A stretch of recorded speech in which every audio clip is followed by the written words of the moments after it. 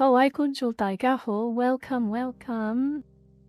So early, some of you, 6 of you look so early. Wow. Sunny, good morning. Idleman, good morning. I don't know if you two are still Potato, good morning. The White Doge, good morning. Zeva, good morning. Well, in terms of pre-stream, it's neither here nor there, but right now I'm just I'm going to go through. Again, it's a bit of a spoiler. I shouldn't spoil. I won't spoil until more come in. Okay, I'll wait for more to come in. How are you all today? This week is a bit odd. But this whole month is odd. Lots of things. I have lots of things that is going to be quite a lot of things to do this month.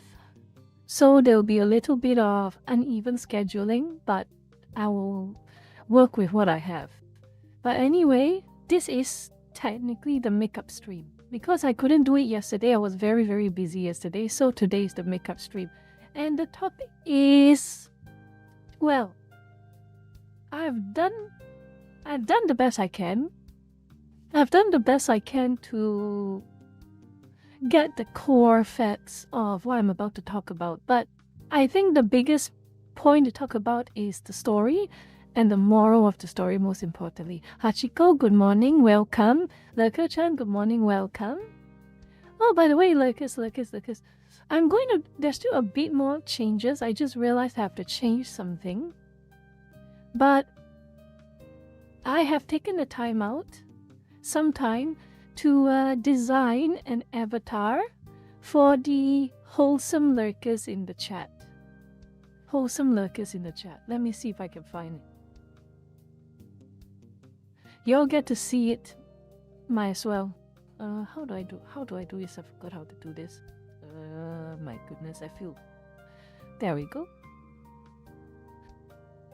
Got a little bit of tweaking to do.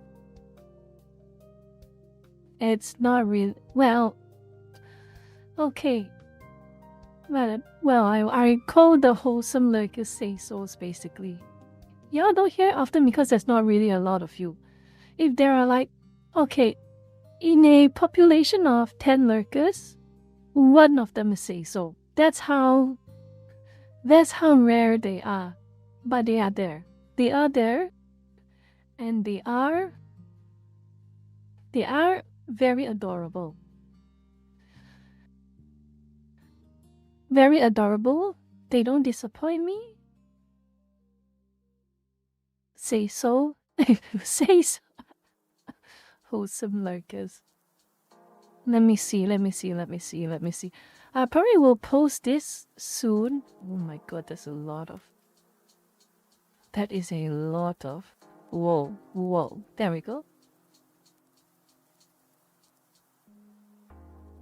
I'm too big. So as you probably see, this is my design. This was my design for you all. For the wholesome ones. In contrast to in direct contrast to this.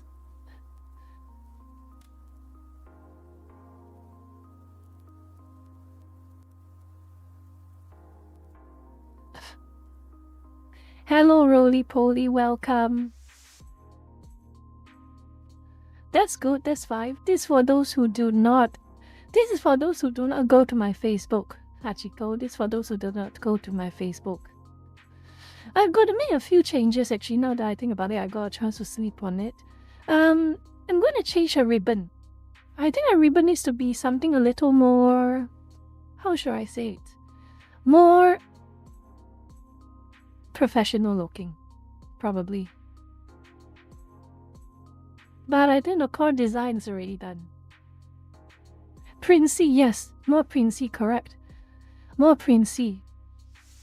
There's a good way to describe it.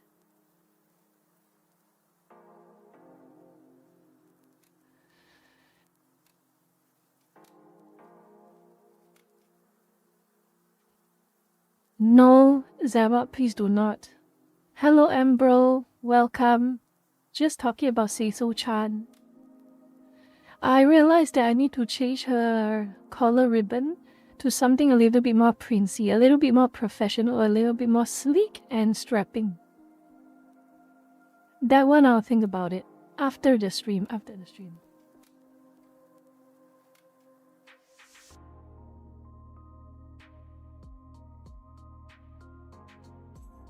No, it's not Seiso-chan with inverted commas, it's literally Seiso-chan.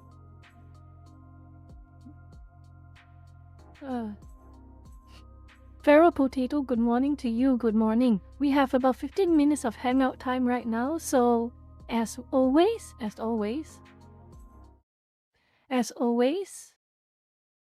is a good time to just have a chat and just talk to me about the day's events for you all. How have you all been today, lurkers?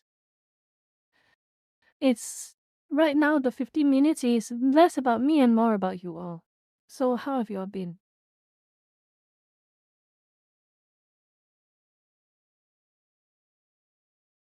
Yo, yeah, roly-poly, and I saw that pathetic excuse of a Generalissimo of X has falsely flagged your personal account, roly-poly, I recall.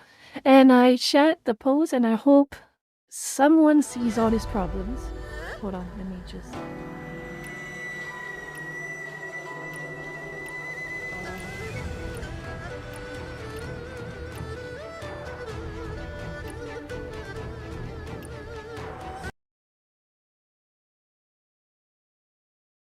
Now, what will be... I'm not gonna jinx it. I hope I'm not gonna jinx it, honestly, but next week,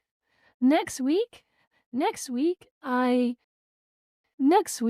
think I can finally get time for the Chinese history stream. Let's just hope I can cover all of the nonsense on Tuesday so that I don't have to worry so much about a topic stream. Serious high cortisol topic stream on Thursday. I hope.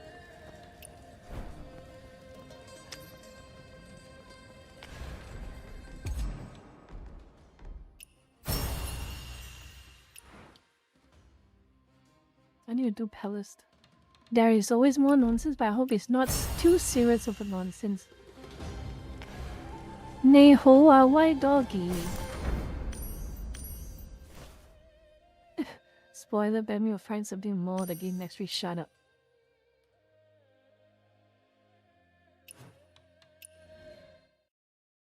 You hope for a high court? No, I hope for a low cortisol stream where I can talk about a topic I love. Though I am not like one of those culture warriors. People always accuse me of being a culture warrior, but the fact is, I love doing what I love to do. But I will moan about things that I don't like. I won't deliberately go out of my way to find things to moan about, but most of the time they come to me. That's why I talk about it. I am still looking forward to it too. I have a general idea of the history, but I'm going to go into a little bit more details to see. Oh, 穷的红.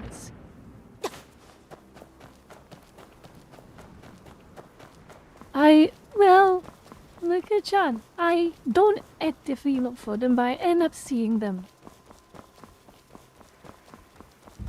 Bochi the rat. Good morning, welcome.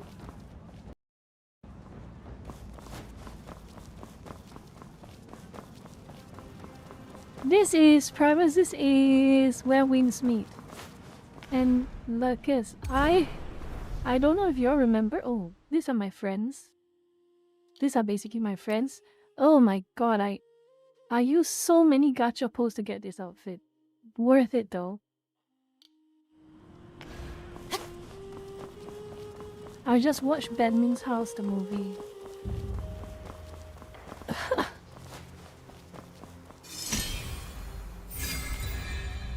Well, there's no head that suits her that well. But there's ears, fox ears. Shut up, Embro. Cricket fighting? Oh, okay, Twitter debate. Let's do some Twitter dip. Oh, well, Imperial Palace, I have to do I have to get separate tokens. That sucks. After we do the history stream, I can properly do the campaigns, and it will be epic. Where are those sick idiots? Oh, what's this guy sell?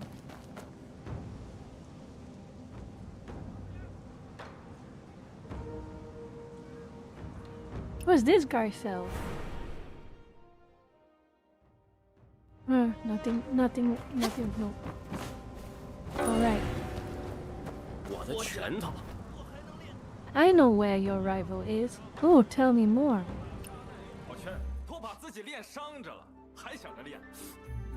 Alright. Twitter debate time.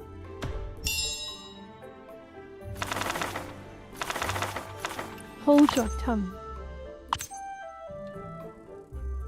Bring it on. Done. I destroyed that soldier with facts and logic.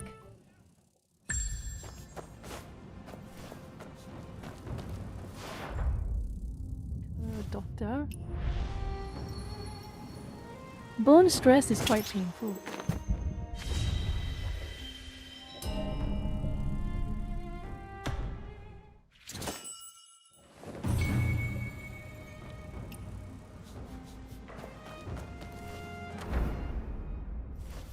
Ooh. Can I? General, teach me. I am no general, just an old fool who lets go of the sword. Draw. Ooh, time to fight. 刀出如虹，拿头来洗。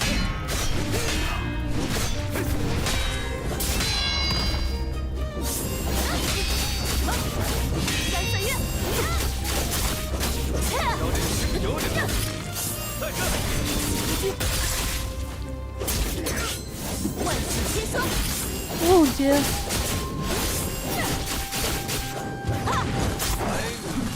Oh.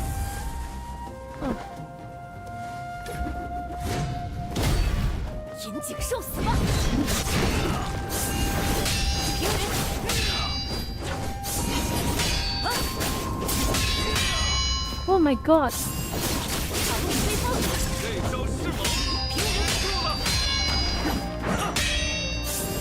Oh my god, this is... Oh my god, that is horrible.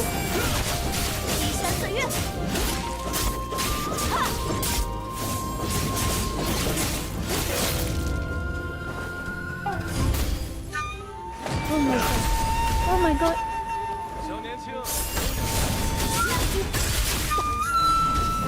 Oh my god.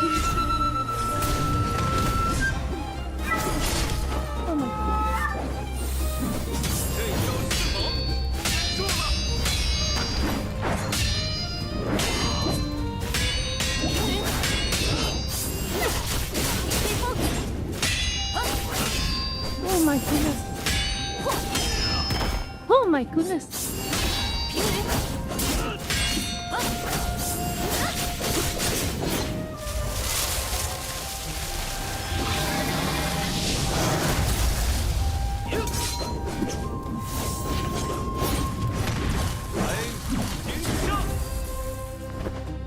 Oh my goodness.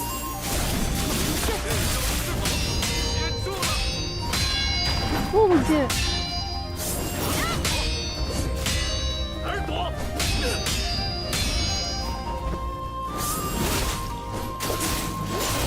Oh my god, that was cool.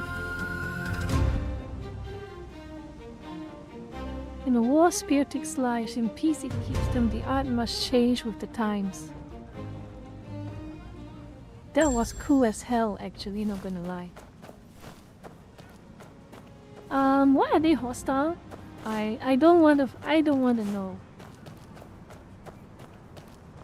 What's this? What's this? I hear something.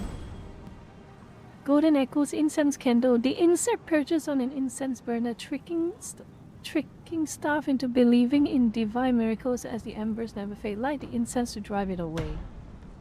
If one wonders, I won't leave, lure it to another incense burner. When I light the incense, it drive it off. Yes, yeah. Oh. Oh. Does that mean I have to...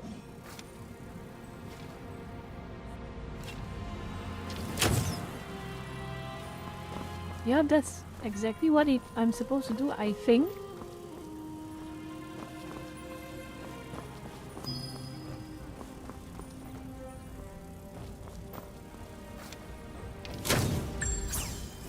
Oh, that's how it works. Wow, no. Another Imperial Service laptop. I'll give you something to spy on. 3 against 1 seems to be cowardly, don't you think? Hello, Pedro, welcome. Oh yeah, Maxi, welcome. Hello. Who else? Uriah, welcome. Oh my god, okay, I will try.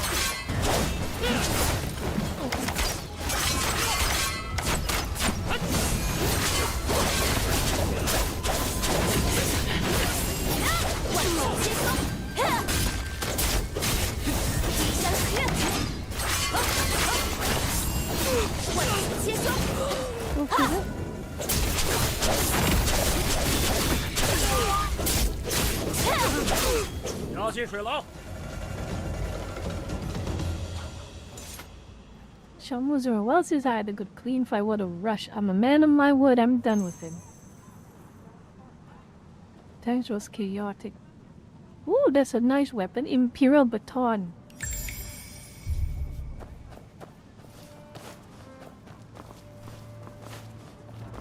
Ambrose, shut up.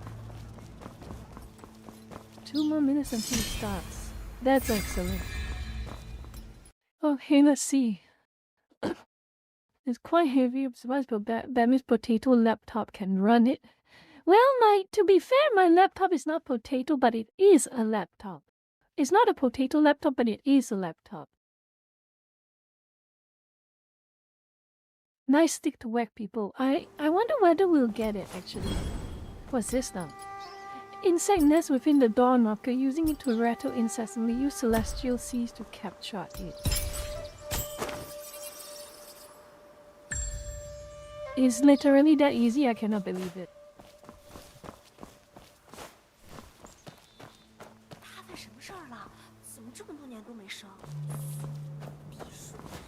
Oh, ladies.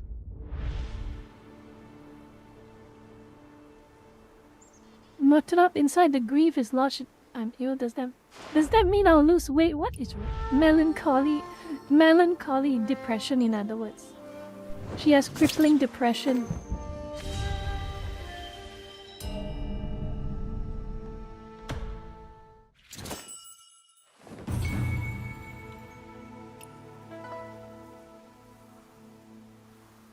I've given up the starving now. I'm learning 5 animal frogs to stay straight. Wow, she went from 0 to 100.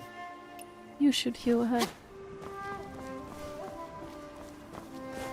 She's literally shaking right now. And maybe another Twitter argument. Excellent. Another argument lurkers. Another Blitz Sports. More Blitz Sports lurkers. How amazing. Bird sports in the Imperial Palace.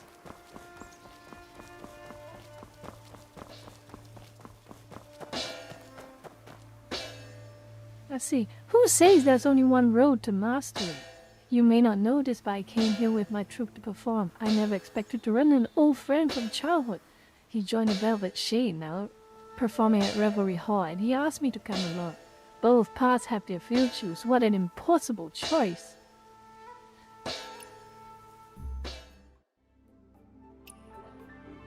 Provocation. Oh, I'm gonna rage bait him. I'm gonna rage bait him. I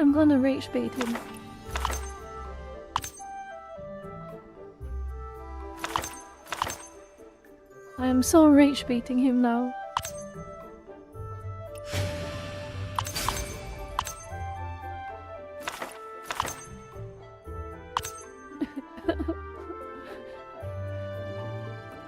for you. Then, I rage baited him. I rage baited him until he made a decision for his future career path. If only all rage bait led to productive outcomes, lurkers. Like this one. Enough of the fox years. Oh hey, Maxi, fox years. Remember that? Maxi, remember that? Fox years. Hello, Daisho. Welcome, welcome.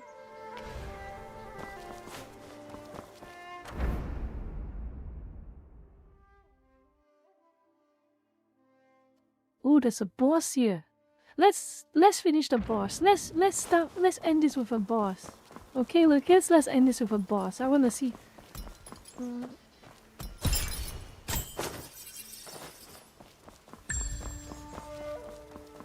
Alright, thank you for being here, Daisho. We'll be starting really soon after I'm done with a boss. I wanna do this boss. Oh my god. Oh dear, the creepy boss.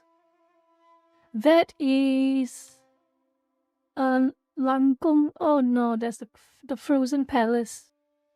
Frozen Palace boss. You wanna do this like this? You wanna see me do this, or do you wanna leave it for another time? We still have a stream topic to go through. What would you prefer? Stop now or do it? Oh boy. Here goes nothing. Here goes nothing. Oh boy.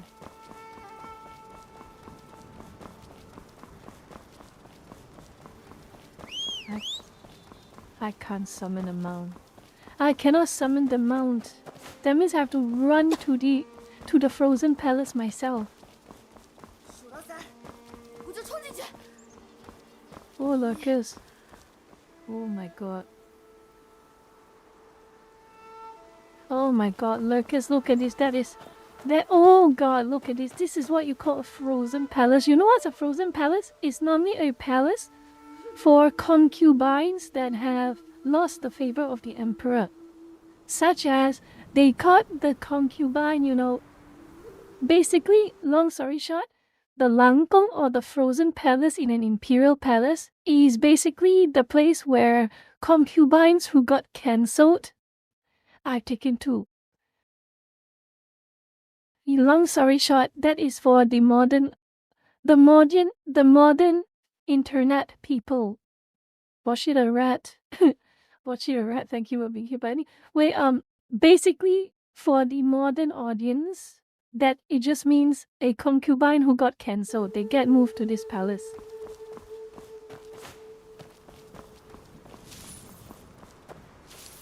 White shit. Lots of white shit. What the hell?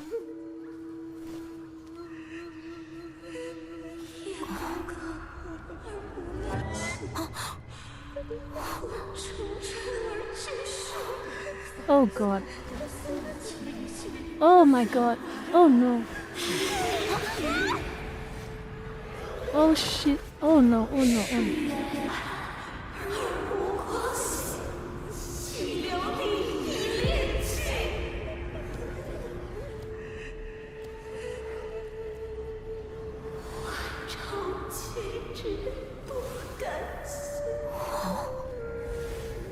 Oh god. Oh no. Oh no.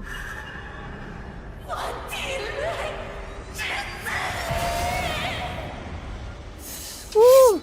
Okay. I'm scared.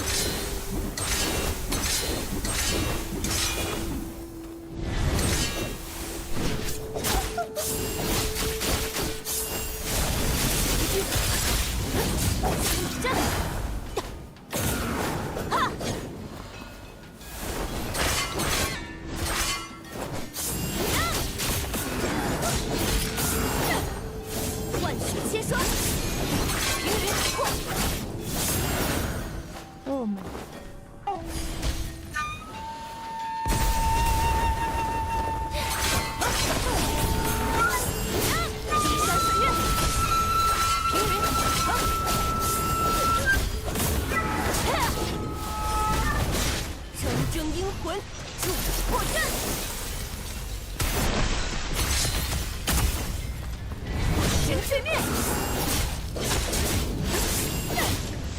Oh my goodness. 长吹风，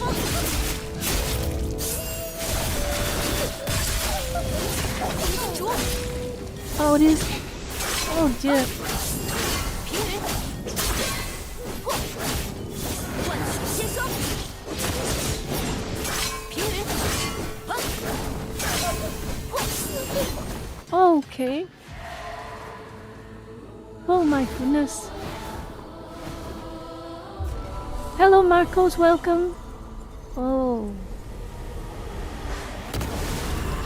Oh no. Okay. 君何在？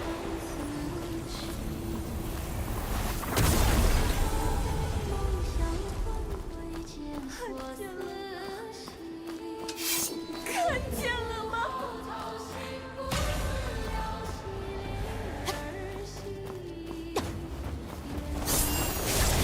敌军，地主，万曲千霜，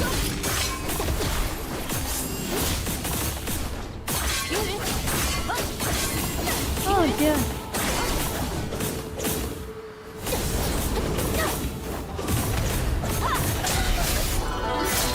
Oh my goodness. 晨曦归来。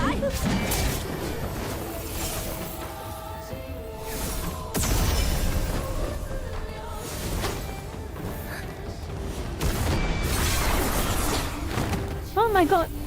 How was I supposed to know? 平云，平云，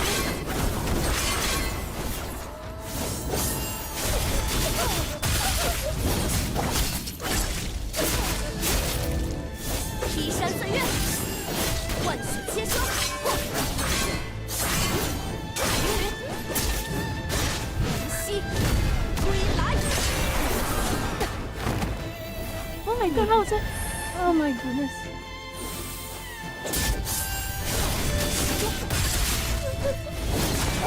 车林， Oh dear. How do I dodge this?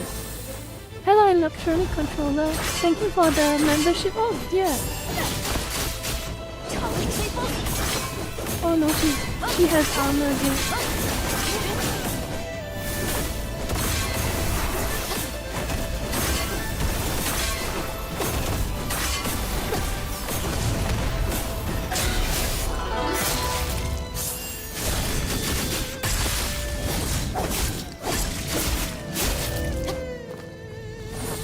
，Oh my god, that was horrible. Wow, this music is cool. Actually, the music is pretty damn cool. Oh.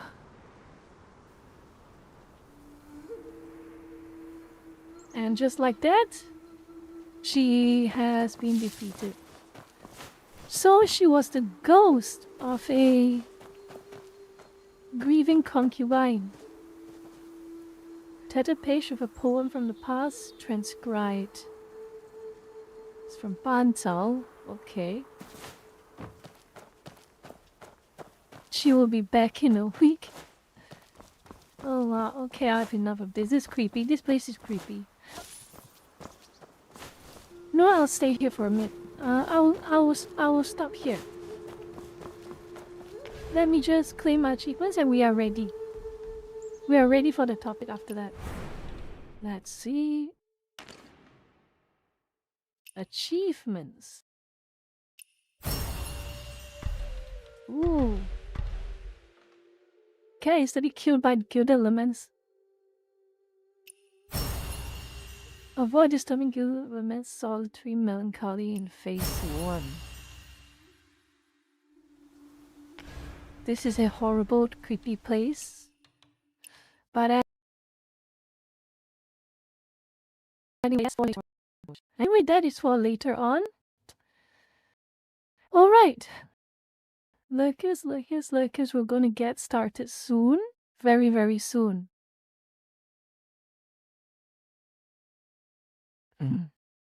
I'm gonna take a very short break and I'll be back with you with the topic. Oh boy, today is I don't know what I'm going to I have a lot of things to say about this topic, but I would like to think it's going to be expressed in a way that is a little bit different. But anyway, I'll start soon. See you in a few minutes.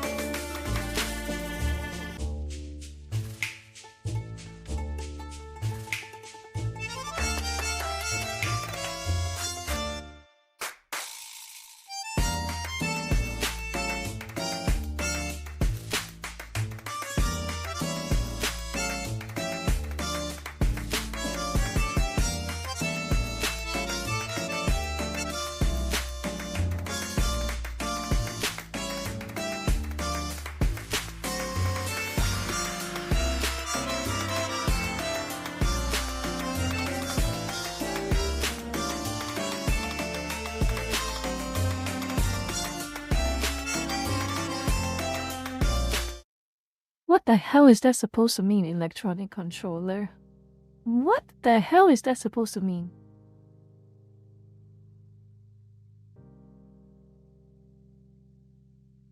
Badminton when I wish. One day when I get more popular. Still trying to get to 10k followers on Twitch and 10k subscribers on YouTube. It's a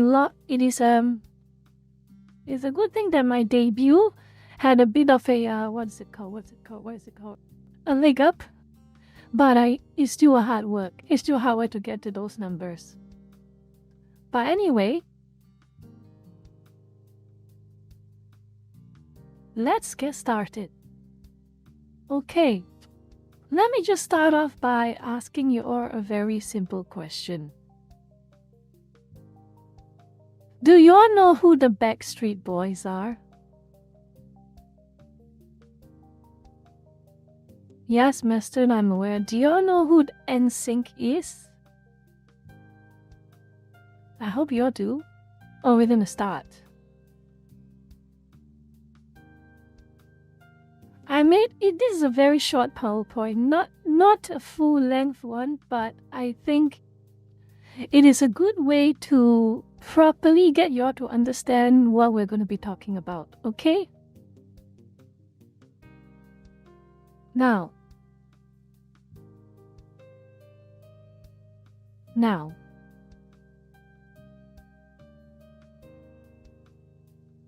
thank goodness. Now. This is how I'm going to start things off. It's a story time. This whole stream topic is basically a glorified story time. It's a glorified story time, but let's just say it is basically whatever happens here is a really big lesson. It's a really, really, really big lesson that for some reason I don't know how so many people are unaware of.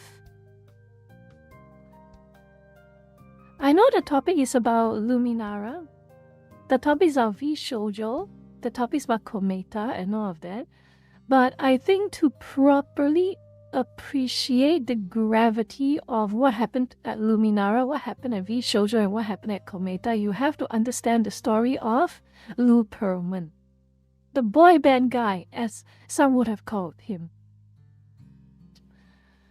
Now, let's just start with a little bit of history. Let's just put it that way. A little bit of history. This Lou Pearlman guy is, even from a very earlier years, he was a piece of work. Make no mistake, he was a piece of work. And what do I mean by that? He had the grifter mentality from day one. And I mean legit grifting. Legit grifting. Scam artist. Con man. Whatever word you want. What was his career growing? What was his career from teenage to middle age? Well,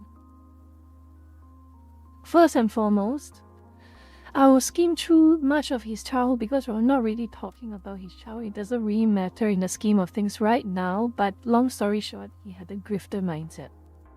That's really the most important thing you need to know. A grifter mindset, and he was not the most honest person, and that's an understatement. So what did he do? He started, his first business was basically a whole bunch of blimps. You know blimps? Zeppelins? Basically glorified Zeppelins. He started off with one of those Zeppelin renting services, where of course people like to ride on blimps for some reason, airships, and of course he was not very good at it. Let's be fair here, he was not very good at it, especially how his blimps ended up being a disaster most of the times. They were faulty, they were rushed, and most of the time they go up in flames. Not as dramatic as the Bismarck. Wait, it's not Bismarck. I forgot what's the name of that. What was the name of that Zeppelin that famously caught fire? I can't remember. I can't remember the famous Zeppelin that caught fire. But either way, it was that German Zeppelin that caught fire. The Hindenburg, yes, thank you. Thank you, George, thank you. It's not as dramatic as the Hindenburg, but basically his blimps were like a disaster piece, and no one dared to ride on one of them. So he changed. He changed his business from Transcontinental Airship Enterprise, which was supposed to be like his rent a blimp basically, and it failed kind of bad. So he closed that down and he opened a whole bunch of business, but another one he opened was something called Airship International. What is that? Blimp advertising. Blimp advertising. And because I'm sure you're gonna know this a lot, but he was quite a bit of the pioneer. He was ahead of the curve, as you would say, back in the day. And ahead of the curve, how? Are you aware of all these shitcoin? All of these trash coins? The meme coins, as they would say, from some of these YouTube micro-celebrities and YouTube celebrities. The big YouTubers advertising their coins and then they, pump and dump. Well, he was one of those really what's the word I'm trying to think of?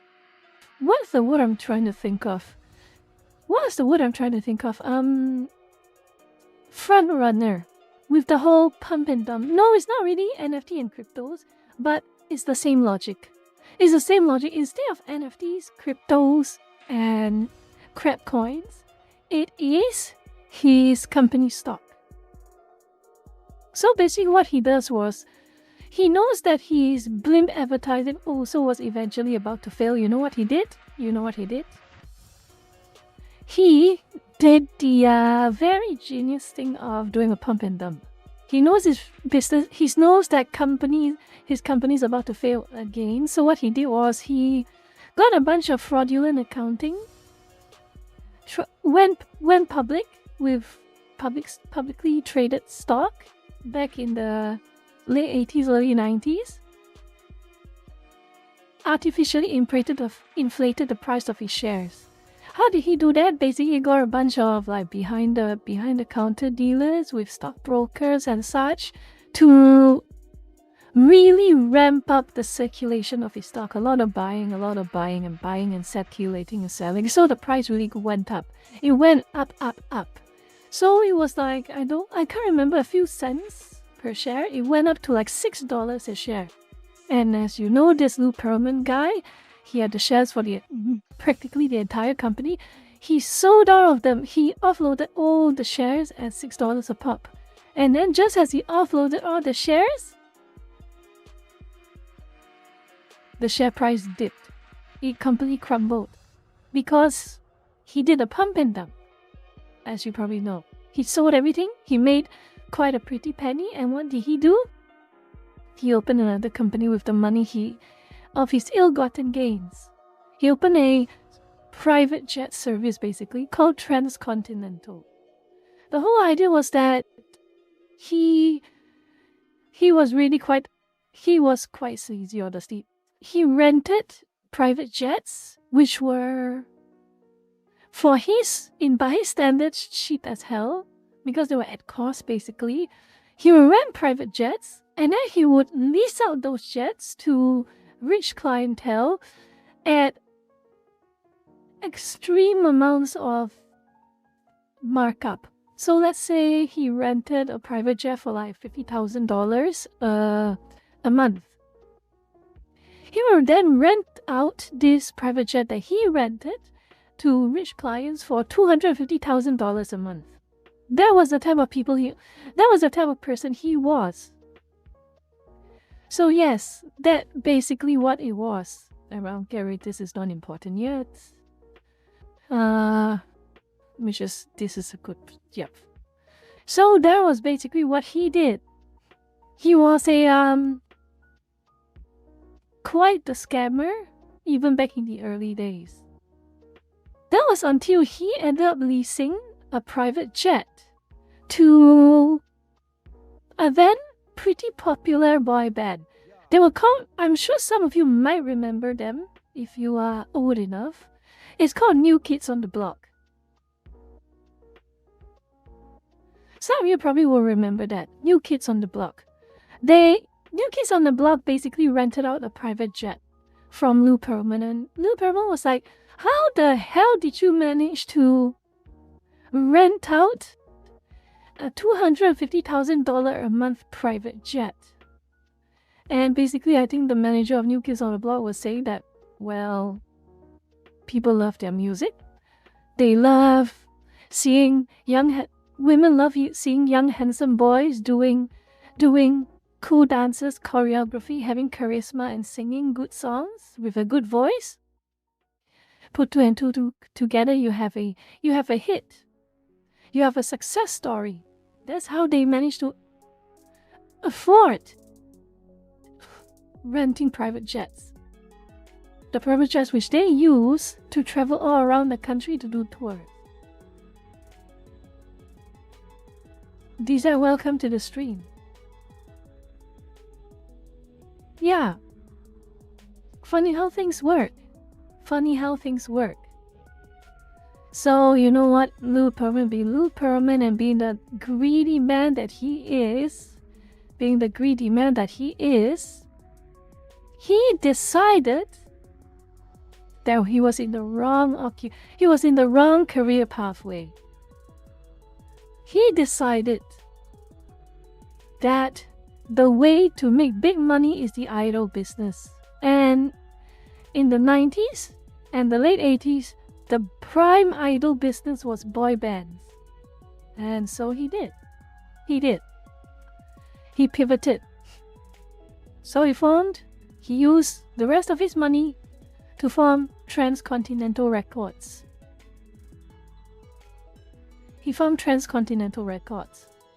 So what he did was he He spared no expenses. Basically, he spared no expenses. Between 1992 and 1993, he formed Transcontinental Records, which was basically his.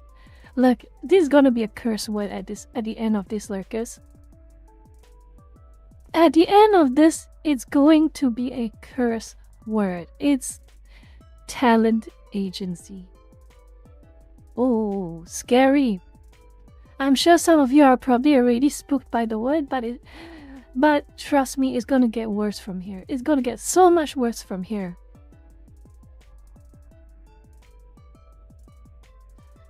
Talent freedoms.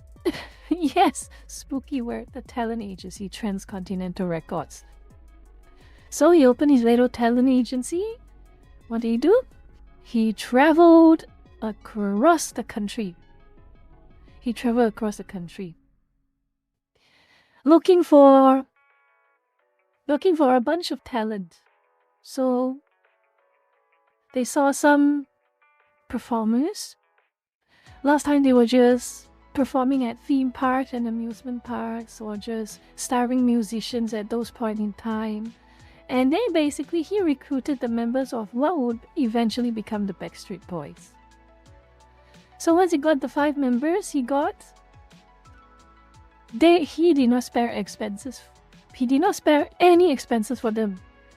He gave them the best coaches, the best training.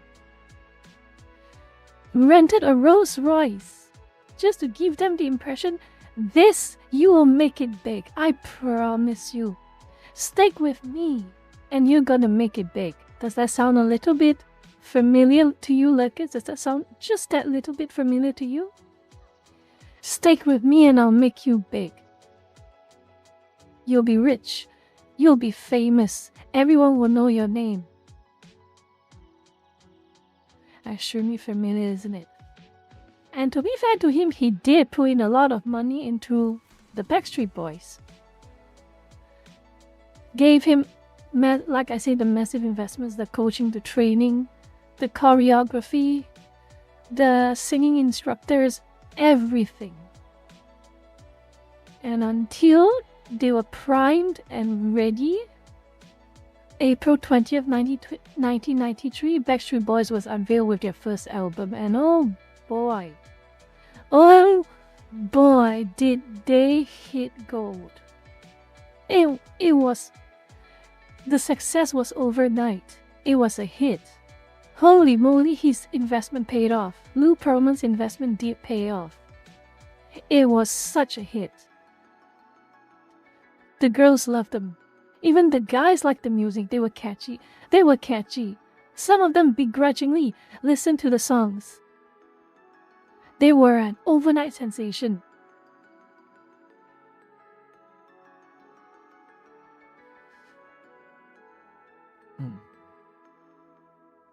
But do you think that was over? No. Basically, this was the whole thing. They made it so big. Lou Pearlman was so happy. He made big bucks. But here's the problem. As with any money-hungry, narcissistic, power-hungry moguls, people who fashion themselves the kingmakers of pop culture, people who fashion themselves the kingmakers of the industry, it's not enough. It's not enough. Lou Pearlman realized Backstreet Boys being big was only half of the story. The other half of the story that he was worried about, and oh boy was he worried about, was the competitor. Backstreet Boys was #1 right now. But what if there was a new kids on the block? Pun not intended. Pun completely intended. What if there were new kids on the block? Someone who was in direct competition with Backstreet Boys. What happens if they came out and took down their crown? Lou Pearlman was not going to have that. If Backstreet Boys were going to have a competitor, a rival, he would make them himself. Enter NSYNC. 1995. 2 years later, give or take, NSYNC.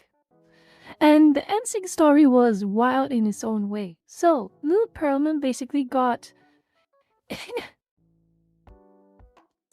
I'm not really, other than Lou Pearlman, I'm not really going into names, but basically he got one of the members, one of who would become the members of one of the guys at NSYNC to recruit a whole bunch of people.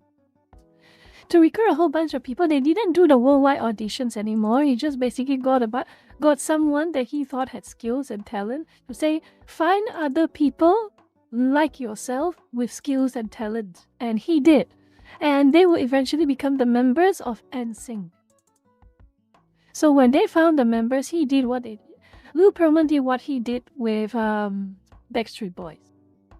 Put in a lot of money into training them. Put in a lot of money to get the best choreographers, the best singing instructors, even the best accommodation and the best everything. And 1995, he debuted NSYNC, the rival to Backstreet Boys. And no one knew that NSYNC was... No one in the Backstreet Boys knew that NSYNC was managed by their own boss. That was the kicker. To the Backstreet Boys, NSYNC just came out of nowhere. And of course, when NSYNC came out, it was another big one. Exploded in popularity overnight as well. With their first album, NSYNC. Just like how with Backstreet Boys, their first album, Backstreet Boys. And oh boy, you know what made it even more intense? Lou Pearlman, and I want you all to remember this because it's going to get very, very important. Very important. He manufactured the rivalry between Backstreet Boys and NSYNC. Now, I'm going to end an extra slide. Because I want to do it spontaneously.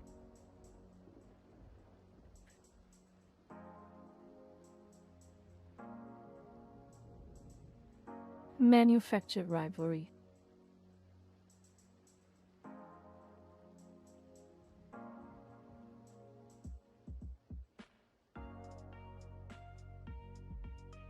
Does this sound a little familiar to some of you? I'm sure some of you remember a specific Vtuber agency that was caught doing exactly that. The manufactured rivalry. You know why? Lou Pearlman manufactured rivalry, he had a few reasons to do that. The most important reason was, of course, stans. This was the main reason. For him at least, stans. You know stans, right? K-pop stans, idol stans, the fangirls, the fanboys. Stans are your biggest source of income. And if you can somehow get two extremely popular and famous idol groups to become enemies, that will fire up the stans. Because it then becomes a competition. It becomes like, imagine the console wars of the 2000s. It becomes a competition. Which stan can buy more merch? Which stands can buy more records, more CDs? Which stan can buy all the merchandise? Backstreet Boys or NSYNC? Back then, you have women fighting each other. Backstreet Boys is better than NSYNC. No, NSYNC is better than Backstreet Boys. Shut up. I'm going to prove it to you by buying more merch. And that fueled the industry even more. He made even bigger buck. Coordinator Kira, thank you for being here. Good morning. They made even bigger bucks, made even more money. And oh boy, did they make so much money. So that was the first one, stan. Lou Pearlman knew the power of stans, how much money a stan could make. Then the second one. Control over the members themselves. Remember, Lou Pearlman, remember, Backstreet Boys and NSYNC, they did not know Lou Pearlman managed each other.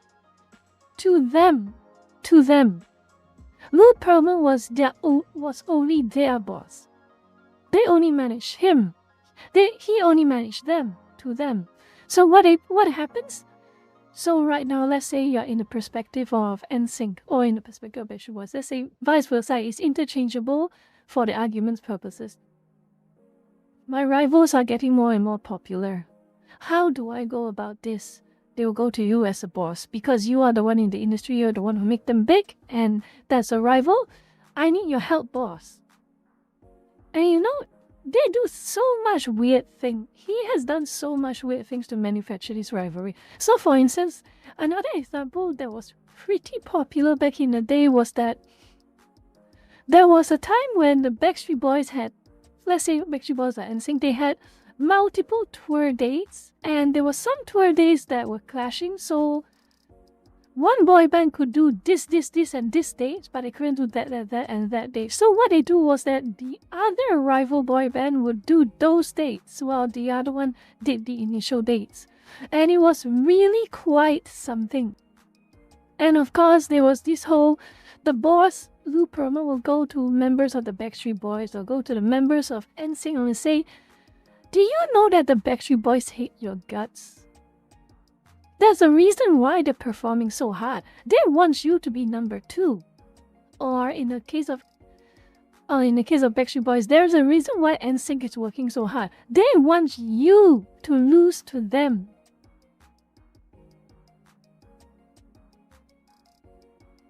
That was it. So much of this has happened. It really was.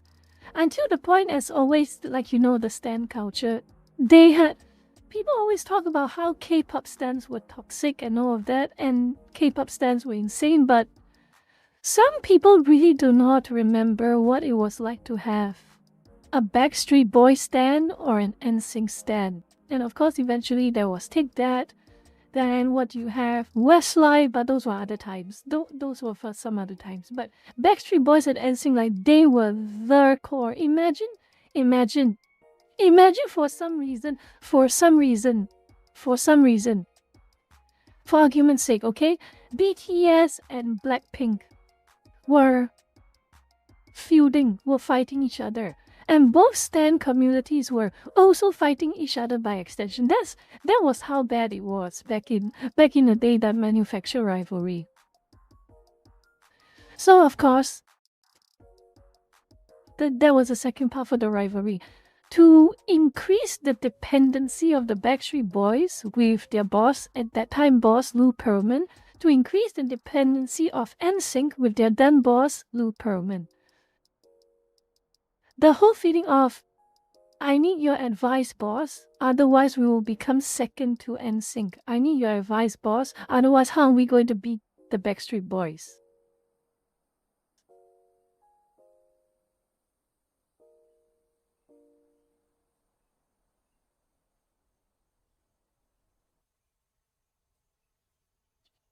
So yeah, that was how.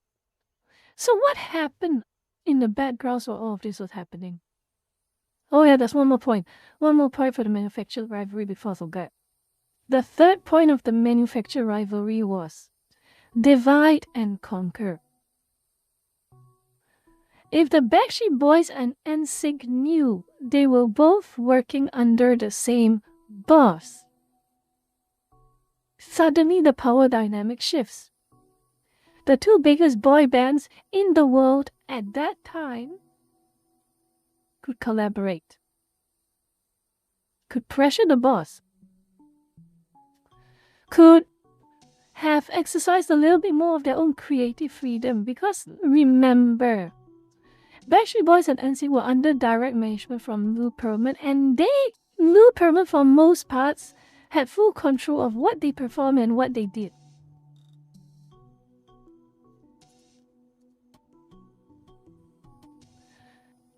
That is the third part, divide and conquer. If the two boy bands did not know they were working under the same boss, in other words, they were part of the same team, they would not be able to unify and they would not able to collectively input their own personal, creative, or financial decisions against their boss. That was basically the second point. But okay, manufacturer rivalry and all, let's move on to the next slide. While NSYNC and Backstreet Boys were making it big on the stage, they made millions, tens of millions, hundreds of millions in fact. You need millions. They made millions and millions and millions of dollars. So what did he do? Well, there are a few things that he did, but we'll go about that in turn by turn. What did he do firstly?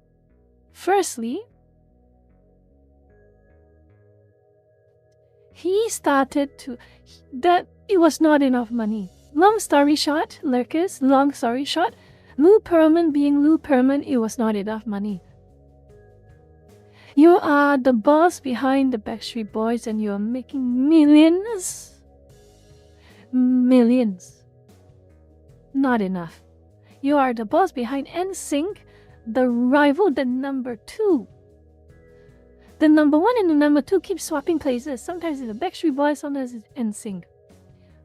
You have the number 1 and the number 2 boy band in the world with millions of adoring fans who pay top dollar for their CDs, pay top dollar for their merch, pay top dollars for their concerts. You make tens of millions a year. It's not enough to Lou Pearlman. It's not enough. So what did he do? He brought back Transcontinental to the forefront. What did he do now? It was no longer about leasing out private jets anymore. He cut off all the rent. He got rid of all the rent. So what his pitch now was that he wanted to, quote-unquote, make Transcontinental a new company that supplies airplanes for commercial airlines. That was his pitch. For airplanes from multiple different businesses, whether it's commercial airlines, whether it was private jets, whether it was cargo planes, or all of that, okay? That was his pitch now. And basically, he got a whole bunch of investors. He got really a whole bunch of investors.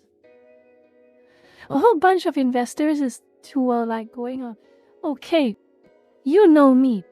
I'm the boss behind Backstreet Boys, or I'm the boss behind NSYNC. You saw my track record. You saw my work. I made them into stars. I made them into idols. I made them big.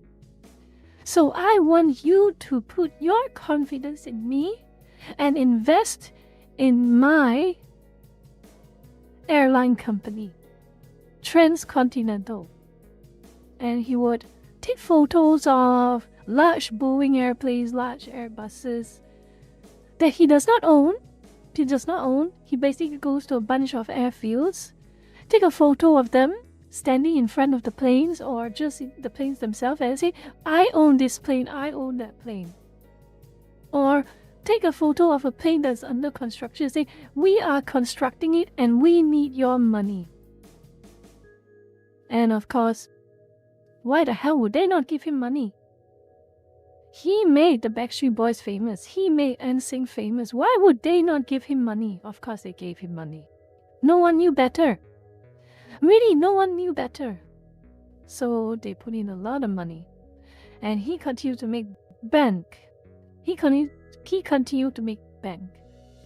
And to further make it more convincing, he basically got a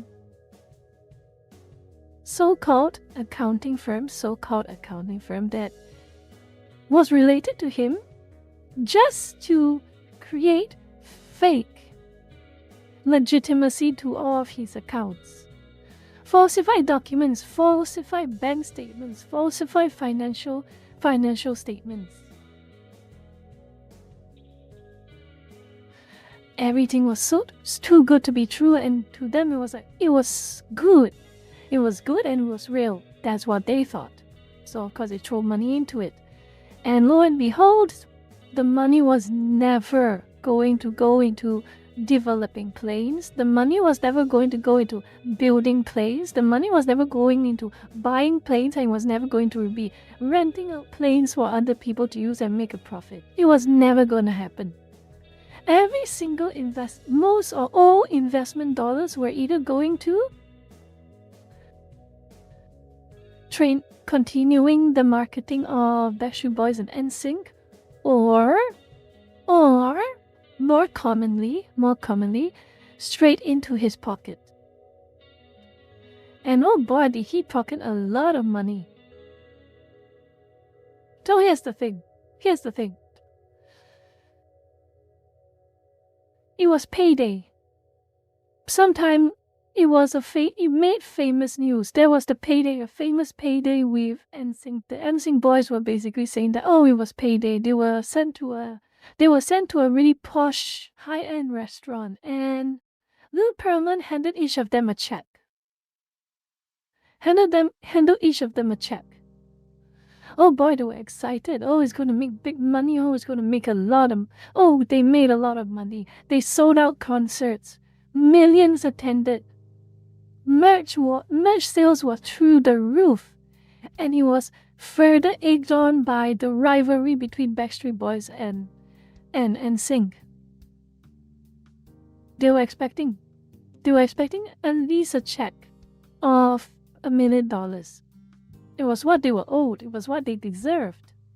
To them, it was what they deserved. At least $1 million. And why not? They made hundreds of millions of dollars for the year. What's $1 million? What's $1 million salary? What's $1 million wage? When you make hundreds of millions of dollars from all of the success as the Backstreet Boys and NSYNC. Lo and behold, they opened the envelope. And what greeted them? What greeted them exactly? $10,000. $10,000. Each member of NSYNC.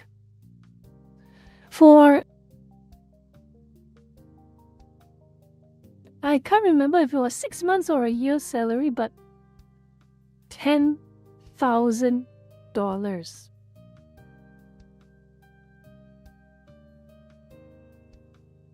And what did Lou Pearlman get to retain after all of the investigations, after all the exposés? He retained everything, tons of millions of dollars. Here's how he does the so-called accounting, okay? The so-called accounting. The so-called accounting is Lou Pearlman. He will explain to the Backstreet Boys. He will explain to NSYNC, say, this amount is necessary for me, okay? After all of the expenses, really the best I can do for you is $10,000. You know how much marketing I have to spend to make sure you know how much marketing I have to spend to make sure you all get your gigs? You know how much marketing I have to spend so that you can attend these concerts, rent the venues and all of that? That's a lot of money. And of course, my personal expertise in making you a success. Remember, I was the one who made you famous. I am at least entitled to consultancy fees, don't I? I'm at least entitled to management fees, don't I? You should be thanking me, Backstreet Boys. You should be thanking me, NSYNC. I made you big. I made you famous.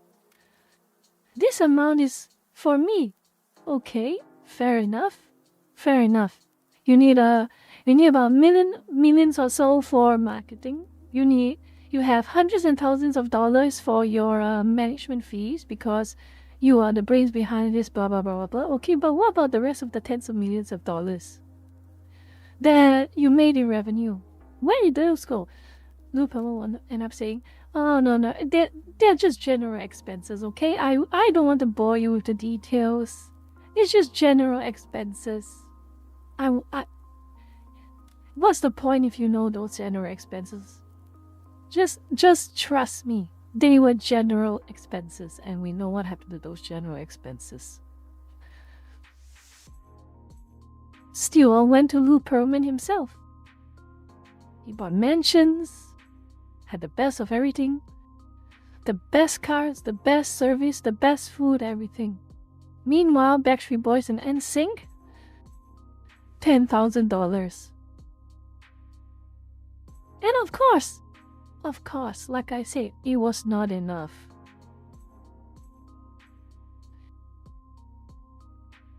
It was not enough. It was not enough. It was not enough that Lou Pearlman was ripping off Backstreet Boys and NSYNC's salaries. It was not enough that he was pocketing basically everything from the profits of their concerts and their merch drops and their albums. Oh no, it was not enough. It was definitely not enough. So what he did was he went back to his little precious company, Transcontinental, and he implemented a new form of quote-unquote investments. Now, if you lived in 2008 during the global financial crisis, you will understand exactly how familiar all of this sounds. Okay, it's going to be very, very familiar how all of this sounds. So, he introduced a form of financial investment. The form of financial investments, those mentions were necessary expenses, Bamming, you must understand. Oh yes, I need that extra yacht. Lurkers, I need the yacht. I need the yacht. I need the top class A yacht. You have to understand, Lurkers, it's a matter of necessity. I need that yacht. Lurkers, I need that gacha. I need to get that $5,000 skin. I need to get a $5,000 skin in When We Meet. You have to understand, Lurkers, I need that. It is life or death, Lurkers. But all jokes aside, let's get back to this. So what was this Transcontinental Investment Savings Account? Long story short, Lou Pearlman again goes on for his advertisements or his marketing saying, "Hey, it's me, Lou Pearlman, the manager of the famous NSYNC, or the manager of the famous Backstreet Boys. The same Lou Pearlman. And boy, do I have an offer for you. I know. You are a 9-to-5 blue-collar worker, low income, living day-to-day salary. Or you are a mom and pop, living out your retirement funds. You need a good investment. You need to find someone smart, someone wise, and somewhere secure to make sure you get the best investment for your life savings. And this is where I come in, Lou Pearlman. Transcontinental Employees Investment Savings Account, created by me. Sorry, Bermin, can you settle for a $2 Canadian dollar skin? You're breaking my... Electronic controller, you're breaking my heart here. Look, this is the matter of life and death. Electronic controller. It's a matter of life and death. I need that $500 skin Don't you understand? It is what I am owed. Do you not understand, Lurkers? Do you not understand?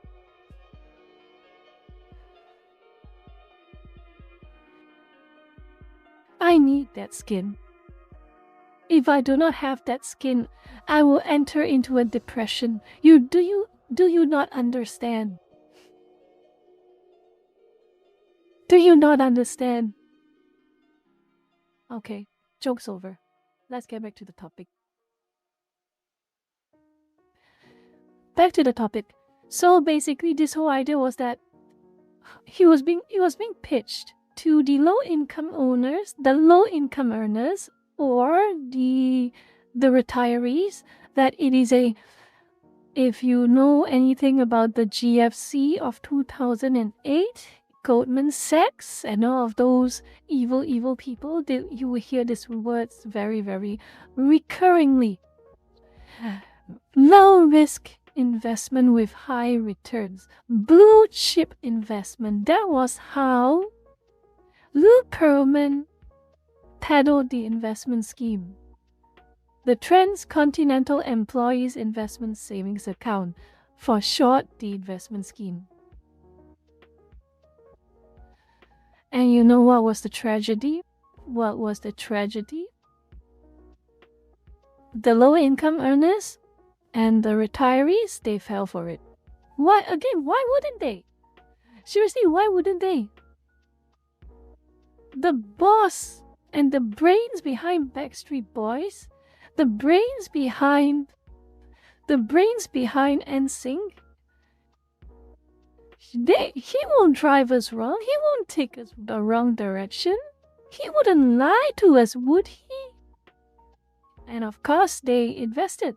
They dumped all their money into Lou Pearlman's investment scheme.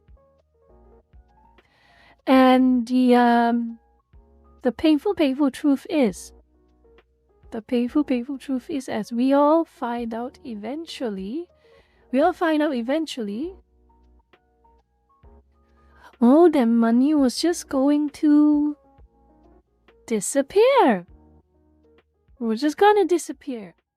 Because all those investment schemes, the entire transcontinental company, the entirety of the transcontinental investment schemes, whether it's for institutional investors, whether it's for big investors or small investors, from the other companies to the mom and pop who are living off retirement, it was all a Ponzi scheme. All of them. The money was never going to go into proper investments. The money was never going to go into building aeroplanes. The money was never going to go into fielding a fleet of planes so that they can be rented out for profit. Oh no, it was never going to happen. He had no planes. Lou Pearlman had 0 planes. He received millions of dollars in investments and none of them went into building planes. None. All Transcontinental had in its company were a bunch of fake financial statements, a bunch of fake reports and fake promises.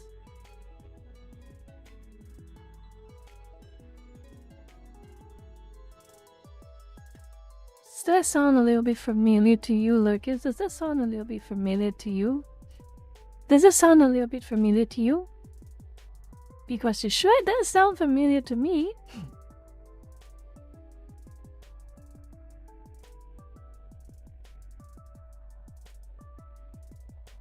And while all of this was happening, trouble in paradise started to strike as well.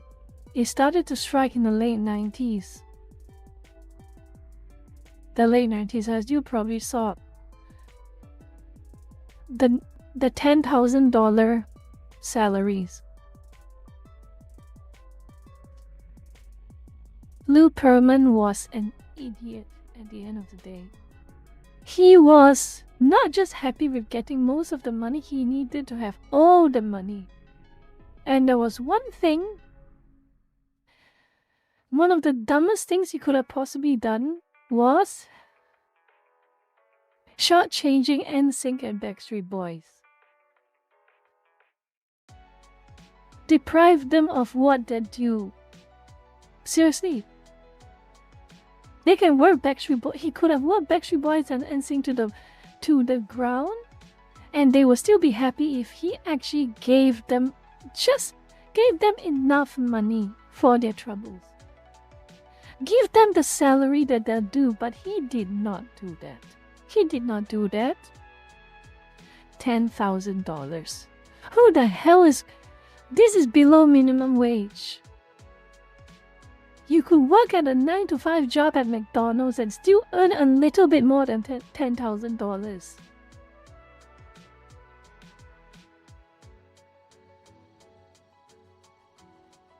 So eventually, both Backstreet Boys and NSYNC realize enough is enough. Screw you, Lou Thorman. You taught us. Sure. You are the one who jump-started us. But if you're going to treat us like trash and not going to treat us fairly, why should we stay with you? And they left. One by one they left. Backstreet Boys first, then NSYNC later on.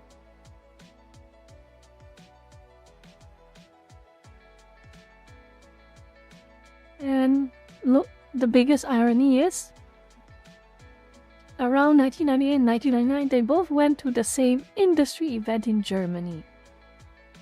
There was quite a lot of funny stories behind it. Apparently, both Backstreet Boys and NSYNC met at a McDonald's in Germany after the event. They met each other. Officially. Well, officially, but basically casually. And they started talking to each other. And then they realized one thing.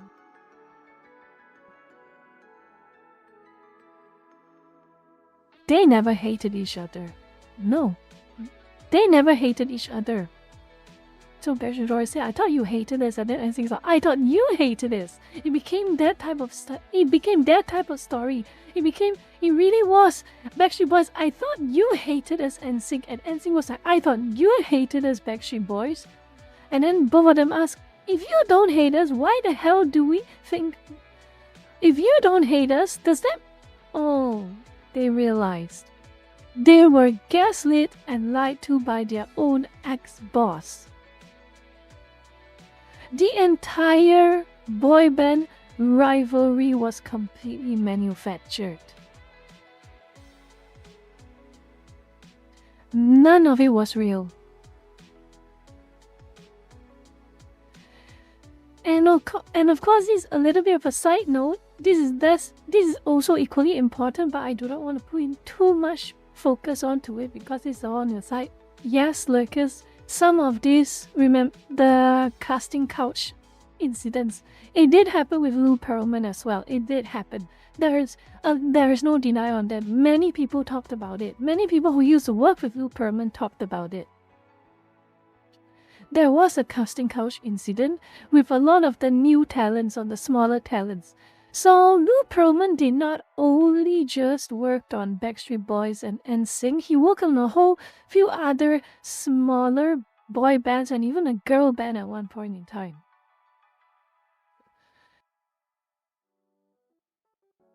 He didn't just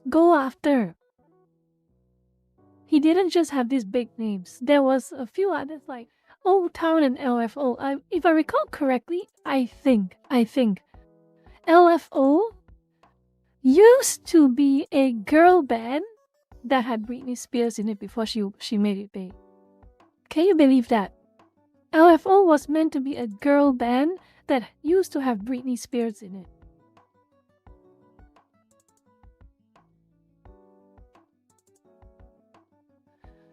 And of course, because they were small.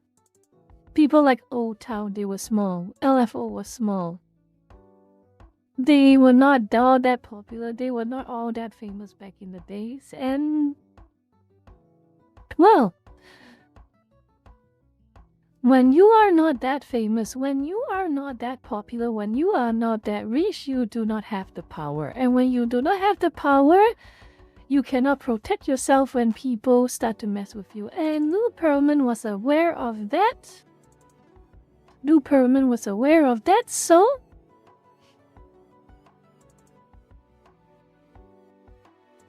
he believed that him being the boss, he was allowed to do whatever he wanted.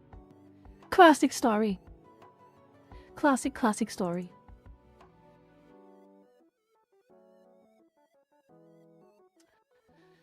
Basically, after the big shocking discovery, a whole bunch of Lou Pearlman was basically peppered with lawsuits after lawsuits after lawsuits. From both Backstreet Boys and NSYNC, sometimes Backstreet Boys and NSYNC working together. They were basically scammed off their effort with and underpaid, shortchanged, treated like trash.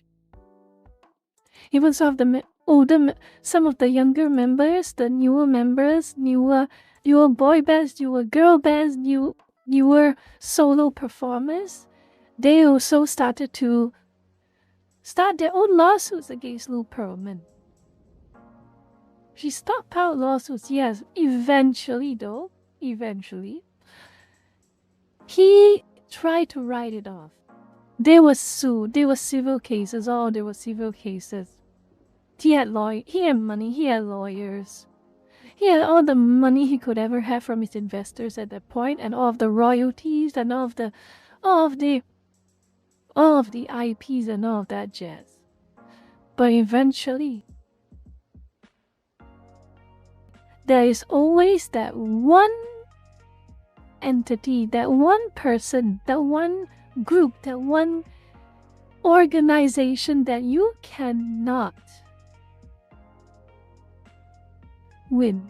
You will never be able to win against. And that one organization that really struck the mortal blow on him is, of course, the tax office.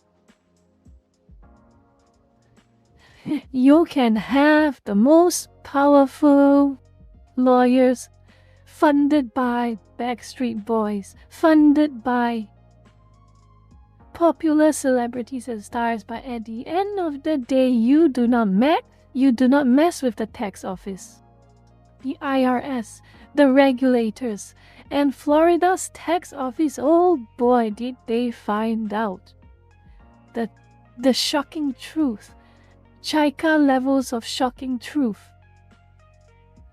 And the Chaika level of shocking truth, the so-called behemoth corporation Transcontinental, it was basically like Enron, a whole load of nothing, a whole load of astroturfed nonsense. There were no planes. The investment money was never ever going to go to funding the business or the corporations or the airline business. It all went straight into Lou Pearlman's pocket.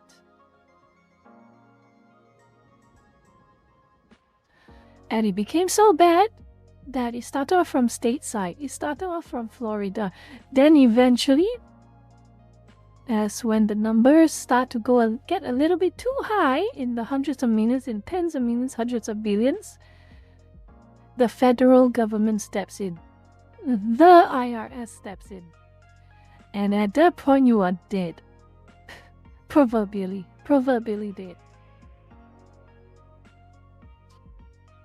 Lou Pearlman realized it's one thing to be sued by your ex-employees. It's one thing to be sued by the Backstreet Boys or NSYNC. It's a whole different story entirely when both the state and federal tax office are coming after you.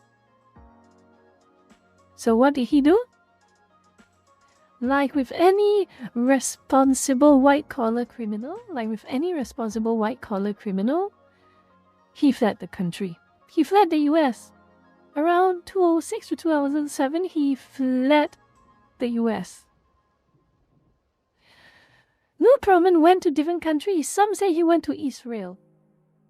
Some say he went to South America. Funnily enough,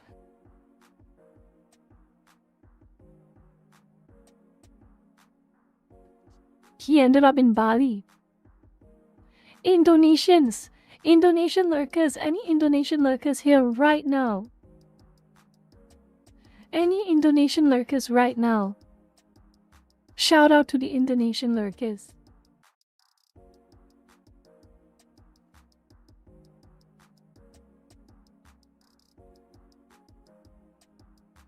Shout out to you, Lafaz. Yes. He ended up in Bali. And you know what he did? You see, Lou Pearlman was careful enough for quite a while, but eventually he was not careful enough.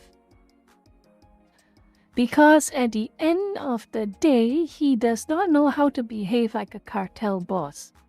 What do I mean by that? A cartel boss never shows his face in public. A cartel boss hides behind a mansion or hides behind a big house or a big skyscraper, never showing his face unless absolutely necessary. And when he does, he goes with a disguise, with a hat, a hood, or anything like that. Unfortunately for Lou Pearlman, he did not understand one of the core tenets of being a fugitive. You do not show your face easily. And one time he was caught. A bunch of German tourists, would you believe that? German tourists who were vacationing in Bali. They saw unmistakably, hey, isn't that the ex-boss of Backstreet Boys and the ex-boss of NSYNC? Hey, isn't that him? The guy who basically swindled a whole bunch of money and the US government is trying to chase him and find him? Is that him? Oh yeah, that's him, isn't it? Mark Schnell. Let's go call the Thai police. Let's go call the US embassy. Let them know that he's here. Oh my god, I can't believe that's him in the flesh. Oh my god, he's a big star. I know him from back then during the Backstreet Boys, and now I know him for being swindling millions of dollars from random people. And, well, those German tourists called the authorities. The Indonesian police found him and caught him, arrested him, and then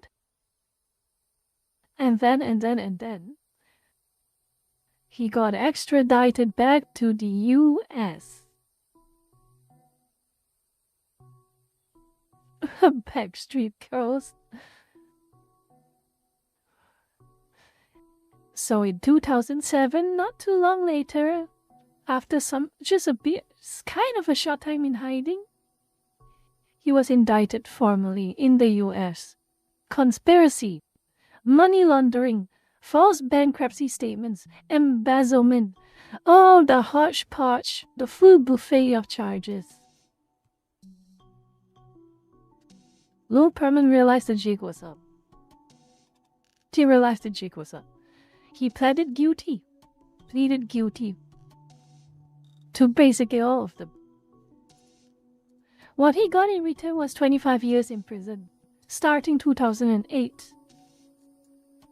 You know what's the funniest thing? Even as he went to prison, he still bragged. He was still a bragger even if he was in prison. He was still a bragger. Apparently, people still say that he was trying to plot up another new way to make it big again when he came out of prison. He was hoping to get out of prison on good behavior, on parole.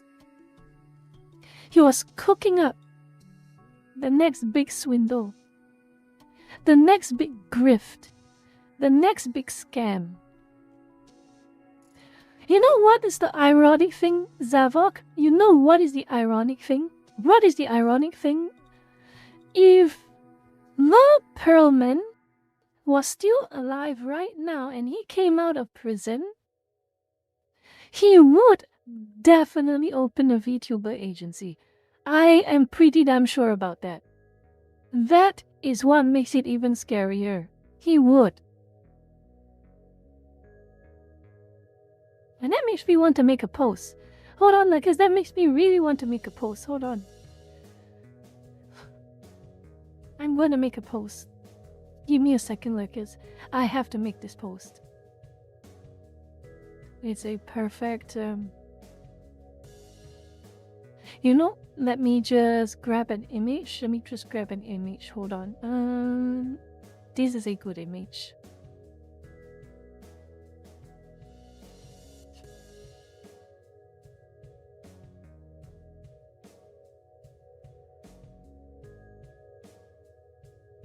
You are free to dictate what you want to say. See if it works well, okay?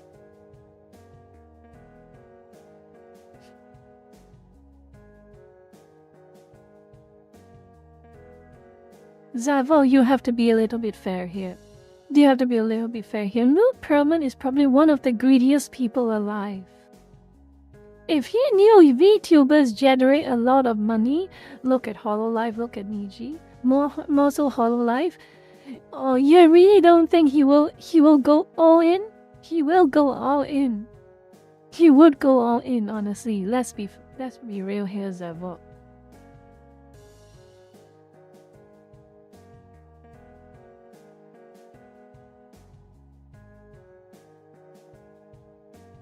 You know what is the scariest reality about the whole Lou Pearlman,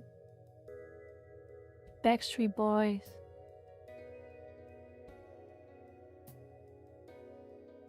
and Sync saga?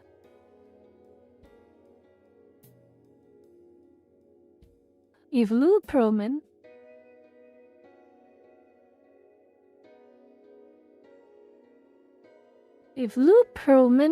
was still alive and came out of prison, she would unironically open a VTuber agency. And that scares me.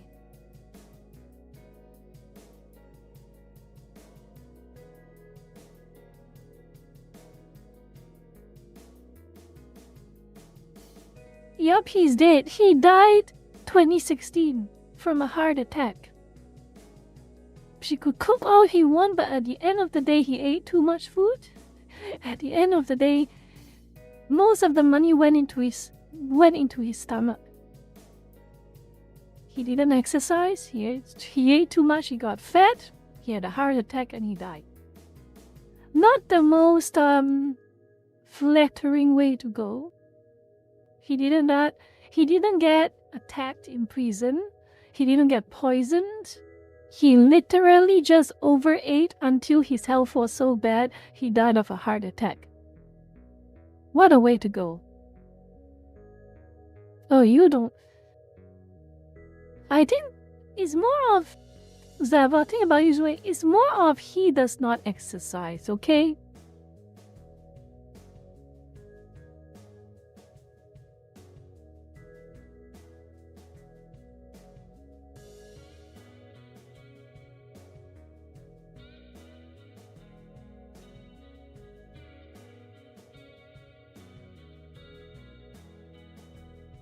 Maybe Light Yagami did get to him, who knows?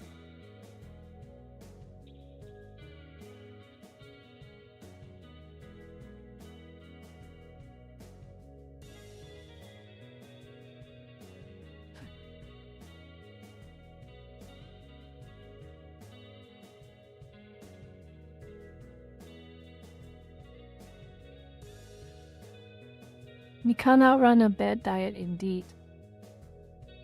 What do you think of this post, Lucas? Is this good enough? Do you think this is good enough? You know what is the scariest reality about the whole con artist Lou Pearlman Backstreet Boys NSYNC saga? If Lou Pearlman was still alive and came out of prison, he would unironically open a VTuber agency, and that scares me.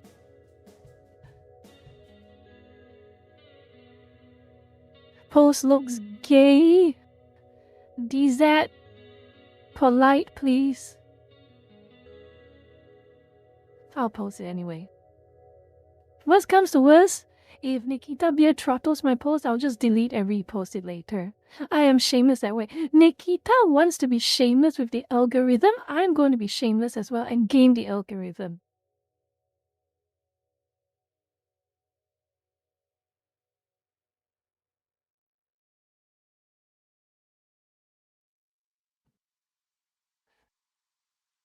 You know what? Only 90s kids will remember, but... Okay. I got a better idea. I need to add an extra thing. Okay. Good point.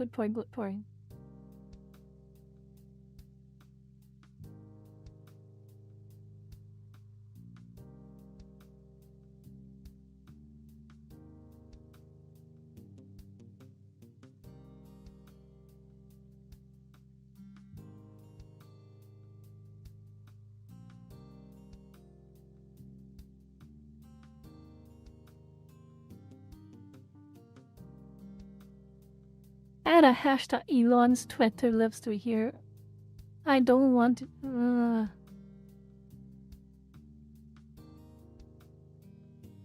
Ban and ban shim, shock, aghast, mortified, ban exploits. Hashtags are bad, honestly. Hashtags are bad. Or maybe I will...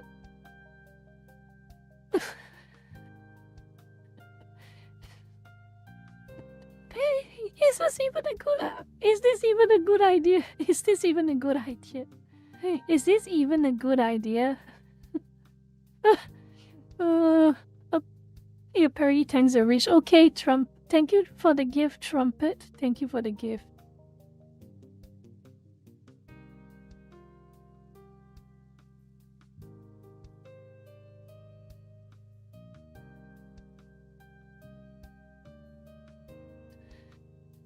Yeah, that's good. Yep. Thank you for the gifted sub. Or is it gifted membership? Thank you, Trumpet.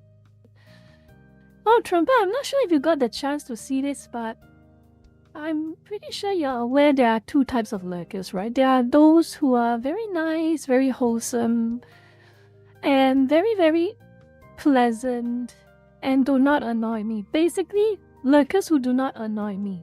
And there are lurkers who annoy me. The one who mentions horny things, and the one who mentions... and the one who mentions the band something that annoys me so much and disappoints me. So, you all have seen Lurker-chan, haven't you? You all have seen Lurker-chan. I'm pretty sure you all have seen Lurker-chan. Well, I have released again. There's something I want to make a quick change later on, but practically there's a finalization. This is for the wholesome lurkers. This one is coming for the wholesome lurkers, the one who are just nice, who are all Miss Banmin this, Miss Banmin that. Thank you for being so respectful. Thank you for being so wholesome. This is for you. Seiso-chan. This is Seiso-chan. The wholesome side of my followers, the wholesome side of my community.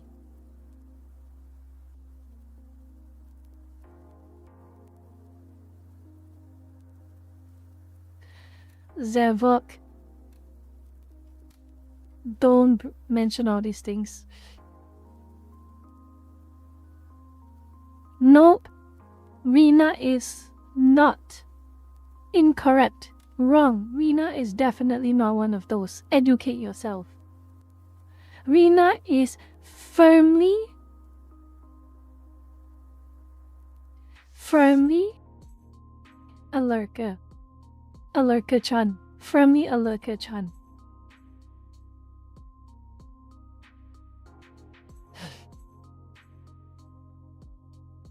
Man indeed. Batman is bit. Vita is what makes this channel worth subscribing.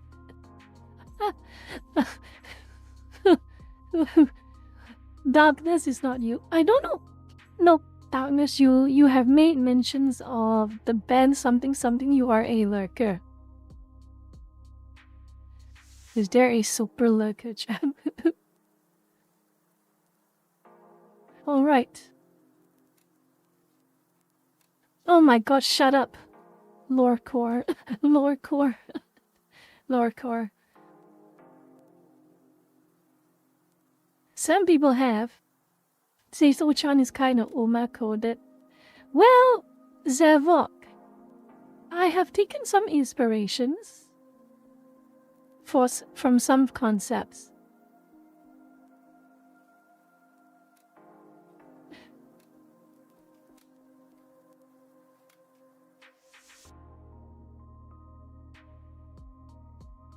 Of course it's Uma. If she had horse ears, it will look great. It's literally Tazuna. Alright. Enough jokes. Let me take a short few-minute break and I will come back with you all and we are going to move on to the next arc of this little conversation we are having. Okay? We have finished the first part. And this is the most important part, okay? This is the most important part. I'm going to do a bit of a summation after I'm done with my quick break. And we are going to get to the most important part of the, well, relevant part of this stream. We're going to get to the relevant part of this stream. So I'll be back very, very shortly. So probably about 2 to 3 minutes. And I'll be back very, very shortly. So stick around, lurkers. If you have any questions, ask me in the chat and I will answer it to the best of my ability relating to today's stream. So I'll see you. See you in a few minutes.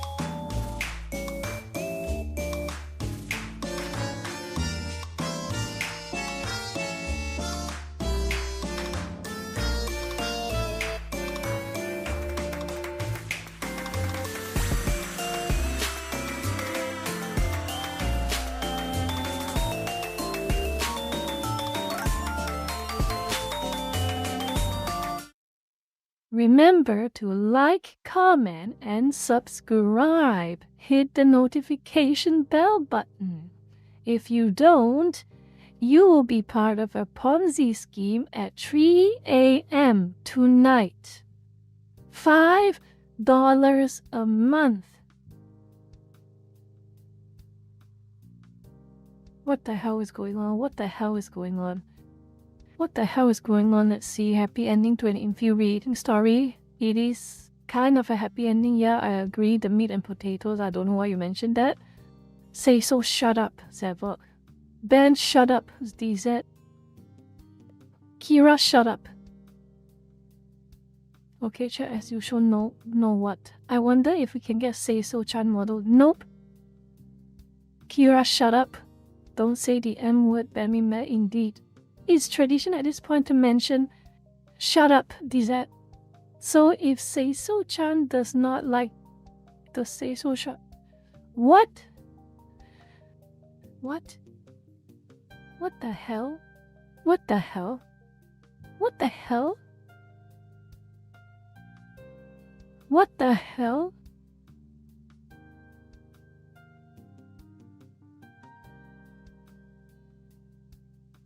What the hell? What? What?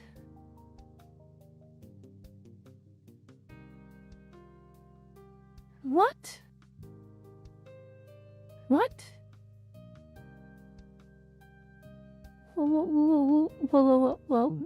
What am I reading? A class of electronic controller. I don't like what you are implying. Lurker, like, say so, subscribe. Both like and subscribe. Hey, this time we did nothing wrong. I think. Yeah, I think. Imagine me spamming emos YouTube. Shut up, electronic controller. Benmin has taken it back literally. I'm gone during a break too. I just got here. Okay, now I read what I missed. A lot of disappointing behavior from the lurkers. What's going on? What?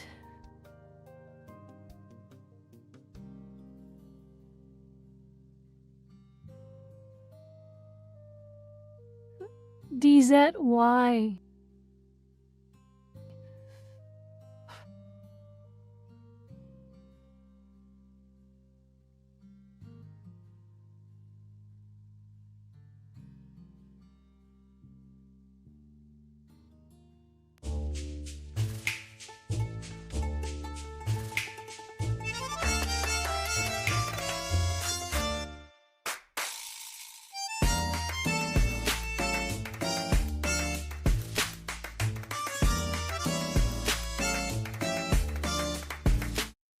Okay, fine. Let's not get distracted anymore. We're not getting any more distracted. All of you, pipe down. Pipe down. Is this what Seiso Chan would want? Is this really what Seiso Chan would want? How dare you? How dare you? This is not what I want. This is not what Seiso Chan would want. How dare you? Look at this, so innocent. How dare you? How dare you? Say so is literally say so. It's not proverbial, metaphorical, or sarcastic. It's literal. But let's move on to this. Alright, so with all that said and done, with all that is said and done, how does this relate to VTuber agencies? Well, threefold. We're going to talk about it later. No more slides, but I just want to rely on this chart.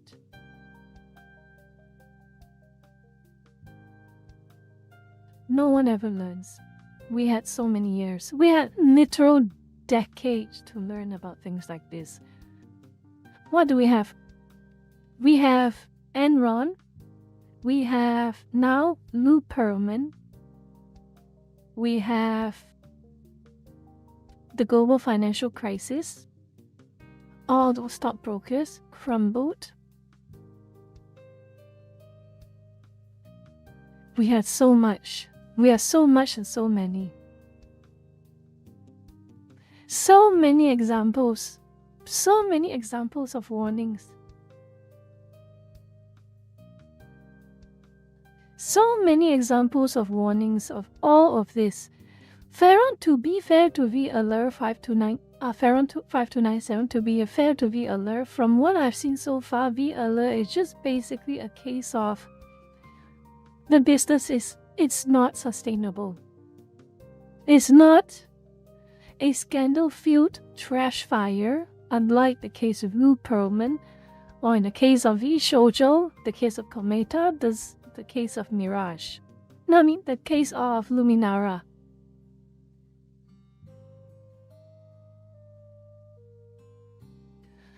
So, the Lou Pearlman incident. When I look at V Shoujo, when I look at Kometa, when I look at Luminara, I think of different interconnected aspects of the Lou Pearlman situation.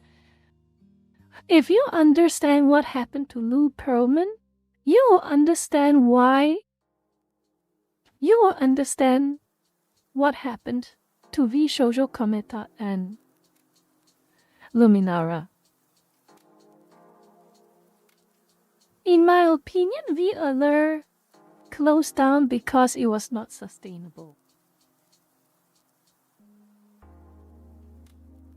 ASMR and pure NSFW is a niche for a reason. It will not be able to go as far and wide as to be able to sustain a corporate an agency for the long term. But of course, we're not talking about V Alert. We are talking about the cases of the three biggest, to me, one of the highest profile failures of agencies, and why I think that Vtuber agencies that function properly are far in between.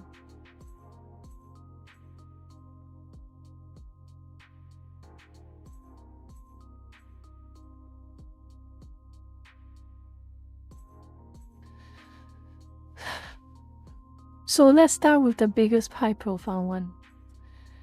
Probably the biggest right now. No, probably the biggest in recent memory. V Shoujo. I think V Shoujo is, in terms of scale, in terms of a proper empire, V Shoujo is the one that is closest to resemble the superficial incidents with Lou Pearlman. It's a big industry, a very big industry. It was a big corporation, it was a big agency. Big names, Iron Mouse, Melody, Silver Veil. Even at one point, Yanyanas. I had a lot more other quite big names, Henya and Kason, all of that. Big names, very big names. And it all went tumbling down.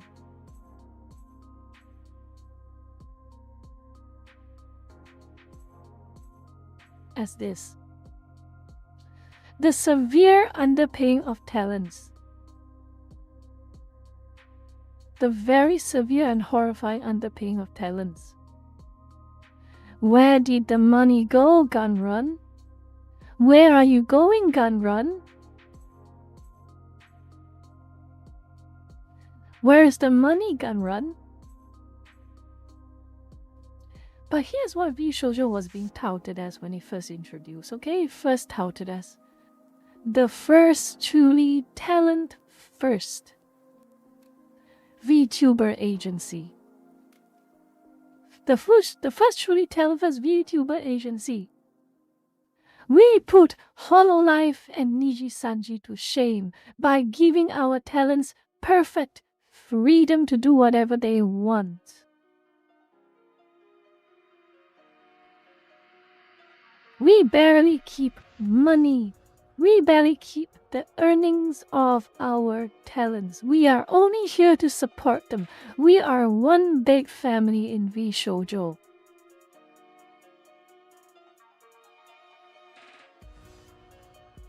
What a big family it turned out to be. Started the first brew off the lid with Iron Mouse. Her donation money disappeared. She was supposed to donate all those money to the Immunodeficiency Foundation. Never went there. She asked questions. When her questions were not answered, she made posts about it. She made streams about it. She made videos about it. Then, more people started asking questions. Kason started to ask, where is my money? Henya started to ask, where is my money? All the big names started to ask, where is my money? And of course, the early leavers, the early exits like Silverville, they realized, V-Shoujo, one big family, give me a break. Does family throw you under the bus? Does family other you? Does family and so-called good friends decide to shun you and give you the cold shoulder because of a, God forbid, a video game that you wanted to play? JPZ, welcome to the stream. Thank you for being here. I'm glad that you are here.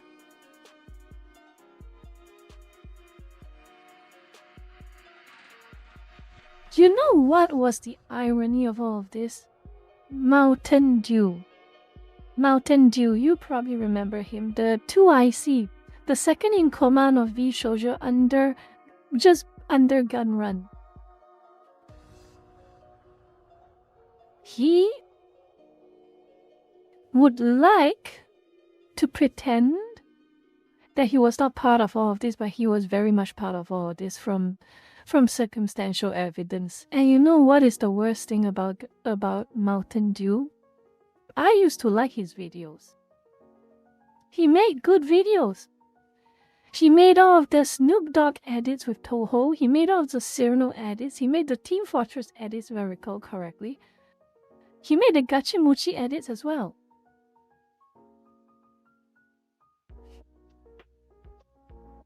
And now, after all that's said and done, the different VTubers from V-Shoujo, they got burned.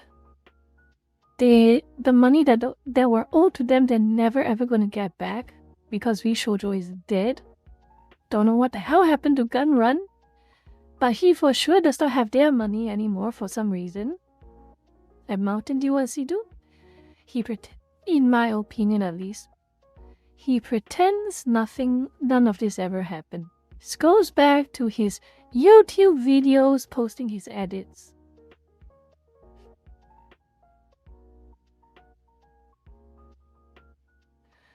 I recall it is the same Mountain Dew. Let me just confirm it, just to make sure. I recall it is.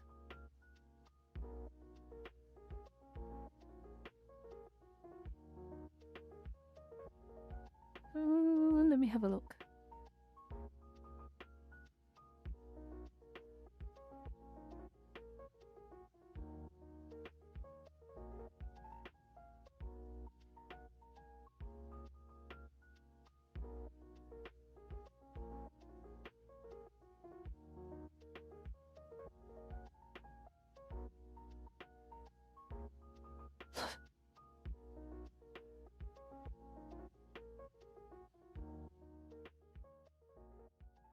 Let me just make sure.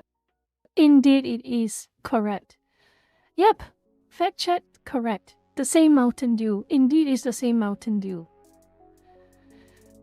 What a shame. What a shame. Now he's pretending none of this ever happened. But at least Henya is still doing okay. Kason is still doing okay.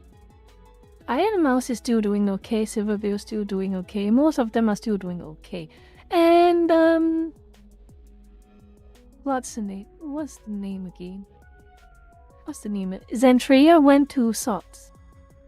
So it worked out in the end. But at the end of the day, it represents the imploded empire arc of the Mu Perlman story. You had a behemoth. You had arguably the most successful, the most powerful VTuber agency in the West, and it imploded in the blink of an eye because leadership were not responsible enough. Leadership were either very greedy, very negligent, or a lot of both. That is the first part, the imploded empire. And now we get into Cometa. Cometa represents the personal fiefdom of Lou Pearlman. Remember, Lou Pearlman considers Backstreet Boys and NSYNC to be his legacies, his properties basically. And he considers himself the king. Oh, I forgot one more thing. One more thing that I want to bring up it makes even more impact considering Cometa. This part. When NSYNC and Backstreet Boys sued Lou Pearlman for shortchanging them, not giving them what they were due in salary. Guess what was Lou Pearlman's biggest excuse? For both NSYNC and Backstreet Boys? Would you like to guess? It's very topical for those who know Cometa. Would you like to guess? Some of you probably might remember it if you read the news story, but would you like to guess? Why? What was the excuse Lou Pearlman did when Backstreet Boys and NSYNC sued him? What did he tell the judge to justify him getting so much money?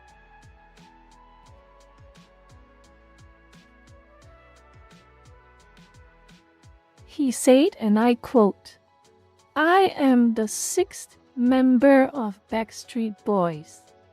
Or, in the terms of the NSYNC lawsuit, "I am the 6th member of NSYNC." Yes. That was his excuse. And the judge were basically, what the hell? The judge was basically saying, I remember one of the judges, they did say something along the lines of, I have a daughter. My daughter loves NSYNC, or she loves Backstreet Boys. And I'm pretty sure she has told me multiple times that you are not on NSYNC or Backstreet Boys. That was what they said.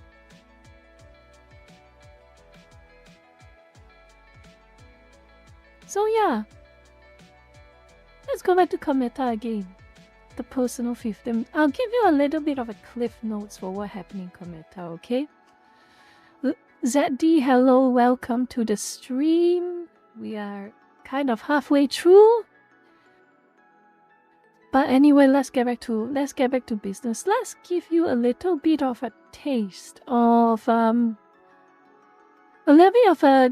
easy story of what happened to Cometa. It's quite the story. I'm not gonna lie. It's quite the story, and holy moly, it was really quite the story.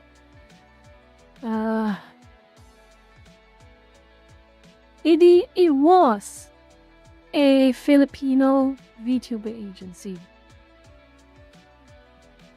And long story short, it was a pet project. It was a pet project by a very rich Filipino boy who used his mom and dad's money to open a passion project.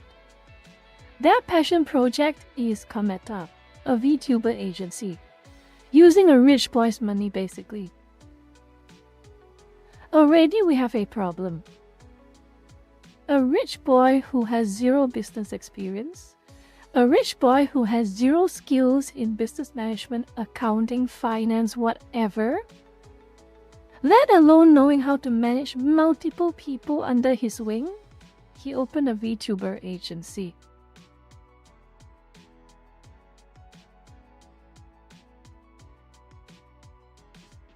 Mom and Dad's money. Mom and Dad's money can open a VTuber agency for you. And because he was rich, he did manage to get a bunch of VTubers under his wing. I won't name them by names because it is a bit of a sore spot for those who have been part of this situation.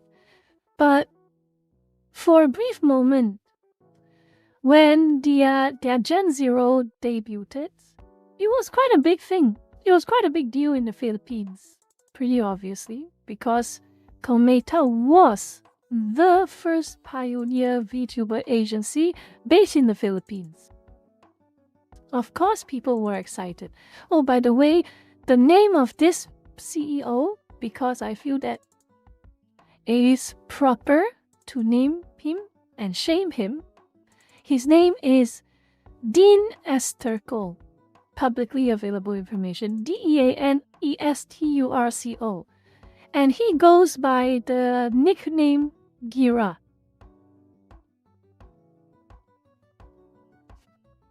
So, for a brief moment, all things were going well. For a very, very short moment. About as short as the success of Nikita Beer's apps, basically. That short. Yes, indeed, that short. Things were kind of going well. Until it wasn't. Key talents graduate one after another. They did. Key talents graduated one after another, and one of the biggest slap on the face is that one of the Gen Zero talents who... This is a VTuber taboo at this point. Let me just make sure I get this fact straight, because I need to make sure it's correct.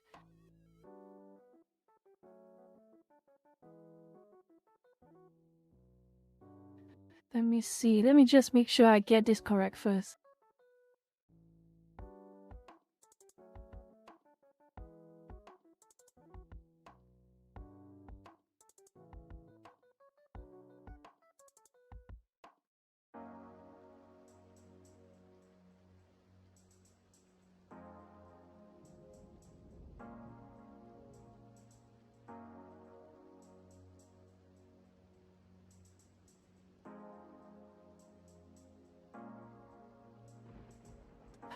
Let me just double check it. I do not want to get this wrong. Give me a brief moment.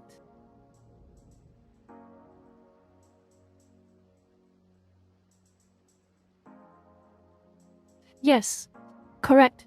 So what Dean Estokios did, Gira did, he did one of the most heinous VTuber taboos imaginable. Hololive would never dare do such a thing.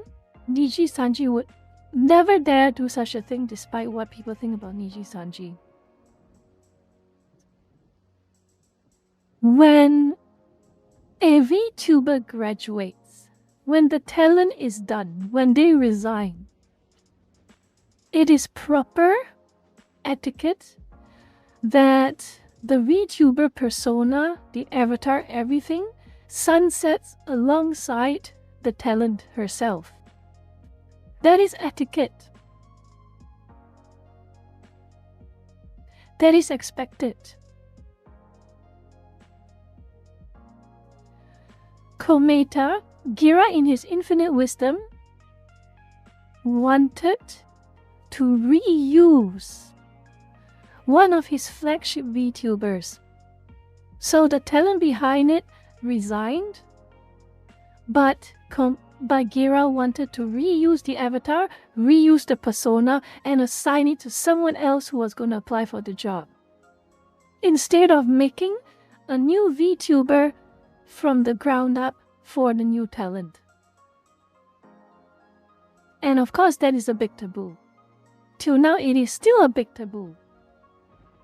It is still a point of immense controversy for any agency, VTuber agency whatsoever, to Skinwalk, a VTuber.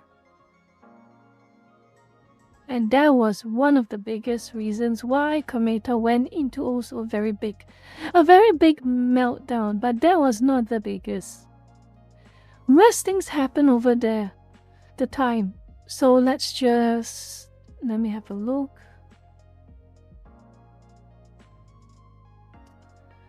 Around 2023, mid to late 2023, more of the talents graduated. They refused to renew the contract. Eventually, one after another, they just left. They just left. Around May to June 2023, there was not really that much news happening on the Kometa side. All the talents were basically just saying, we left because we found some information that we cannot disclose yet, but it has cemented our decision that we do not want anything to do with Kometa going forward. So more and more left until eventually Kometa became a skeleton. There was no talents by the time it was around June. By the time it was around June 2023, Kometa literally became a VTuber agency that had no VTubers. And the agency just shuttered and rotted away.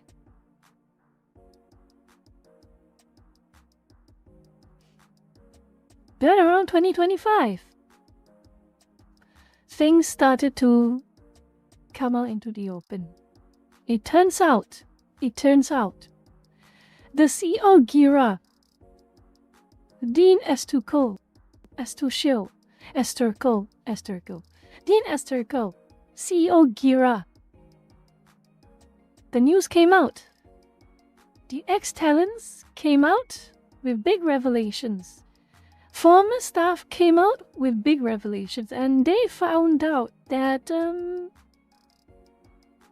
there is a reason why I called Kometa the personal fiefdom. CEO Giro treated Kometa like his little personal kingdom. He was the king, and the other talents who were working for him are his consorts. That was basically, I'm sorry for sounding very crude, but that literally was it. Gira, the CEO, treated Kometa like his personal dating sim.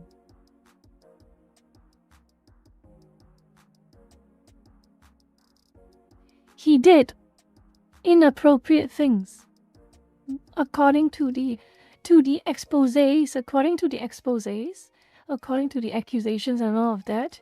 He did pretty inappropriate things with all of the talents. All of them.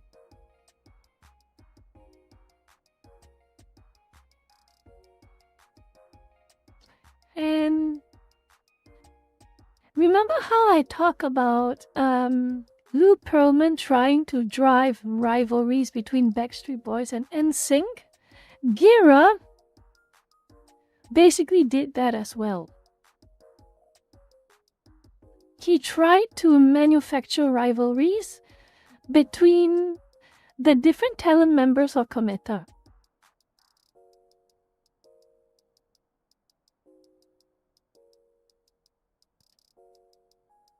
Stoking hostilities between each other, stoking resentment between each other, trying to gaslight each other into believing that their colleagues were hating each other's guts. And the thing is, unlike with Lou Pearlman, he didn't do it for money. But he did it for the power dynamic. What do I mean by that? I'm not using it like a buzzword, like a modern pakcha. I do mean it literally like a power dynamic. Because if You pit the talents against each other. They are unable to unite against you if they ever have any complaints against you. Because they are too busy disliking and resenting each other to unite against you. That is the first part. Hello, Mainong Sian. Welcome to the stream. And the second part is he wants to feel important. He wants to feel important by stoking rivalries between his own employees, the talents themselves. It creates an environment where the fellow VTubers, the VTubers in Cometa are unable to basically encourage and build up each other. Unlike what you see with HoloLive, unlike what you see with Face Connect, they can't build up each other and they cannot feel secure with one another. So who do they look towards for that security? Who do they look towards to build them up? The boss, Gira himself.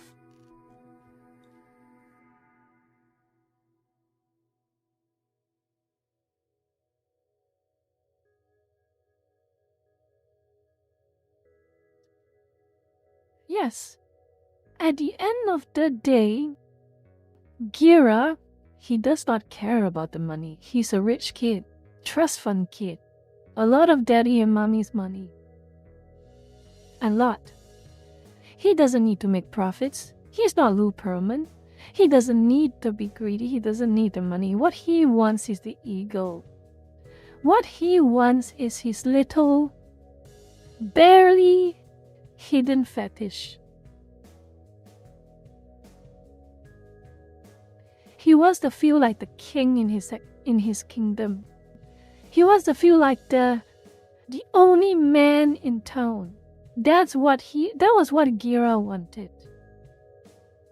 You see, with Lou Pearlman, he stoked the rivalries, not just to divide Backstreet Boys and NSYNC so that they can't put pressure on him, but he stoked the rivalry because the stands were a big source of money, and if both boy bands were at each other's throats, the stands will also be at each other's throats trying to outbuy merchandise, outbuy albums, and outbuy everything. Just to one-up the other group.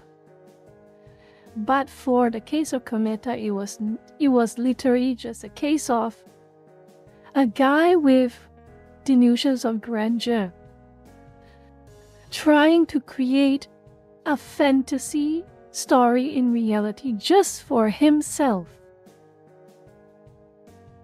He forgets the people behind his VTubers are humans as well. They are not dolls. They are not husks. They are not machines or robots that you can just command them to do whatever you want them to do. And eventually it won't blow up in your face.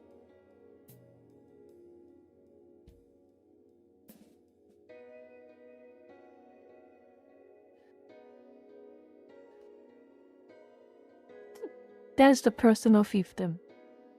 That is the personal fiefdom story, Cometa. And I would say out of the three, spoiler alert, out of the three, I think Cometa is the one that makes my skin crawl the most. V-Shoujo was damaging. Yes, it was. Big numbers, destruction. In terms of pure skill, yes, V-Shoujo takes the cake for sure. But Cometa, if what Cometa has done that V-Shoujo and even Luminara was unable to do, as horrifying me, it is making my skin crawl.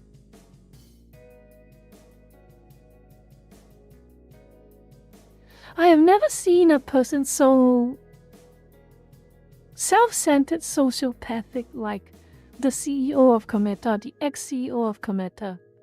A rich boy, who thinks that he can just throw money at people and they'll be his slaves.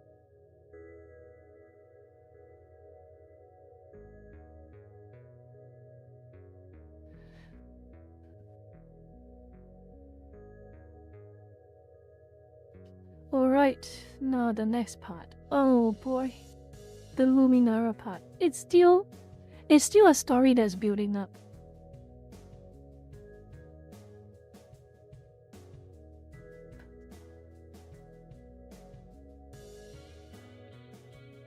It's still a story that's building up because Luminara happened roughly last week. It's still going on. It is still going on, and we are not really fully aware of what has happened yet because the talents involved have not really given into details what really happened behind the scenes that led to the implosion of Luminara. But let's just talk briefly about Luminara while we can, okay? Luminara. Again, one of those too good to be true stories. One of those too good to be true stories. You saw it from the moment they started advertising. So many people doubted it, me included. Maino, CM, thank you for the 5. Studies found that men are much more likely to enter competitive tournaments. However, in female-only groups, women's competitiveness rises to match. Indeed. Let's move back to Luminara for a moment because this is where we get to the front page. Too good to be true. And indeed, here's one thing you have to understand. Too good to be true is an assumption, but I granted that in certain cases, there really is that miracle, there really is that unicorn, that sometimes it's so good, but it's still true. But they're very, very limited. Mostly, it's gacha. Mostly, it's fate. If you really are that lucky to find a deal that is so good and it's true, it's your fate. And normally,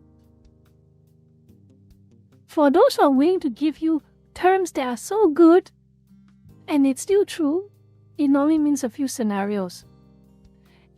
When I mean honest good. And I mean honestly, two very good terms. Firstly, they're your family. Most straightforward. Your mother, your father, your son, your brother, your sister. If you are a close family, of course they will give you the best deals. Of course, if you're a close family, you're in good terms with your parents, you're good terms with your family. Of course. Of course. Of course, why not? They love you. They love you. Of course they will give you a good deal. They'll let you do a job and reward you, and with good salary. Of course they would. They love you. Why wouldn't they? That's the first scenario. That's the most obvious scenario, aka the nepo hire. But honestly, it's one thing that they nepo hire you, is the another thing entirely that you do your job well. Don't take it for granted, okay? It's not 100% evil to be part of a nepo hire, especially if your boss is your mother, your father, your brother, or whatever. Just make sure you be fair to them. You thank them for giving you this opportunity, but you reward their faith in you by doing your job well. If you do your job well, people will not mind you are a nepo hire. People will not mind it. Because merit trumps all. I want you to remember that. It's not necessarily a bad thing that you're a nepo hire. Or what matters the most is that you do your job well. But now, then there's the second scenario. The best of friends. Similar. It's all nepo hire. At the end of the day, the too good to be true, if there's an off chance that they are true, it's usually related to nepotism. It's undeniable. It's about who you know. It's about how well you know them. In that case, it's too good, but it's true. But not in the case with Luminara. That is where we draw the distinction right here. Luminara, they owe you nothing and you owe them nothing. They are not your friends, you are not their friends. They are not your parents. Your family does not run Luminara, and Luminara is aware that you're not their family. That is where you have to be careful. When you're dealing arm's length with not just people who are not your friends, strangers. When you're dealing with strangers, let's not even talk about friends now. You're dealing with literal strangers who are promising you the world. Join Luminara right now. We will give you access to marketing. We will give you access to collabs. We give you access to sponsorships. And you will not have to pay us a dime. You get to keep your talents. You get to keep your avatar. You get to keep your IP. You get to keep your VTuber persona. You get to keep everything. Talent first.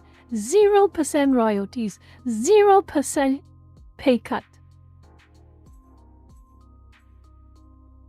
Now, is one thing precisely if this was a deal given to you behind closed doors by your mother or your father or your sister or your brother, is a one thing entirely, such as, I love you, son, I love you, my daughter. I love you, my daughter. I'm giving you what I will never give to anyone else who are outside of our family. You get to keep everything. You get to keep everything. We will not. My business is your business. The money you make, you get to keep everything. And we will, of course, you are my daughter. I will never charge you a dime for it. That's a whole different story, okay? But this is not the case, is it? This is literally, hello, stranger. I'm giving you all these perfect terms, and you will not have to pay a dime. How good am I? You be very careful. You have to be so damn careful.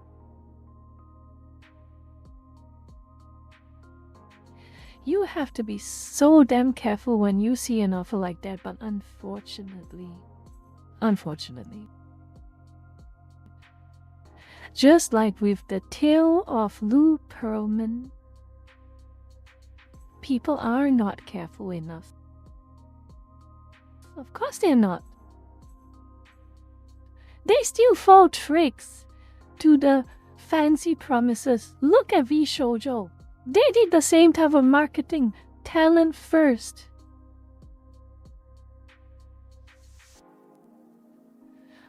Extremely miraculously low revenue splits.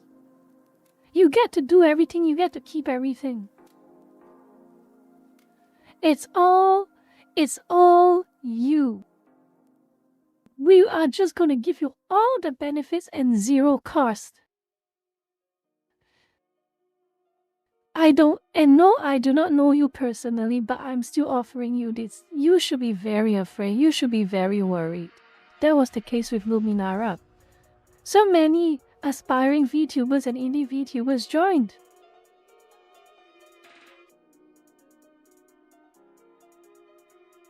And this is where Luminara gets into the Lou Pearlman story again. Lou Pearlman, like I told you before, he had something called the Transcontinental Airline business, which really was astroturfed. He had no airlines, he had no planes, he had no business, he had no clients, nothing. It was all just an elaborate lie, made up with fake documents, made up with fake reports, and everything was fake. This was the same case with Luminara. The CEO goes by the handle Real Kamana, Camana. He talks about how he knows a lot of the big names in the industry. He knows a lot about the big names in the industry, all of the big artists, all of the big talents. I am friends with them. They have personally backed me up. If they support me, you should too. And some of the names apparently he threw around, allegedly, was Zentrea and Flork. Use their names to elevate his agency. Use their names to elevate his personal reputation. And of course, eventually it came out. People found out about it. Flork found out about it. Zentrea found out about it. And they say, what the hell? No, we didn't. Start making things up. Seriously. That was what they say.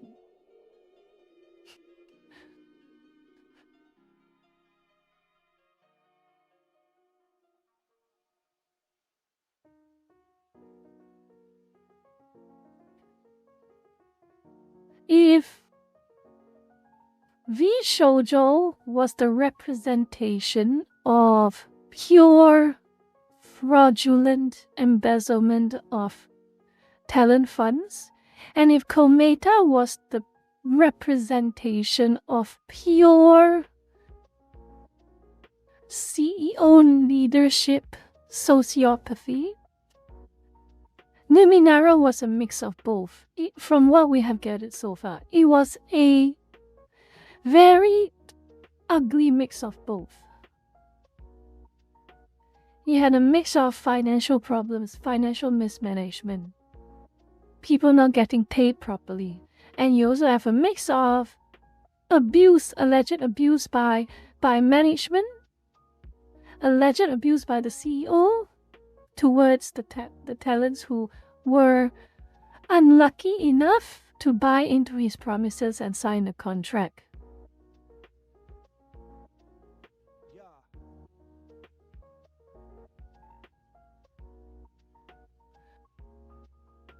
I will not name names. I will not name names because this is not about naming and shaming anyone other than the perpetrators, which I will name it out loud: Gira and Kamana, and Lou Pearlman, and Gunrun. But everyone else, I'm not going to name names because that's not the point. The point is about this type of behavior, and the point is about this type of problems.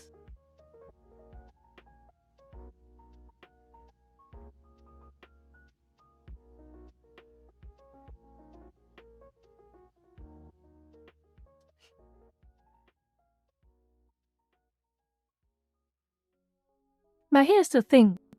Amid all of these fraudulent activities, amid all of these abusive activities, everything is allegedly for now. Everything is allegedly for now because Kamana has not been formally charged in a court of law, so everything has to be said in allegedly terms. Alleged. After all that's said and done, talents left in droves, massive exodus in a very short span of time until right now, Numenera has officially shut down. Numenera has officially shut down. And what Kamana has left as his legacy is a history of abusive leadership subordinate behavior. People not being treated fairly, people being abused, money not going where they should be going, the company imploding from within, not just in terms of talents deciding to leave, but the funds. The funds dried up, funds have been misused, things went from 0 to 100 extremely quickly. And you know, after all the dust has settled, Kamana disappeared from the face of the internet. He went in hiding. His Twitter account got disabled. He shut down his Twitter account. He closed all the Luminara websites. He closed all the Luminara X accounts. Everything was gone. Everything was gone. That is where the story stops for now. I'm pretty sure more is going to come out over the span of the weeks to the month.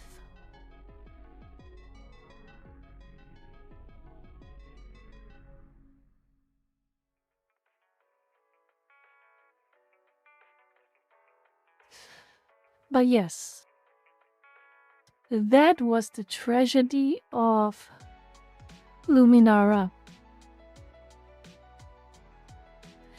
Now I hope you'll understand why I brought up Lou Pearlman. Do you understand precisely why I brought up Lou Pearlman now, lurkers? And 46 of you lurkers, thank you for being here to listen to me yap. And of course, it's not just me yapping. This is not a lecture. This is not a lecture. You're not in university. You're not in school. You're not in the classroom. You can talk. You can ask me questions. I'm just gonna yap, but you can all just keep talking and asking me questions.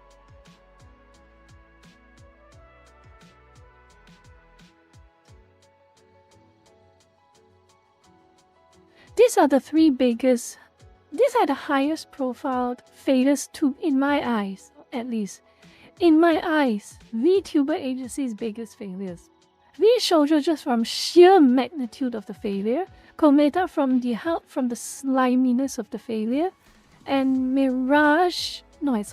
Luminara from the sheer lies that was being pushed out by the leadership, the fake promises, the preaky words. Every single one of them disgusted me.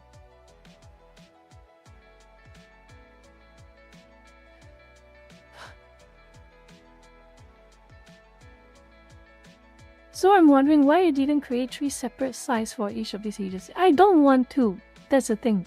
I prefer to just talk about them because, like I say, I don't want my streams to be so heavy on the lecture slides nowadays. Unless I really have a very serious topic that I need to bring up, like the Gamergate topic, that one I will make exceptions. So I feel like I can talk about V-Shoujo, I can talk about Kometa, and talk about Luminara because, again, all of you, I'm going to make an assumption, lurkers. I'm going to make an assumption, lurkers, that almost all of you here are VTuber fans, aren't you? I'm going to make that assumption. Almost all of you are VTuber fans, aren't you?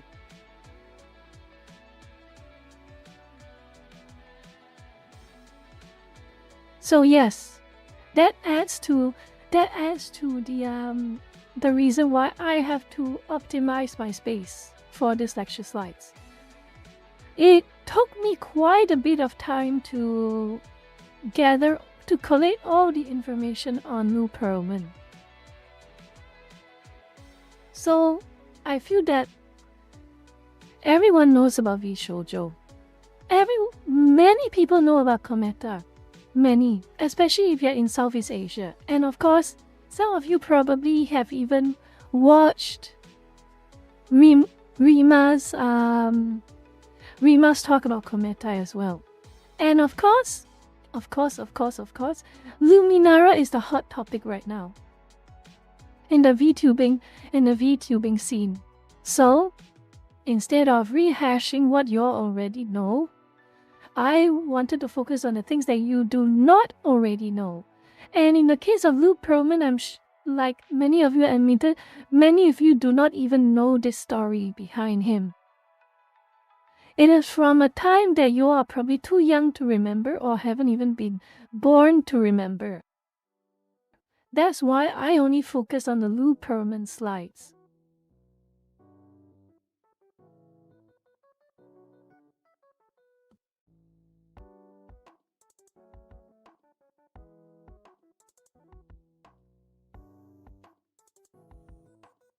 Alright, any more questions?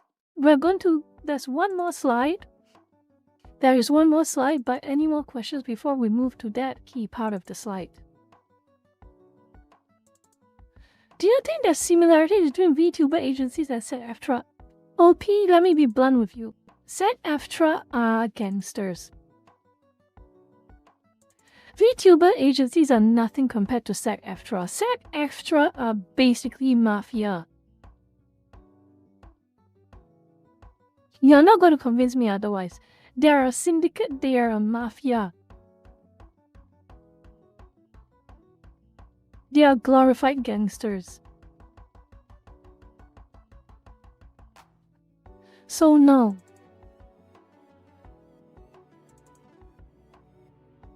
They're gangsters.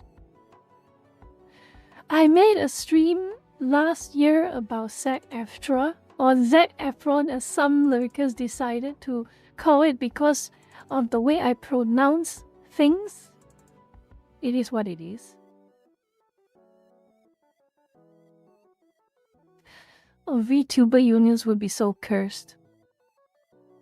And the problem is, let's face it as well. There is going to be a narcissistic sociopath as the head of the VTuber union, and is just going to oppress every single indie VTuber in existence. We do not want a VTuber union. As if those VTubers who talk about the quote-unquote VTuber community was not obnoxious and toxic enough. We do not need a VTuber union.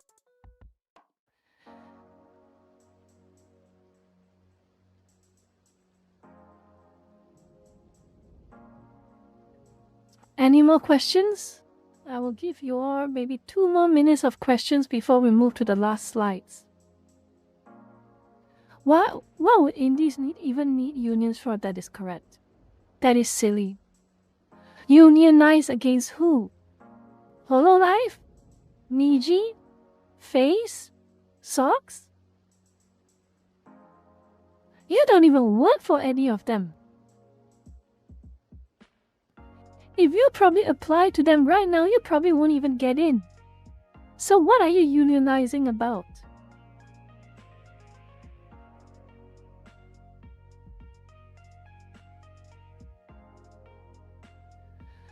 Mythos, yes. But we're going through too many, and that is whatever Mythos was, is, I would say Cometa and Luminara was worse. And V-Shoujo definitely.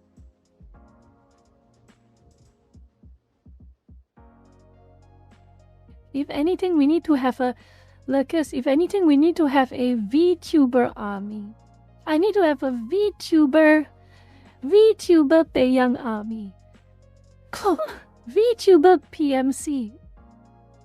And I am the Generalissimo of the VTuber army. I am the commander of the armed forces of the VTuber empire. Me, Banmin. Generalissimo Banmin. I am the commander-in-chief of the VTubers armed forces. And I control the VTuber secret police. I also control the VTuber propaganda ministry.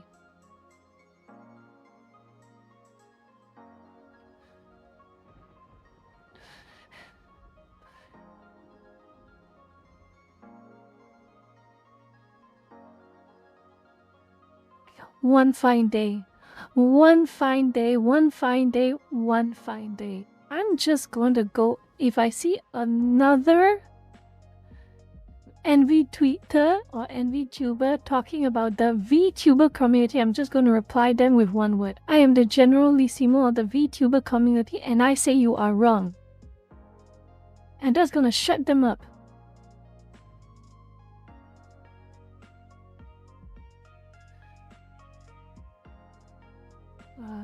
Hello darkness, my old friend. Welcome.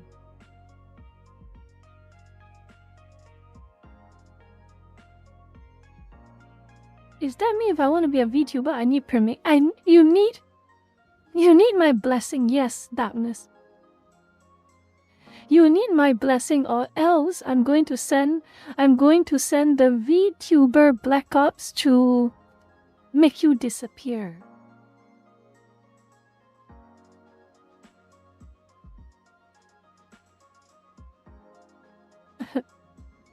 I probably will, actually. I probably will, Lucky-chan, I probably will. I probably will. It's probably pretty funny. It'll probably be pretty funny when I do it. Okay. Perfect. Let's move on to the final slide.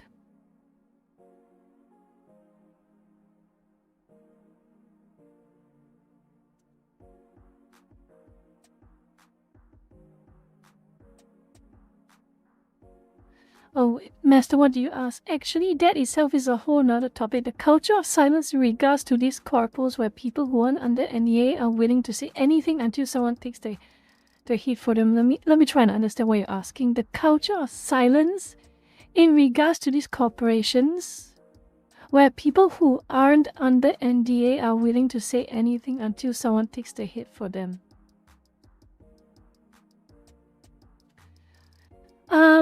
Can you rephrase what you asked, because I'm a little bit I'm trying to understand what you just asked me. So are you saying that the NDAs are too oppressive? Oh, perfect. Yes. Now I know exactly what you mean, Marston. I know what you mean. This is disgusting. And I feel that this is absolutely disgusting, and I feel that this is something that should be called out, and I probably will call it out in the coming days. I'll probably call it out in the coming days. 46 of you lurkers, I hope you all understand this correctly. This is not just the case for VTubers, this was also the case for the gaming industry.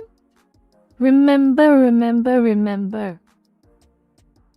Jason Schreier did not disclose all of the scandals, all of the bad things that were happening behind closed doors in places like Blizzard, in places like Ubisoft, and in all of the big AAA games industry until someone whistleblowed. Suddenly, Jason Schreier discloses everything. And these people are shameless. People like Jason Schreier, people like Evanito. And Evanito, I'm not dissing on you personally. I'm dissing on you based on your behavior. You claim to know a lot of things about the VTuber industry. You claim you knew all of these deep dark secrets. You claim you already knew this was happening behind the scenes, but you said nothing. You said absolutely nothing.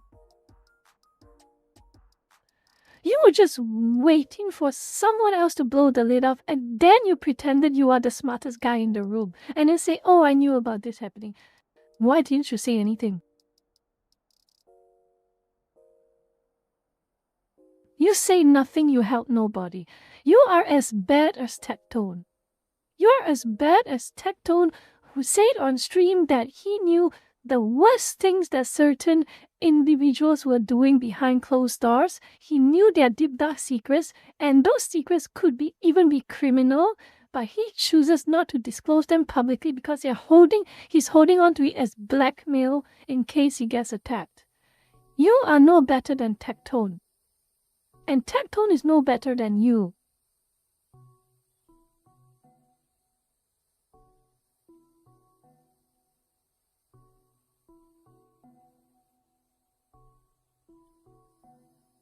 I don't know why you do this, Evanito. I know exactly why Tectone does it, because he is a opportunistic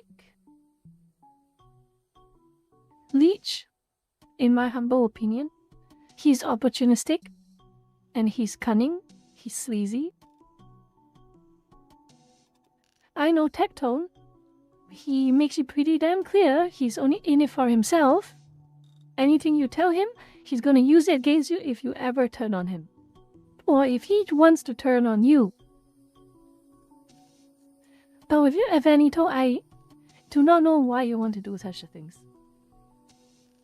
If you're lying about knowing all of this just for clout, you are a shameless liar. Or if you do know all of these deep dark secrets, but you never talked about them until it becomes uncontrollable, you are part of the problem.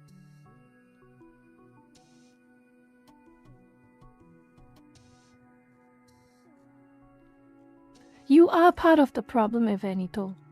You were the one who ran so much defense on Luminara. You were the one singing their praises. And when Luminara started to implode, suddenly you were, oh, I knew this was happening behind the scenes. Oh, I knew this was a problem. It was already happening behind the scenes for quite a while. Then why the hell did you not say anything about it?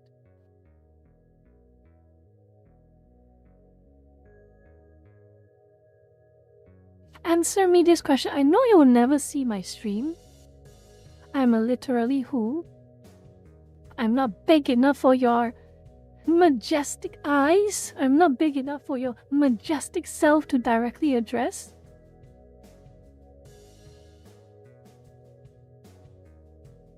But you think about what I just said. If by chance you saw this, or if by chance some bigger Vtuber or Asmongo talks about it, and just so happens to quote me, you think about what you think about what you have been doing. You understand that you are part of the problem. Shoujo only caused as much damage as it did to people like Kason, to people like Iron Mouse, to people like Henya, to people like Silverville. Luminara only caused so much problems to all of the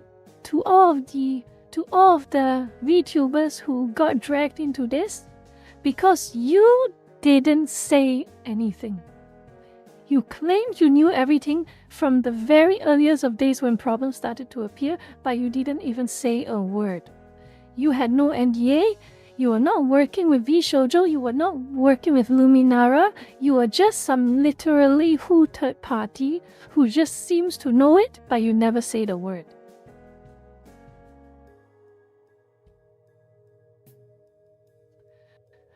Are there any Evanito defenders right now in the chat? I know there's about 50 of you in the chat. I want to know if any of you want to run defense for Evanito. Because this is the perception I'm receiving from him. He claims to know a lot of big names.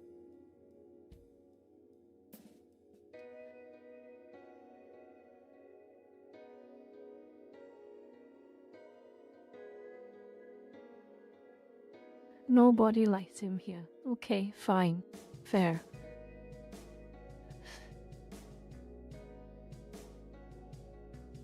Okay, let's see what you say, Master. I can sort of defend Evanito, provide a rationale. Armchair expert pointed out the problems with V-Shoujo and Luminara before they exploded. He was attacked and called a hater. The fans refused to hear the truth. In other words, Evanito is a coward. But that's just... Okay, firstly, in the best case scenario, Evanito is a coward. But in the worst case scenario, when Luminara started imploding, V-Shoujo imploded. And then he comes out and brags that he knew all of this from the get-go. He's not just a coward anymore. He is a coward, opportunist, and a leech.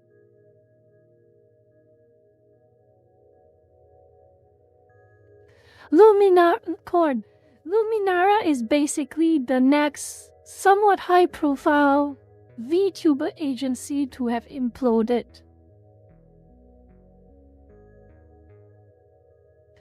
You know what, Evanito, I'm going to be fair to you, Evanito. If by chance you're watching this, I'm going to be fair to you even.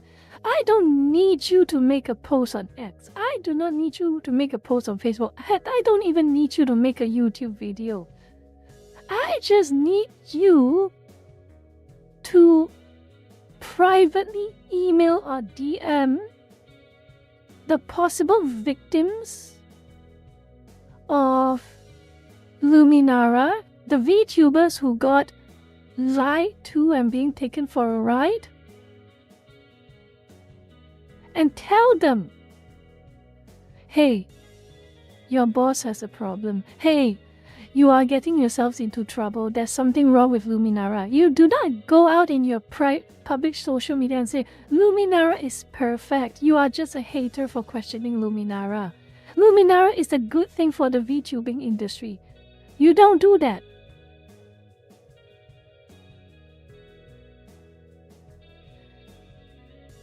I have heard of Luminara Wispy, to be honest.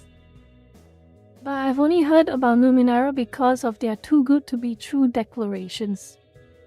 Evanito, Meinong, Evanito is this guy. Let me find. Let me go look for it.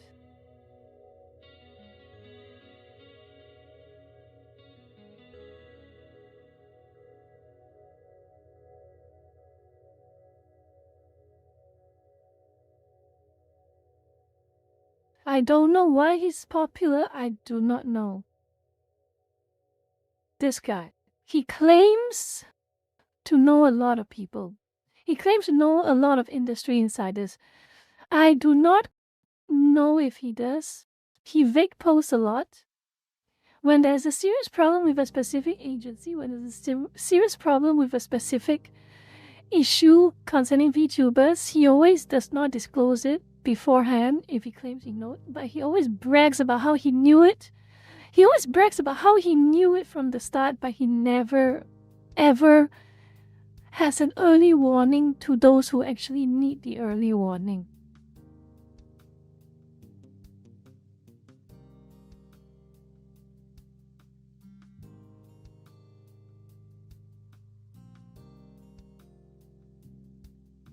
I will never know why he's popular.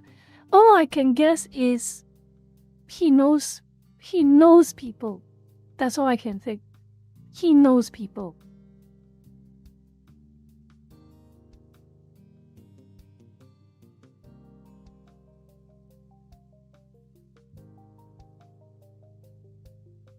And by the way, he was the one who ran defense for Fansly having a public 18+ booth in the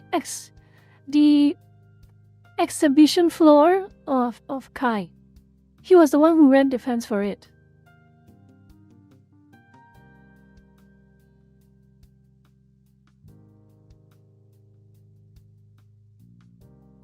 Yes. She got a lot of flack, rightfully so, when he said that, oh, why are you overreacting about Off-Kai having a public exhibition, 18+ exhibition? Yeah, I'm sure kids are there, but there's about 10 kids maybe, and most of them are 30-year-olds, so it's okay. Excuse me, 10 kids is already 10 kids too many. One child is already one child too many. What type of a ridiculous excuse is it?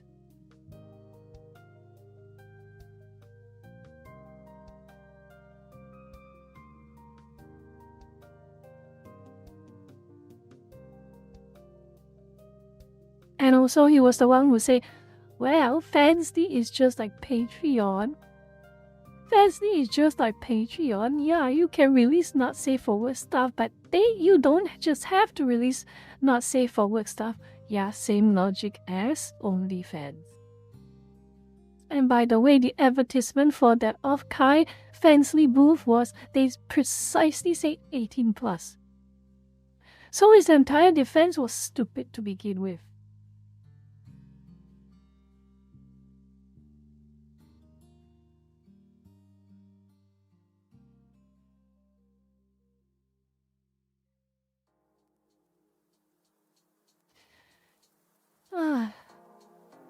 Let's get back to the slides.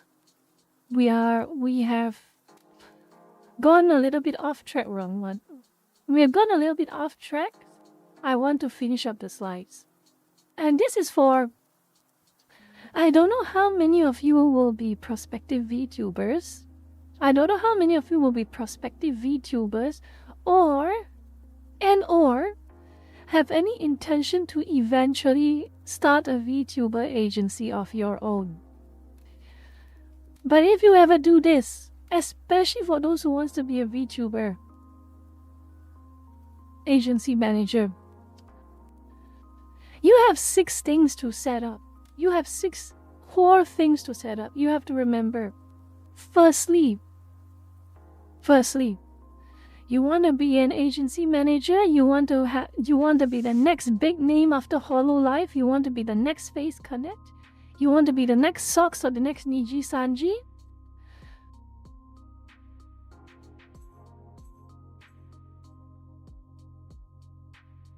Understand these 6 things clearly. Firstly, the baseline. The absolute baseline. All of these are baselines, okay? But the first thing you need is make sure you actually have the capital, you have the money. Your aspirations mean absolutely nothing if you do not have the resources. If you do not have the money, you do not have the connections with the sponsors, you do not have the connections with the organizers. What the hell are you even doing trying to think about being an agency, opening an agency? At the bare minimum, you need some money. You really do need some money.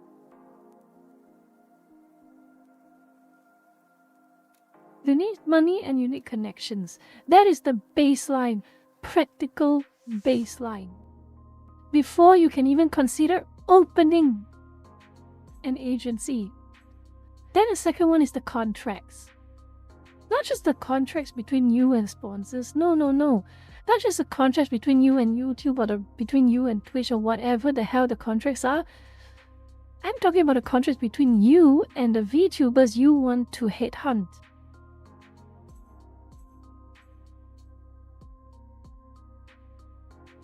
And for God's sake, if you are a VTuber, an indie VTuber, an aspiring VTuber who wants to go into an agency, for God's sake, hire a freaking lawyer. Hire a lawyer to read through your contract to make sure you're not getting screwed over. Yes, hiring a lawyer can sometimes be a bit expensive. So unless you studied law yourself, at one point in time, you need it. You will need it. You need to understand what your contract that you're about to sign is saying, what it demands of you, and what it demands of the agency that you're joining. Are you getting shortchanged? Are you getting screwed over by the agency? Or is everything fair and you can give it a shot? You have to know all of this. You have to know of this. If you do not know any of this, hire a goddamn lawyer. I don't care. Either you hire a lawyer or you get a family member who works as a lawyer to read the contract with you. It does not matter. You have to understand it. And for the agency manager out there,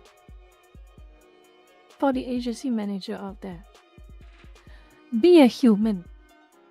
Be a human. What do I mean by be a human? A contract is a give and take. Okay? It's not a gift. The VTubers are not gifting you their service, and you are not gifting a VTuber marketing and support. It's a give and take. A VTuber agrees to work with you, have a solid, fair, but practical revenue split if you have to, but in return, give those VTubers who contract with you the support that they deserve. They join your agency for marketing. They join your agency for reach. They join your agency for clout. They join your agency to manage their career while they themselves stress about the streams themselves. That's what the ideal agency is meant to do.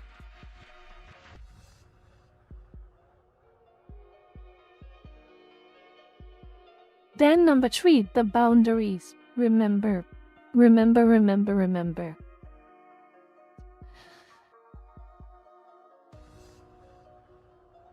this is what a lot of people, for some reason, stupidly enough, always seem to get it wrong. Get it completely and irrevocably wrong. A contract is a professional relationship. A contract is a legal relationship. A legal arm's length relationship. A VTuber joining your agency, they are business partners or employees.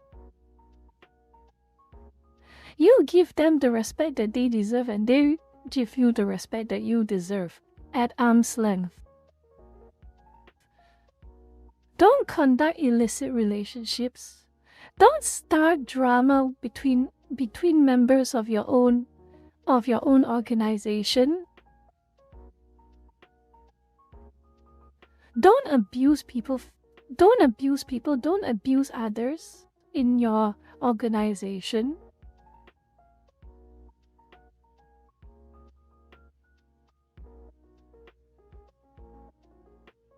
It's meant to be that easy. I don't know why it's so hard. I do not know why it's so hard.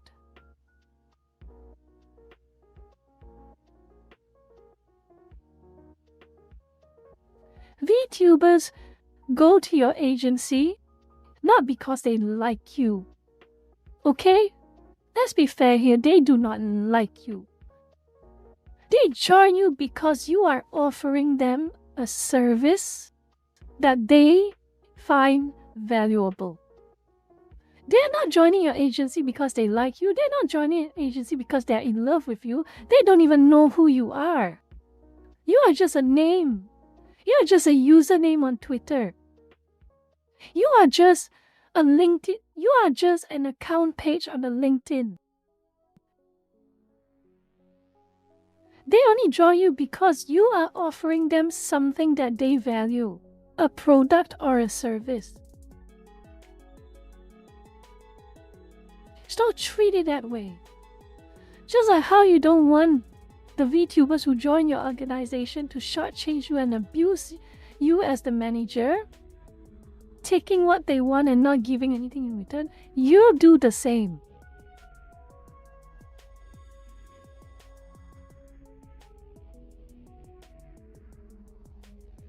Understand boundaries.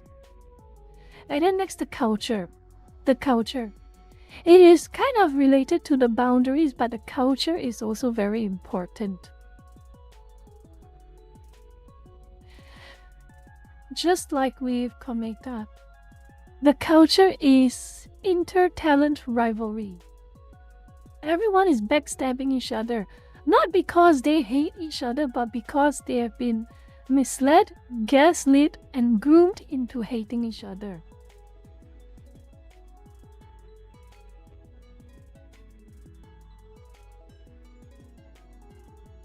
This is one of the reasons why Enron failed spectacularly and people were so happy to step on its corpse.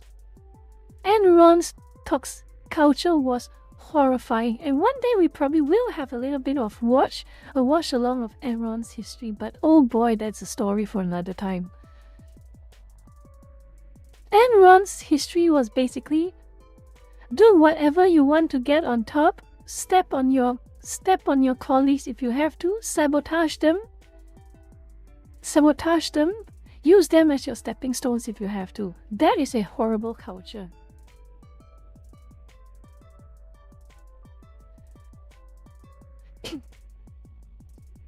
Culture oftentimes is the difference between a company or an agency that stands the test of time for years, even to the decades, or an agency that goes up in flames within months. Then number 5, the reality. Remember,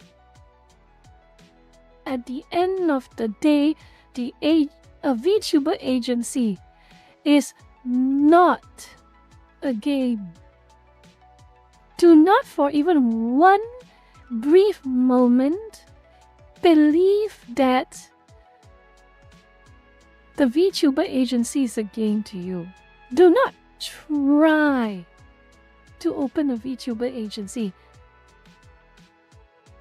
Try should not be in your vocabulary. You do not try your best to run a VTuber agency.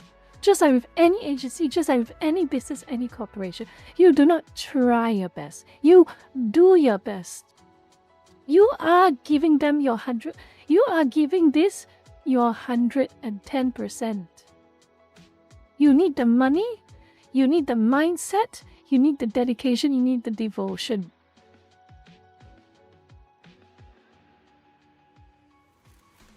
We can see what happens when you lack any one of those. You have your V-shoujos, you have your kometas, you have your luminaras, you have your globi, you have your mythos. You have all of those. You have to understand the reality of this situation. You are running a business. You are running the lives of other people. The moment the VTubers sign their contract and join your agency, their lives are in your hands. It's not just you. It's not just your money. It's not just your livelihood. It's theirs. They have put in their faith in you. They have put their trust in you that you will do what is best for them.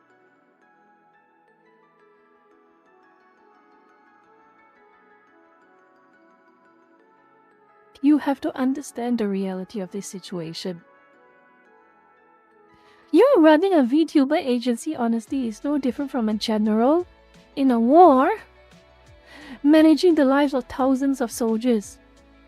One wrong move, one wrong order, entire divisions lose their life to an enemy artillery strike.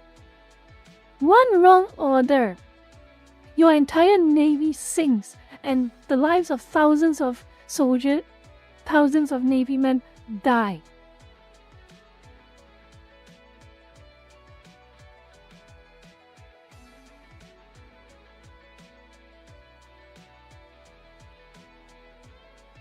You want to treat your little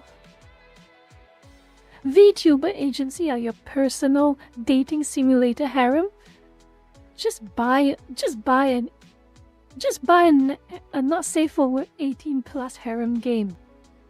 Spare other people living in the real world of the misery.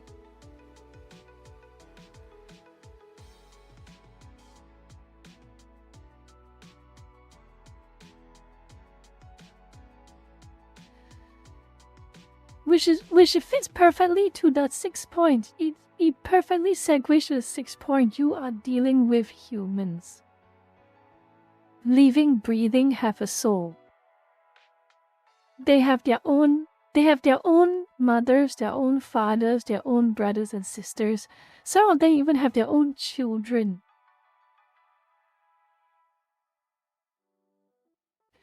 Do not for one moment believe that their life is a game to you. Just like how you wouldn't want others to treat your life like a game to them.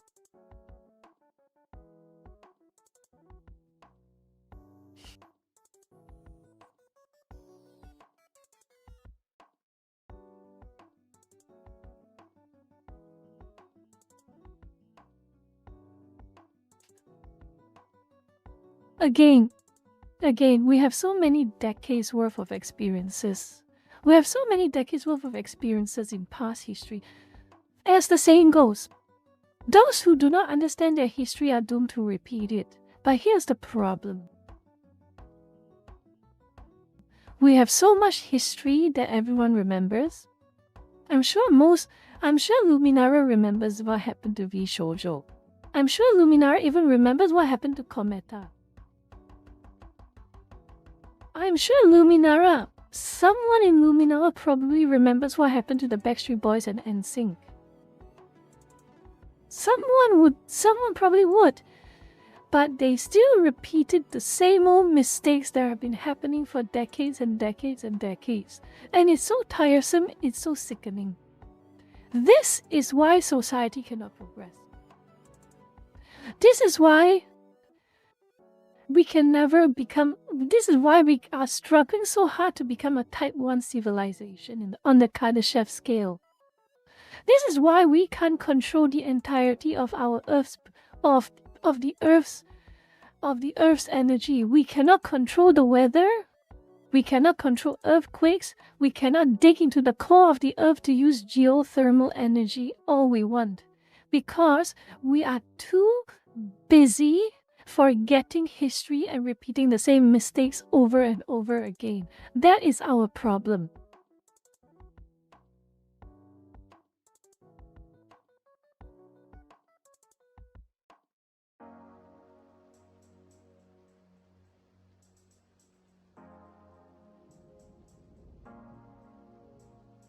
And and Hachiko, you're correct as well. It's getting worse. Correct. It's getting worse. Gaps in time are getting smaller and smaller and smaller. People keep forgetting the lessons, and they do the same mistakes all over again.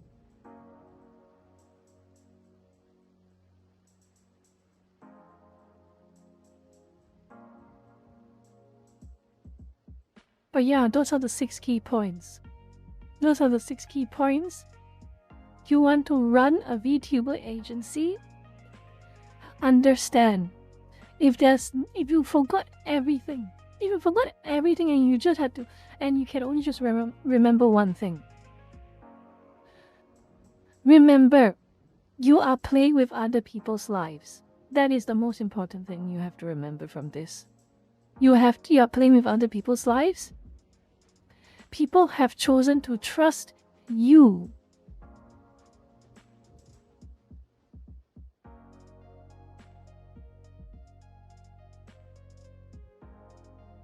And if you understand that simple fact, everything else you can learn. Everything else you can learn. You can learn how to make money. You can learn how to make a contract that's fair for everyone. You can learn how to create success.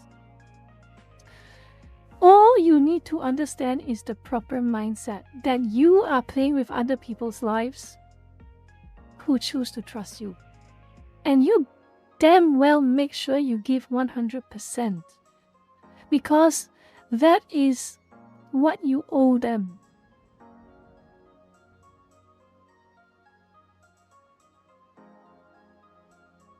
And now, for the VTubers, like I said,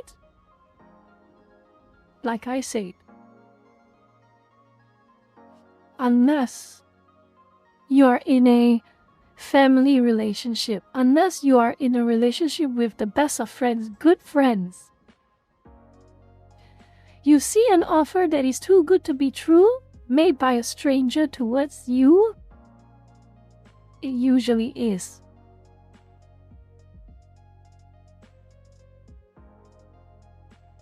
It usually is. I'm sorry, but it usually is. There is going to be another agency in the future. There's going to be another Cometa. There's going to be another agency in the future. There's going to be another Luminara, another Mythos, another Brave Group, whatever. And you have to understand this simple fact. Do not trust an agency whose leaders you do not even personally know. When they promise you the world for nothing, for almost nothing in return, they are lying to your face. They're either lying to your face or they have no idea what they're yapping on. They're out of their depth.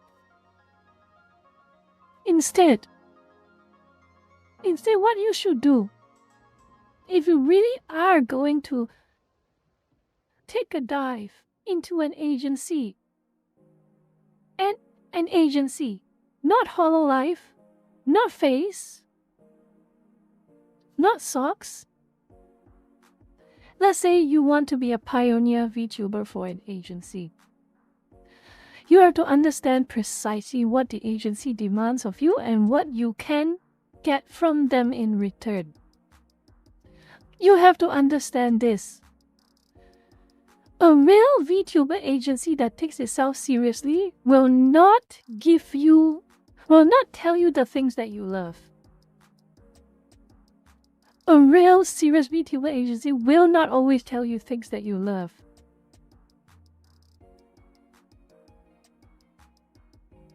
They will tell you things like, okay, you want to join this VTuber agency, I need you to have a minimum of this amount of viewers every month. If you can't do that, I'm sorry, you are not a good fit. Or something along the lines of, if you want to join our agency and you get how many number of viewers, we will take 30% of your revenue, or 40% sometimes. It depends. But in return, we will give you this, and this. We will give you marketing to the budget of however many thousands of dollars. We will give you sponsorships on a high priority basis for specific games, or for specific gamer subs, or for specific brands. In return, we get this cut, and we expect you to attract this number of viewers. Remember. The responsible business, the responsible and accountable business will not go through with you with rhetoric. They are not speech makers. The proper, serious business do not give you speeches. They do not always inspire you. Okay? They do not always inspire you. Sometimes the most trusted agencies, businesses, they say things as they are. They will say to your face most of the times that you are struggling. We can offer you our services. You can be part of our agency, but you are going to have to put in 200% extra work than you do right now. You want to stream 2 times a week? That's not going to happen. You're streaming 5 days a week. You hope you can get 20 concurrent viewers each stream? Nope. We are expecting you in 2 months' time, you get 100 concurrent viewers each week. Each stream. They are the people who will tell you as it is. They are the people who make demands out of you before you sign. This is important. They make demands of you before you sign.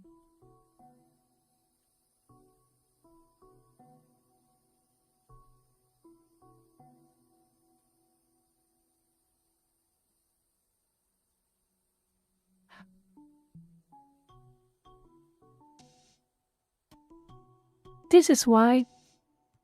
This is the problem. This is really a problem.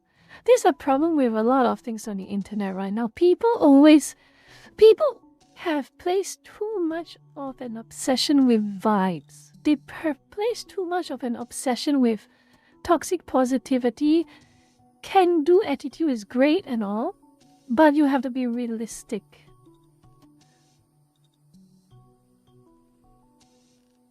You have to be realistic.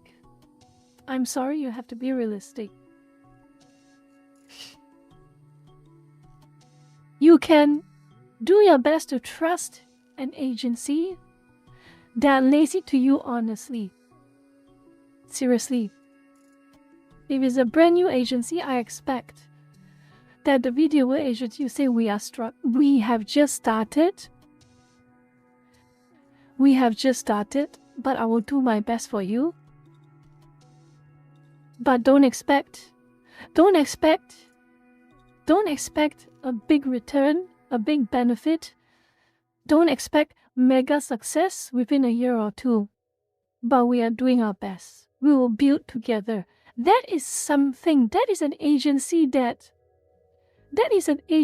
you can at least on genuinely and meaningfully listen to.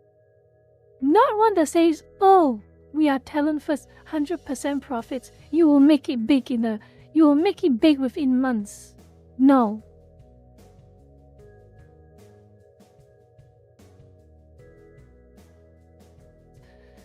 Okay. That's enough rambling.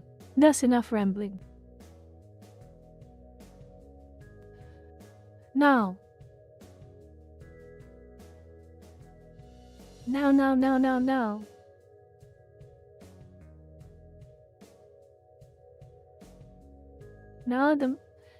what is the moral of the story? What is the moral of this entire stream? What's the moral of this entire stream, lurkers?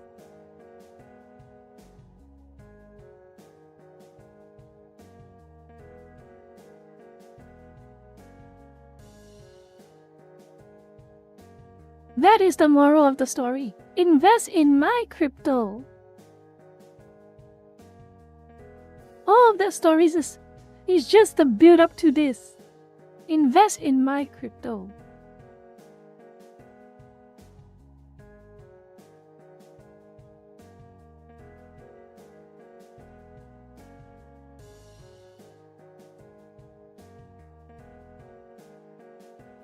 Vtubers wanted for the band agency 1000%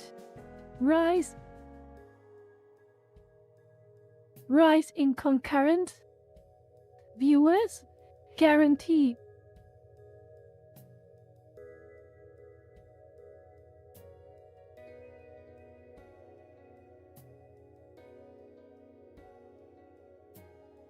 All of that, all of those lecture slides, all of those slides from before, it's all built up to this.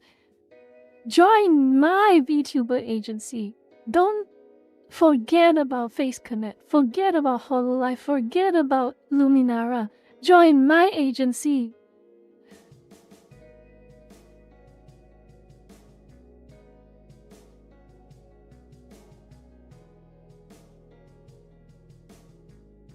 Don't talk about 100% of your revenues. No. Prospective VTubers, don't talk about 100% of your revenues you get to keep. Don't talk about that. 200% of your revenue you keep.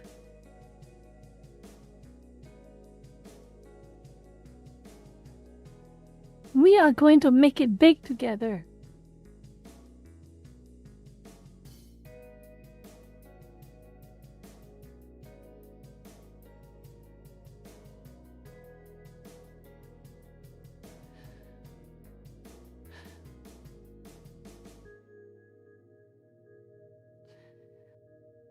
I'm sorry, Milkim, but my heart belongs to Blue Hourglass Snake Lady. We are going to defeat HoloLive together. Yes, lurkers. VTubers who are lurkers. Lurkers who are VTubers.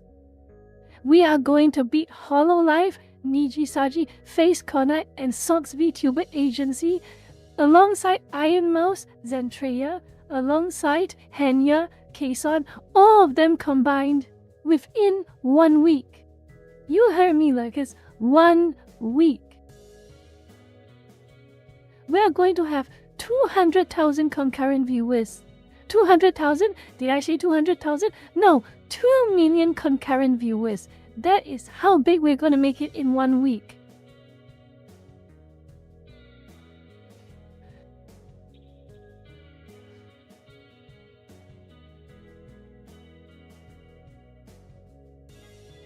So join right now. Join right now. For a very, very affordable fee of $67,667 a month, you get to be part of the band agency. Isn't that exciting? You know what? I'm going to cut you all a deal because you're all special. I'm going to cut you all a deal because you're all special. You're all very, very special, and I'm gonna cut your a special deal. Special price.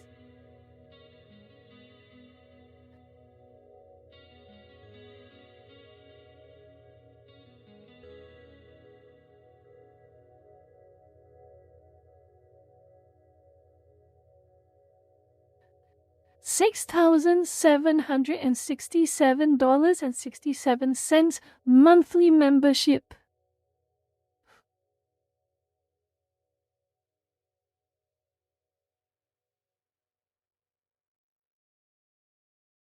Not $67,000, $6,767.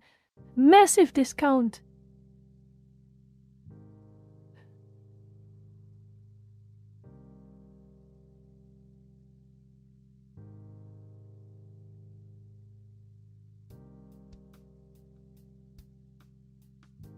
Okay. You just have to sign a contract that all your VTuber avatars, all your IPs now belong to me, and we can get started.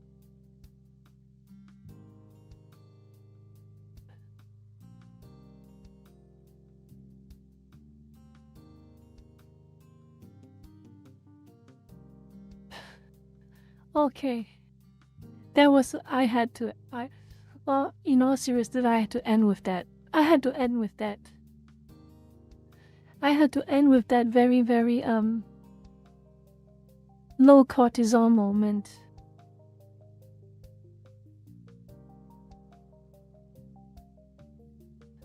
Don't talk about a yacht, George. Talk about the private jet we're gonna buy.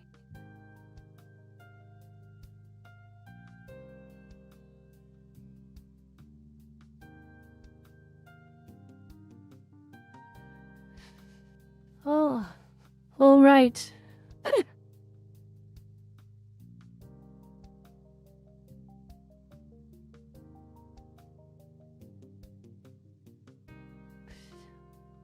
Promise them their own male supermodel personal manager. Don't talk about just one male supermodel personal manager. I'm talking about an army.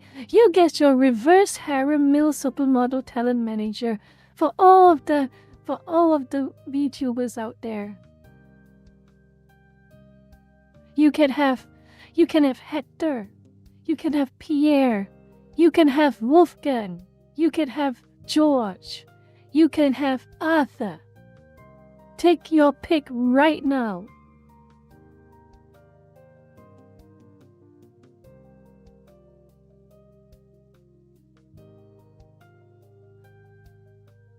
Oh, let's not forget about Pablo as well.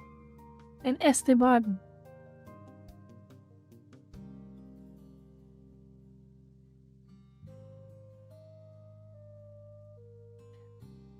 Oh, goodness me.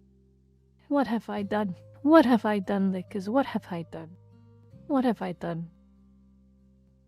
What have I done? I'm cringing right now. Oh my god. I can't believe I just wrote this live on stream.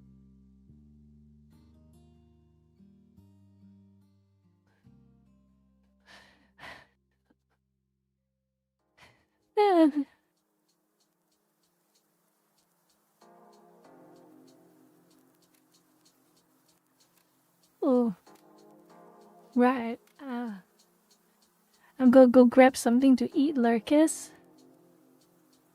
I'm gonna grab something to eat very quick. Probably I'll be back with you in 3 or so minutes. I think 3 hours. 3 hours was a good yap. It was a good yap. We went through at our own pace, and I'm happy.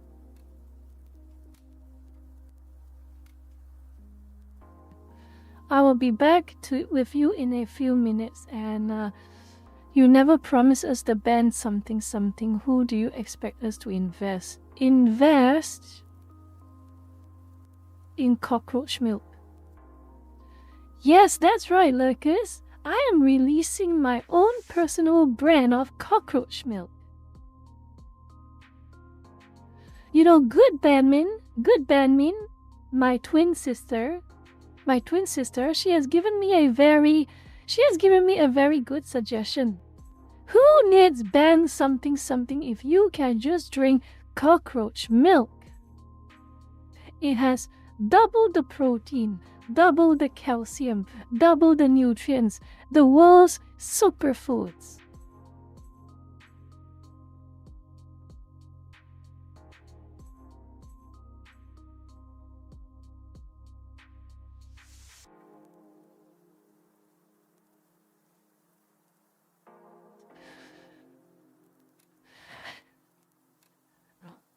Good Bamin is a visionary. Good Bamin is she is a trailblazer. She is a trailblazer for social progress. She believes that the secret to happiness is owning nothing and having zero privacy. And living in the pod and drinking cockroach milk every morning and eating fake and eating impossible meat every day.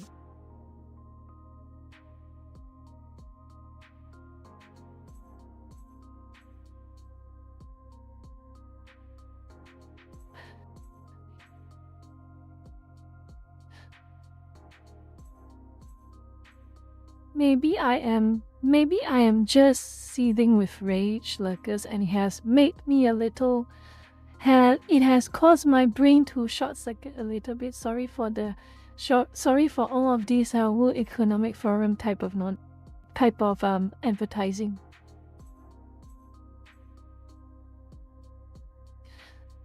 Say so impossible meat. Oh my goodness. Okay, I really have to take a short break for a couple of minutes. I'll be back with you in a few minutes. If you have any questions about what we have covered throughout today, questions are open. We are going to have a short break, but I'll be back. Do not go anywhere, Lucas. I know some of you, Lucas, are going to go somewhere, but do not go anywhere. I'll see you in about 2 to 3 minutes.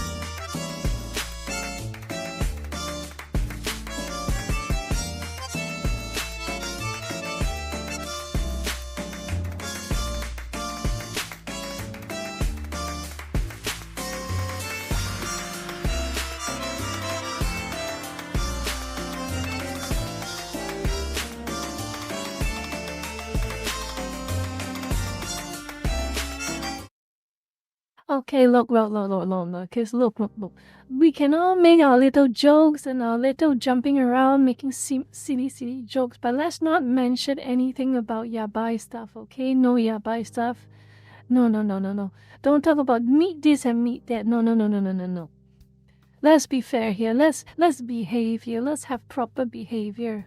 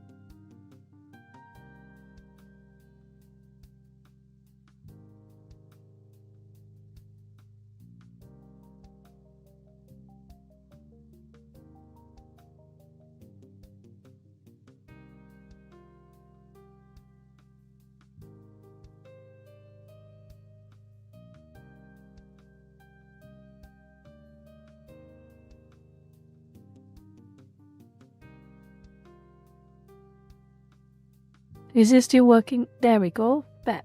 Everything is back. Everything is back. Okay. What am I looking at? Electronic controller. Can you tell me what the hell did you just say? Say so what? What did you just say? Say so what? Say so what?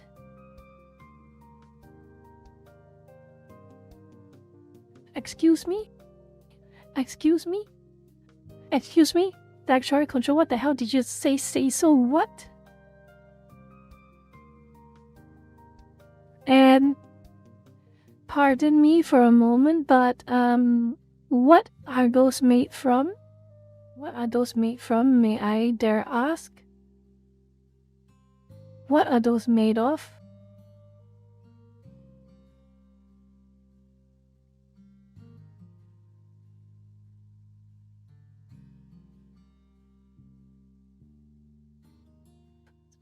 Whose meat? Or what meat? Oh my goodness, you Lucas are horrible. Horrible, horrible, horrible, horrible. This is what...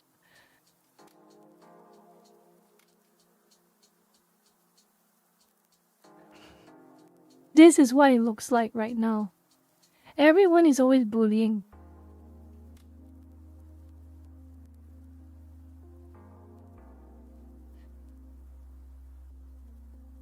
This must be how God feels every day. Yes. I don't think they're thinking about Ken.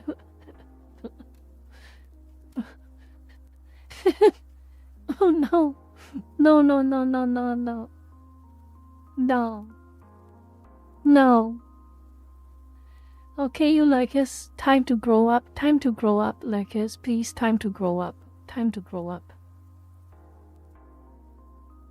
Don't disappoint Seiso Shar. She just got unveiled to the lurker community.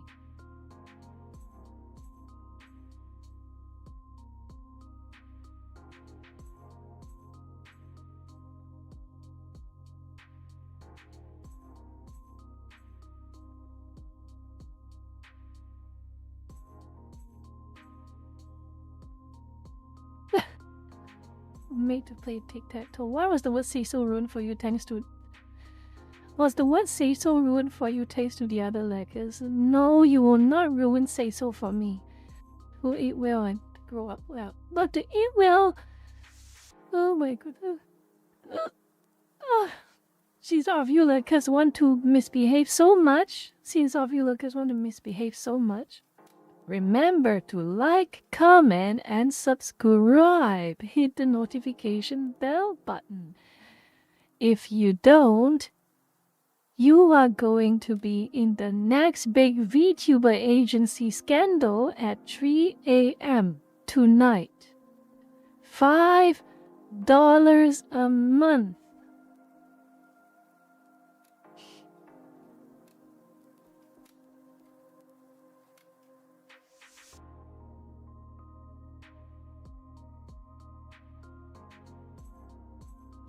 May Nong Si, thank you for the membership.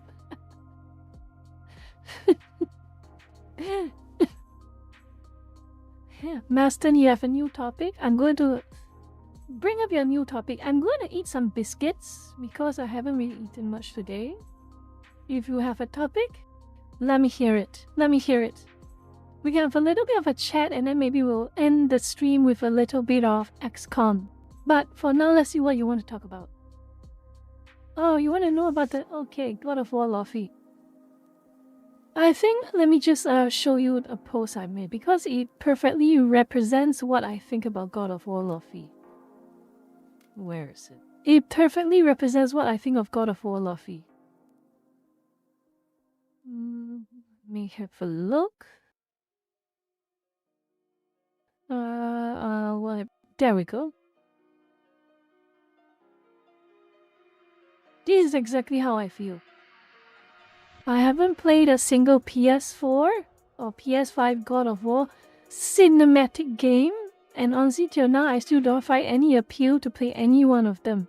I don't care if the main character is Kratos or this new character, I don't know who, supposedly his wife. If I wanted to watch a movie, I'd watch a movie. So some people don't want to play the game because the main character is not Kratos. And some people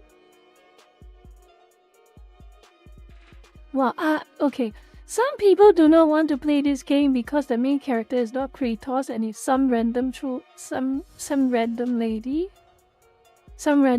spin-off. I do not want to play the new God of War game because it's just the same like every other new quote-unquote cinematic God of War game.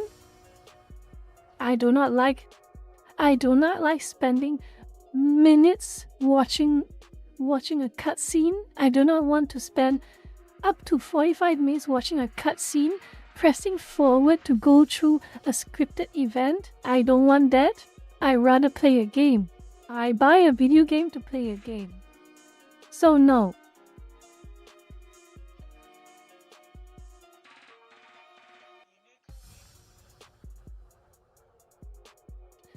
But I do have to admit, if there's one thing I will admit with the people complaining about the new God of War game, what was the actress name? Do any of you remember the actress name? I remember she was in True Blood. I remember she was in True Blood. What was the actress name? I can't remember. I remember she was in True Blood. What was the actress's name? Do y'all remember the name? I can't seem to remember the name all that well. God of War, Luffy. Let's see the actress. Actress. And I might talk a little bit about it with... There we go. I found her. What's her name? I don't know the actress. Deborah Ann Woll. Okay. Deborah Ann Wolf. She's the actress. I remember seeing her in True Blood. She's been in a few movies off and on, but she was quite famous in True Blood. You know that Southern Louisiana style vampire series from like 1 decade ago. Oh my god, it's been 10 years. This is her. I like True Blood. It was a nice series, all things considered. She was in that show. And I'm sure you all probably already know from the photo itself that she is a very pretty woman. She is a very pretty woman. And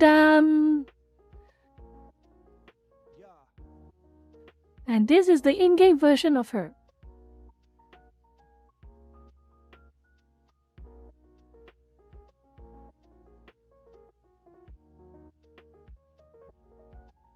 Now, granted, the design could have been a lot uglier, but I have a feeling that there is a level of deliberation in why they made her look like this.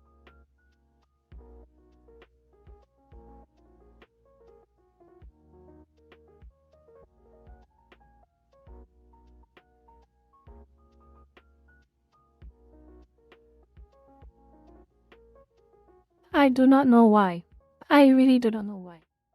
If that's the only real complaint I have. Pretty women exist, and I do not know what is with Western game devs' obsession with making women look uglier than they actually are. It keeps happening. It keeps happening. The actual models, the actual women, they are beautiful, they are gorgeous, they are stunning. But when you see them in a video game, it's like they're whole different people. It's like someone else. It's completely someone else. That would be misogynistic. Yes, these Western AAA devs are misogynistic.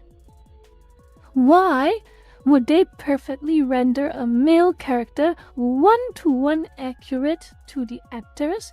But every single time they do a woman character based on a real life actress, the characters are not always looking uglier than the actual real version of themselves. That is misogyny.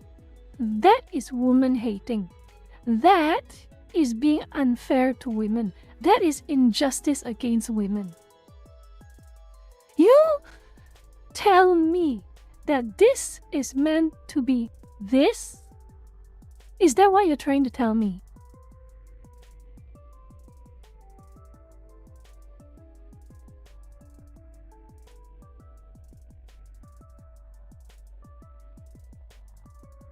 Let's do this to spite the gamer charts on, while in the meantime, spite women.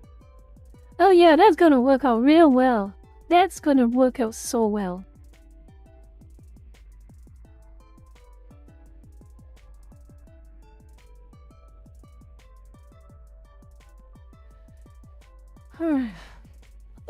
Okay, another topic. That's my opinion on the new God of War.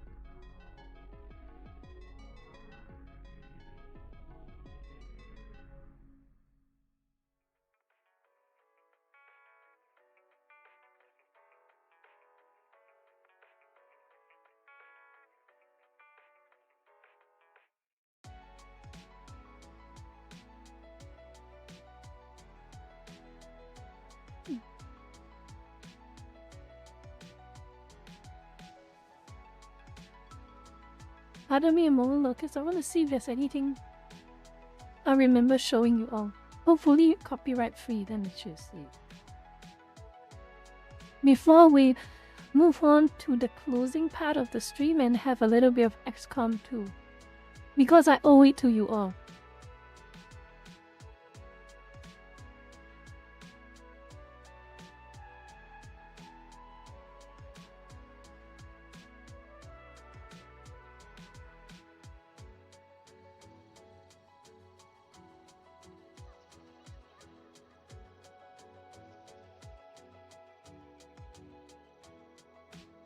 Watering again.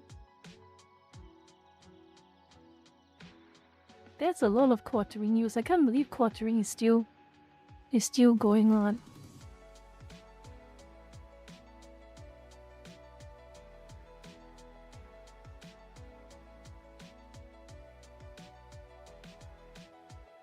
Oh, is there a new game?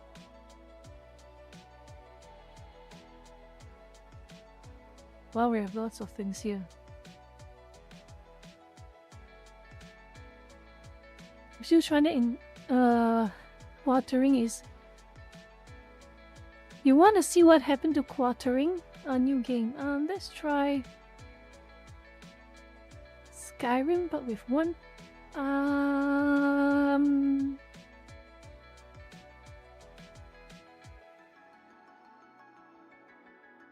Oh boy. I'm kinda curious.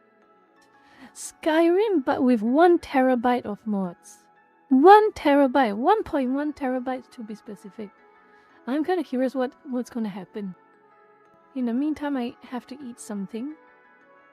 I'm kinda curious, let's have a look, okay? 1 terabytes of mods.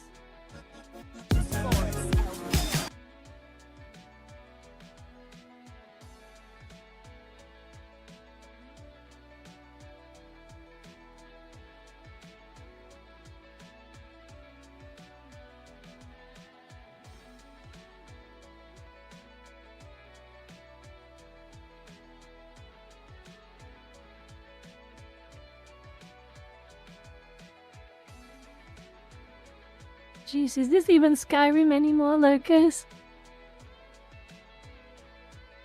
Is this even Skyrim anymore, lurkers?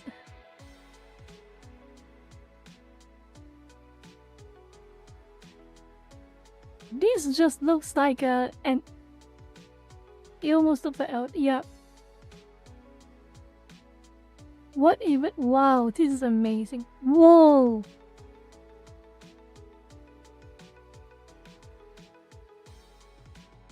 Look at that. Look at this.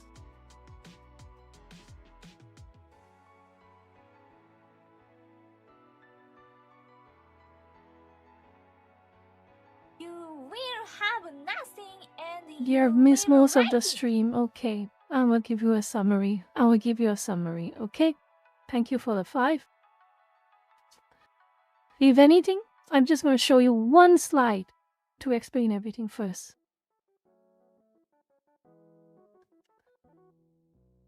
Long story short, we talk about the incident of Lou Pearlman. If you do not remember who Lou Pearlman is, Trumpet, is that he is the so-called boy band guy.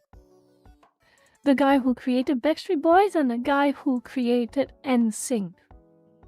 Long story short is Lou Pearlman is a serial con artist who shortchanges his very, very successful bands, paying them pennies while he gets to enjoy millions and millions of dollars of luxuries.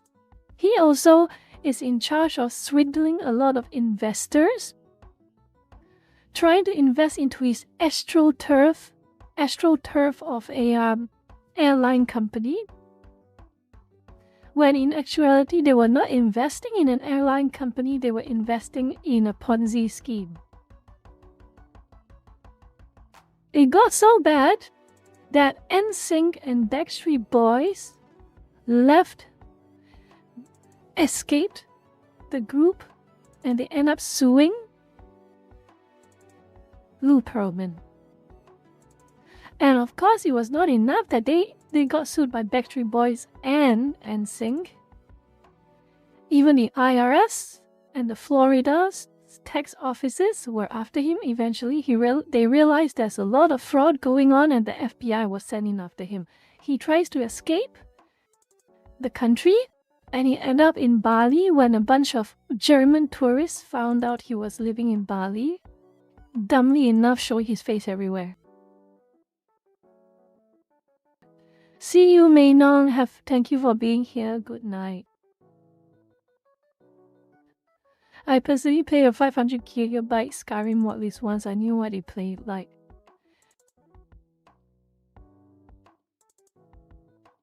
I was just joking, Batman.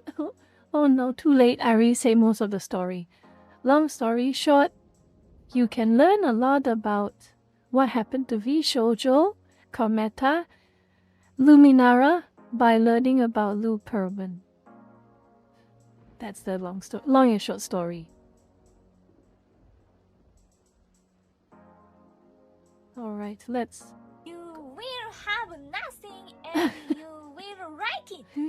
No problem, Trumpet. Thank you for the 2. Oh boy.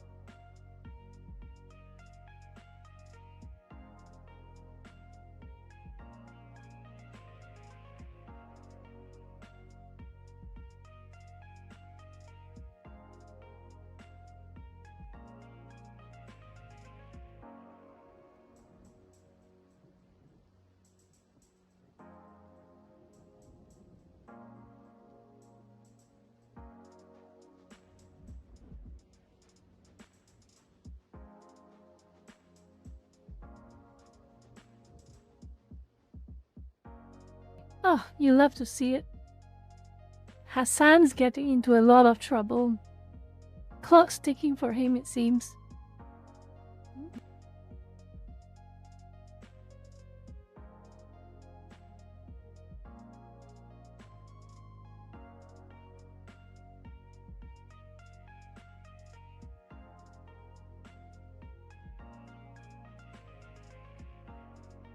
Oh, what game is this? This is another Skyrim like quote. I'm just watching something together so I can. And we're back with another episode of Before You Buy, that show where we give you some straight up gameplay and our first impressions of the latest games releasing. It's me, Jake, and today we're talking about Vtuber. This is a brief one. It's an early access game that had some interest around it. When the game was initially revealed, we talked about it in a few videos because it looked interesting.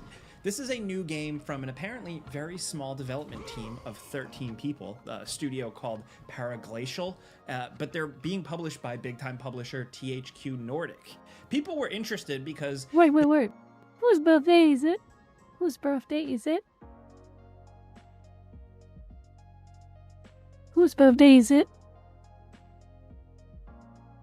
Rena, shut up! Oh, Maston's birthday. Happy birthday, Maston. Happy birthday, Lucas. Go wish happy birthday to Maston 1825. He is like what? Over 250 years old now? Around 200 years old? 200 years old? Yeah, 200 years old now. 1825.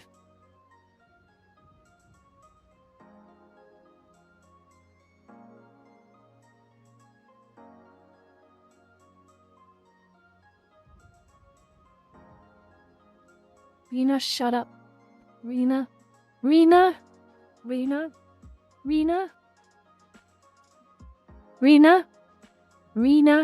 shut up.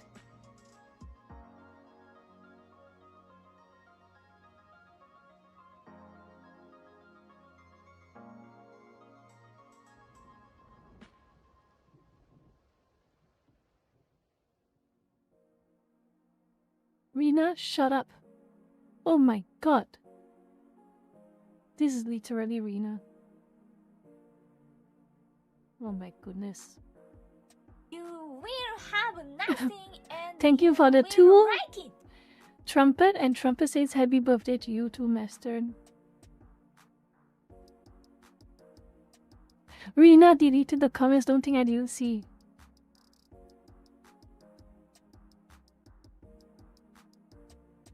I ate some biscuits, that's good. So right now we're going to close off the stream with a little bit of XCOM, hopefully. Again, I owe you all. Oh, by the way, Lurkers, before I move to XCOM, since there is a large number of you Lurkers here right now, about 40 of you, I think it's a good time to do some housekeeping. Hold on. It's a good time to do some housekeeping. Reminder, Lurkers. I will be busy again on Monday, so we will not have a Monday stream. Okay? Streams will continue on Tuesday. And Thursday for the next week. I will be very busy on Monday, unfortunately, but I'll see what else I can plan. But hopefully July will be a lot easier.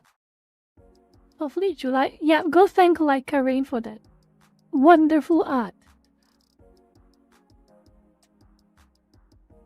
But anyway, again, I will not be streaming this coming Monday. I will be very, very busy. Instead, I will be continuing again on Tuesday and Thursday. So look forward to that. And until then, I really hope that you all will the Vtuber disclosure. You know what? We can talk about it on Tuesday. We can talk a little bit about that on Tuesday. The China history stream, hopefully I can do it this coming Thursday after this week. Hopefully. I want to do it too. I really want to do it too. But anyway, just to let you all know as well, around the 18th onwards, I might be doing a couple of collabs. With Maxi and his friends. Maxi is doing his annual Vtuber SummerSlam charity event, and because of my own personal workloads IRL right now, I can't directly participate in this year's charity event. But what I will do is I will collab with Maxi, but I'll give your announcements when we plan something out. Okay? We will I will announce when we plan something out. Until then though, this is just a little bit of letting you know in advance. So again, this Monday I'll be busy and we'll continue the next stream on Tuesday. That was the housekeeping. So right now we still have time. We're going to finish off the stream with a little bit of XCOM 2. Let me save my lecture slides for a little bit. You know what? If Kersha or Midas does ask for a collab, I'll be happy to. I'm still, you know me, like, cause I don't really ask for collabs. Probably because firstly, maybe I just feel antisocial, maybe. It's just me being antisocial.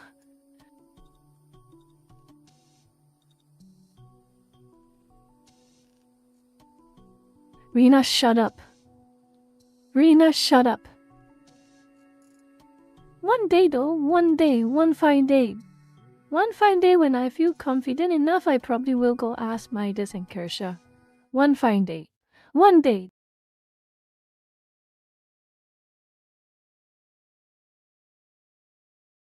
Antisocial. Antisocial. Oh my goodness, antisocial. Very funny, very funny. Very, very funny. Very funny. Let me set things up here.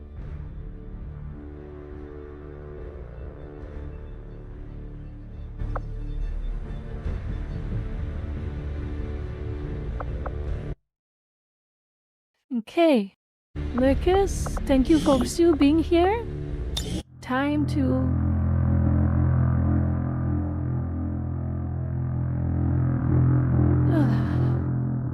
antisocial.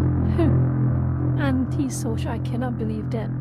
I want to cringe, but half of me wants to cringe, half of me wants to clap. Because it was funny. Alright, back to it, lurkers, back to it. Oh boy. Oh boy. Just so y'all know, lurkers, I welcome backseating. I welcome backseating. So tired.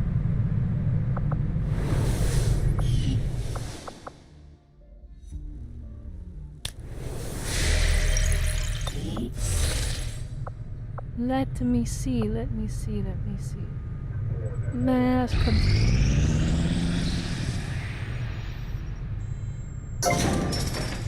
debris clear. Maximum Excellent. power consumption reached. Power relay construction initiated. Excellent. What did you just say, Rena? Bemin, welcome. Shut up. Shut up.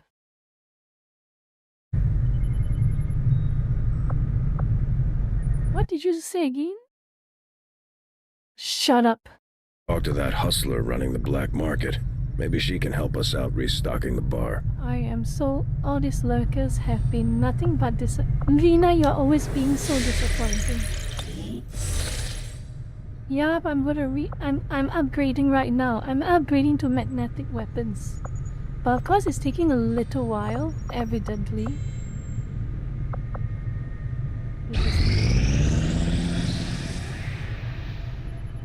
Commander, we just got word that the Resistance hit an Advent supply line. Ooh. We have an opportunity to salvage some high-value Back materials, to this against assuming we can clear out the alien forces guarding the site first. Let's save first. Let's save in the world map. Save the world map. And then now let's get ready. Oh, Pharaon, a whole lot of mods. If a game lets me mod, you damn well bet I'm gonna mod it. You damn well bet I'm gonna mod it. Is the audio too loud? Is the audio too loud? Hold on, let me is the audio too loud? I think it's a little bit loud. A little bit too loud. There we go. Sound effects. Save and exit. There we go. Should be good enough now. Launch mission. Setting course for Sector 10, Eastern United States. East Coast at New York, roughly.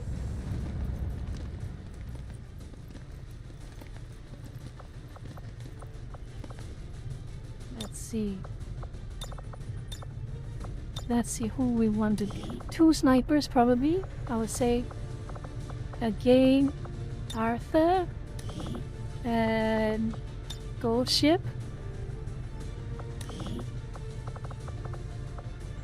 John Rambo and who else? Borchi. Yes.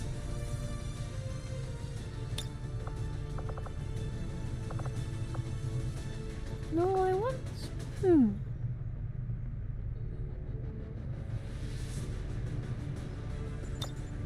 I want a 0. Sakura Bakushin. Who do I want to send?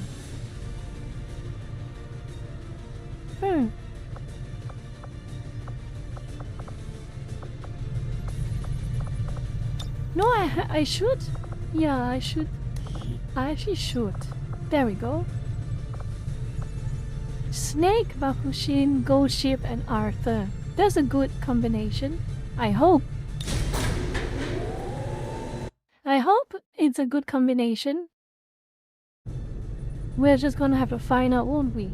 Yes, Gochi is a member of XCOM. She will Gochi will literally do anything, including saving humanity from the alien menace, than to train. It is what it is, I'm sorry.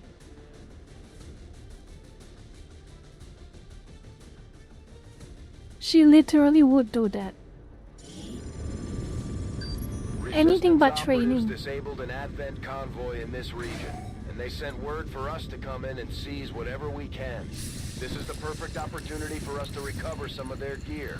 We'll need to secure the AO and neutralize any hostiles still in the area if we're going to get... Okay, let's save this confrontation. Let's save this confrontation. Menace 1-5. The disabled Advent convoy is just ahead. Engage and eliminate all hostile forces. Commander, we managed to access an old reconnaissance satellite passing over the Snake. AO.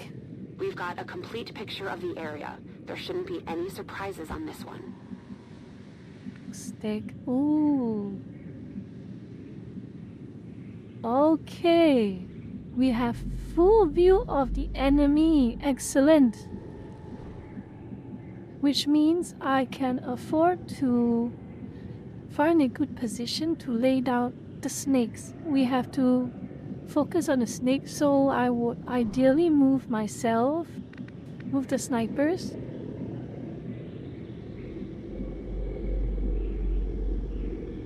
Maybe Goshen will go here. No, I can't run. No. Just get them into position. Without the introduction of human DNA, these creatures once operating under the guise of thin men now show their true form. A purely reptilian species. No reason for them to hide. The aliens don't need an infiltration unit anymore. Alright. I'm moving up. Arthur, yes. Doki is That's the equipment we're after. Okay. We'll have to do our best to avoid destroying the gear while we secure the area. Doki is basically voicing English Ghost Ship, which kind of fits. Honestly, it kind of fits. You'd be surprised how much it fits. Snake will take the flank. I think Snake will take the left flank.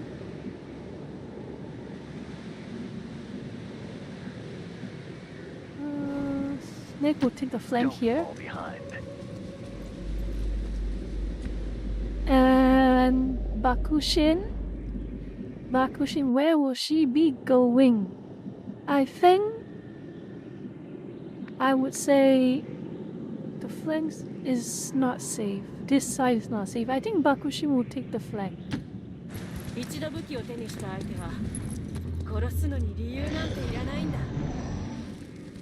We can only hope that... Okay, they are...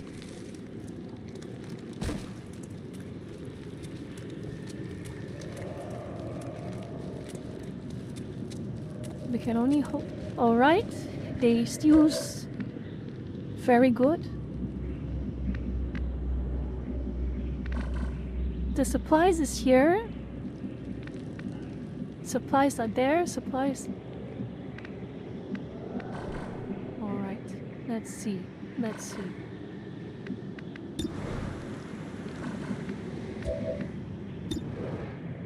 Bakuship. Gold ship 79% to strike. Arthur 75% to strike.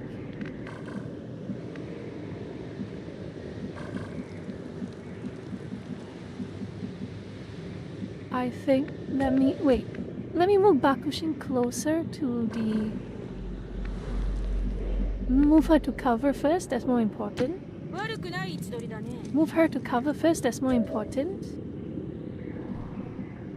And depending on where they go, I might be able to get the drop on them.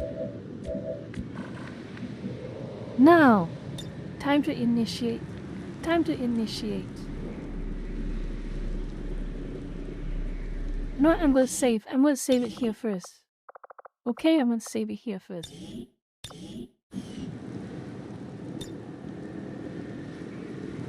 Time to we probably make won't it. need it anymore.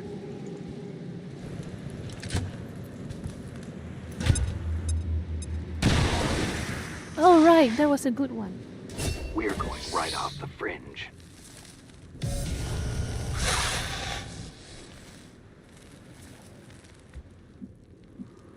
Okay, that was not an ideal act. That is not ideal. That is not ideal. She has... The snake has gone to Arthur. That is not ideal. That is not ideal. The snake has decided to exit at that.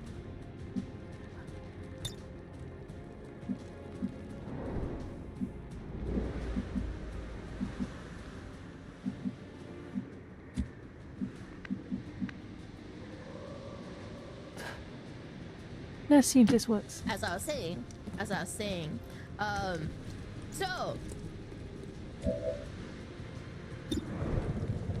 Nope. She will... I'll put her on Overwatch. Or I can... Or let's see how far she can throw the grenade. No Go she can't throw the grenade that far. So Overwatch it is. we're good, we're good, we're good. The 1 HP dream is still alive. And Arthur.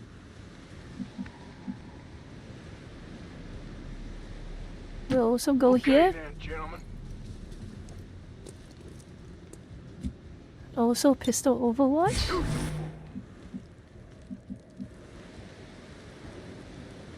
Neutralize our enemy targets. I will...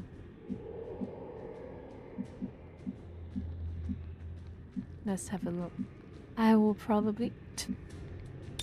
Overwatch. What should I do? I've got no chance of beating it. Oh my god, you Say you something that's blown idiot! my mind off the pain. You idiot!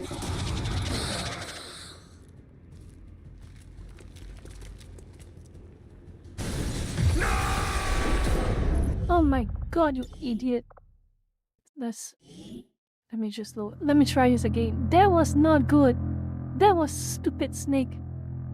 Stupid snake. Yeah, see you, darkness. I'll see you on Tuesday if you are around. I'll see you on Tuesday. Let's start over again.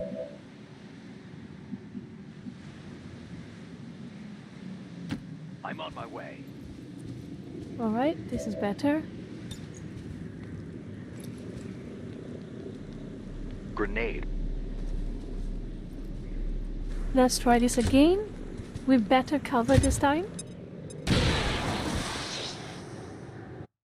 Hopefully We're this going time. right off the fringe. It still goes here. It still wants to go there. Okay, fine. It still wants to go there.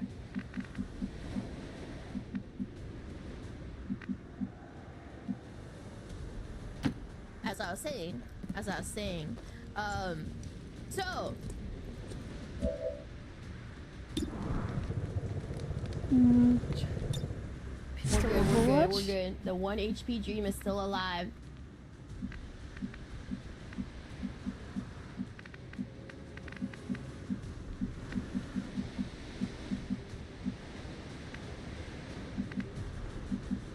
Oh, let me see. Where's a good place? I need some. Alright, down. Let's try this. I hope these vehicles don't explode. I really hope these vehicles don't explode so quickly, honestly. Let's just see if this works. Missed both! Thought I had it. Menace 1-5. Watch those supply crates. If you destroy them, there won't be anything left for us to recover once the area is secure. Oh my god. How did they both miss? The idiots.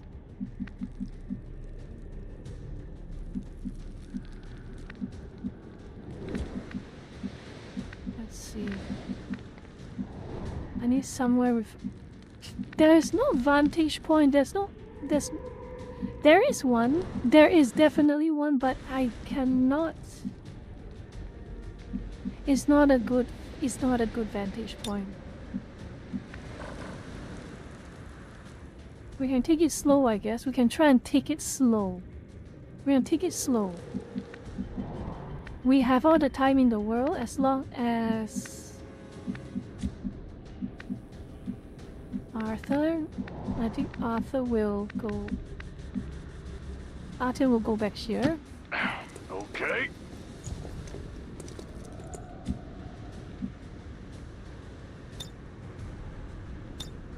I don't need to run anywhere. I'll move. That car has already exploded, which means Snake can reliably get closer. Snake can get closer. And turn on Overwatch. I'll provide some support of my own.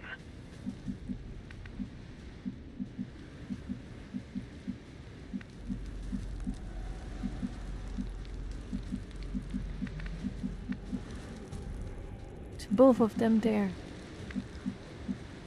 Right. Let's see if this is a smart decision. Look at him, so scared. Let's see if this is foreign.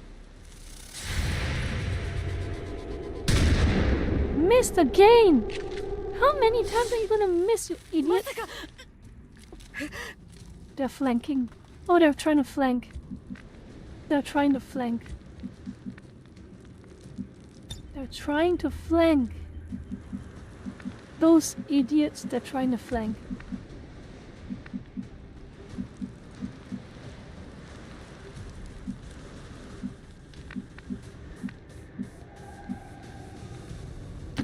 There's always a rat there. It's me. I'm the rat. So it's going to take a while for them to get here, so I can afford to position myself at a good... I can afford to position myself there, and I'll get Snake to hide here. Don't go shooting everything in sight. And Bakushin. That's it. How many times are you gonna miss, you stupid girl? How many times?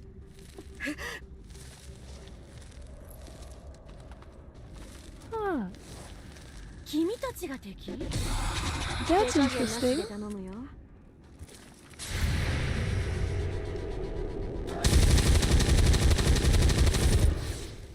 That worked out a little better. That worked out a little better for sure.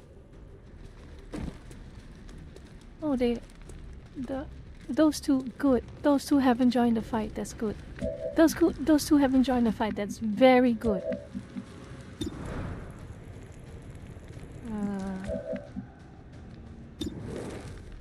Sniper. Nope.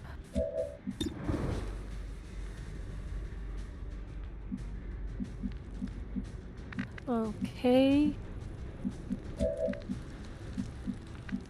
Let's see if Bakushin can kill the snake. The snake is important. Kill the snake. But if I kill the snake, wait. I need to wait. Alright. Snake will go up. Snake will go up. And lay down fire on... Let's see. Let me just save this first. Let me save this part first, okay? Hopefully this works. Snake will go up. Let's go.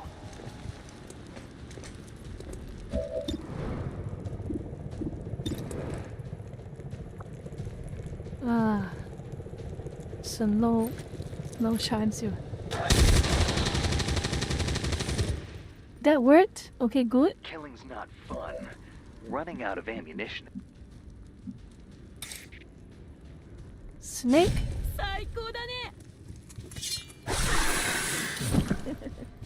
Good.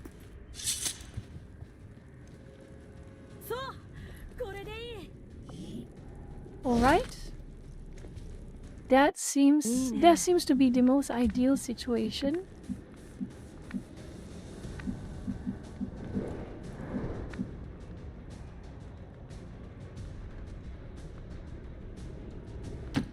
It's okay, I guess.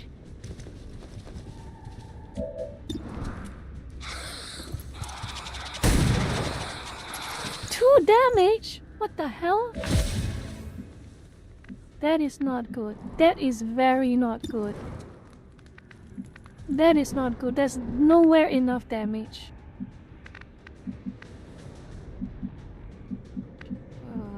The only other option I can go is... Oh yeah, here we go.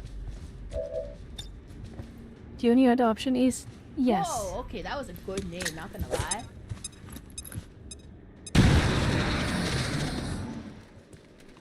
That's good. Okay. That one is good. So we just have this shield, this psychic, and a flamethrower guy. A psychic and a flamethrower guy.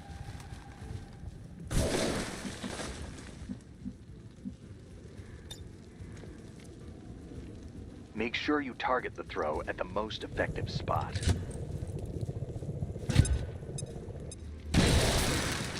Good. That's a good one. All right.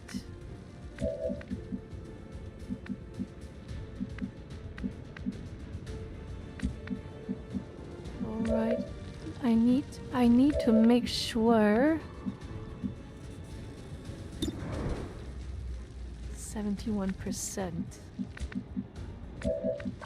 She can attack both. All right. So I just need to get Ghost Ship to kill this. Yes. Yeah, cry. And Bakushin's gonna finish him off. Status confirmed.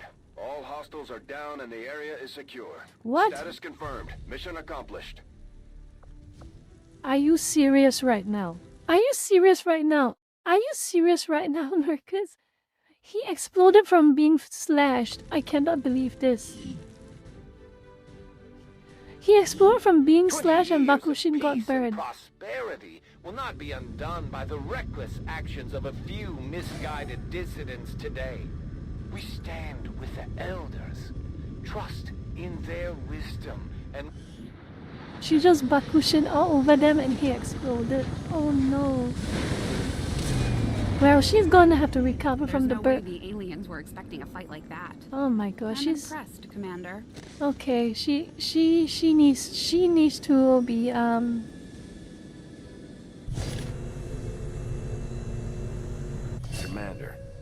combat against the aliens day in and day out is no easy task, and eventually the stress takes its toll in various ways. Okay. We'll need to keep an eye on each soldier to manage their traits. You stupid girl. Randomly get a negative. She's cautious. Damn it! Bakushin and being cautious, that is completely antithetical to one another. Your old man would be proud of what we've managed to do here. What you've managed to do with this ship. You know what? Lurker, should I? You know, I'm gonna save this first. You know, I'm gonna save this first. I'm gonna save this first. And I want to see if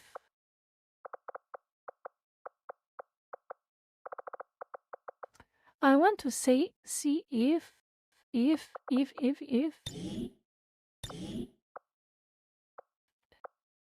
I can see whether I can prevent Bakushin from doing something so stupid. Let me see. Yes, because I don't want her randomly hunkering down is not going to be productive. Let's see if I can. Let's see if I can manage to save her. Alright, back to this. Back to this.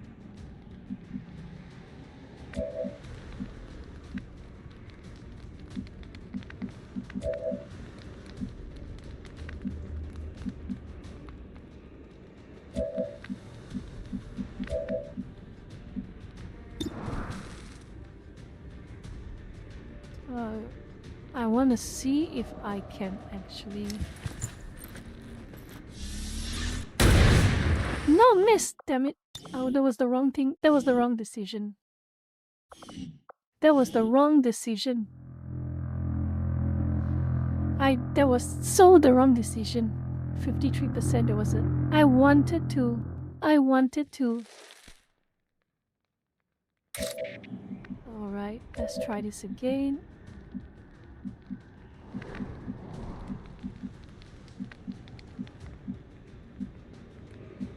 I need to kill that flame.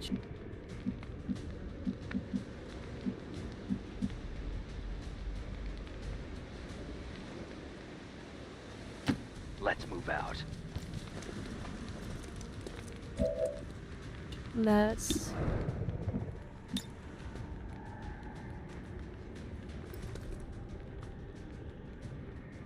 Throw the object.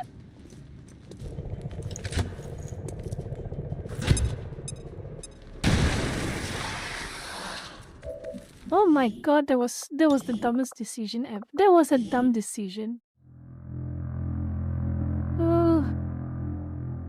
That was a very dumb decision. Hello Zero, welcome back. That was not a smart decision. For real, for real. I need instead... I'm going. Hopefully this... Missed! You cannot be serious. Why are they... My goodness. I don't want Bakushin to have a negative trait. I wouldn't mind so much if she didn't have a negative trait. And especially cautious of all things. Can you imagine, Lurkers? Can you ever imagine Sakura Bakushin Zero getting cautious? Can you imagine it? Can you imagine a universe where she is cautious? I can't imagine it. Movement.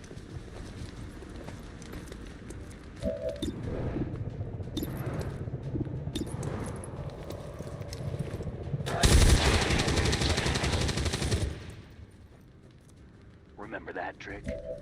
Where can I find ammo?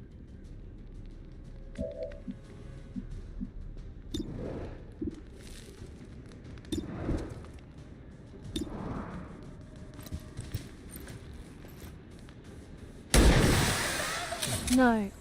Nice. I did it! I'm gaming! Yes, you are indeed gaming Ghost Ship. 最高だね。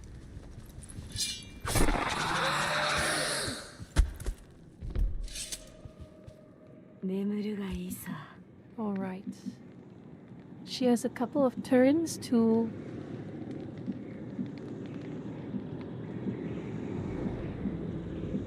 Okay. How do I do this?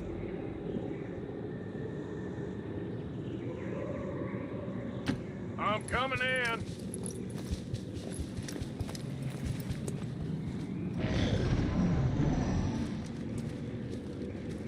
They're gonna see us soon. They're gonna see us soon. Oh? We can still get a drop on them. Interesting. Okay. Fine. I'll take it. I'll take it. I definitely will take it. We can still get the drop on them. Bakushin, she will hide here. どうするかな。君たちが敵？手加減なしで頼むよ。The Lyrium Core. いいね。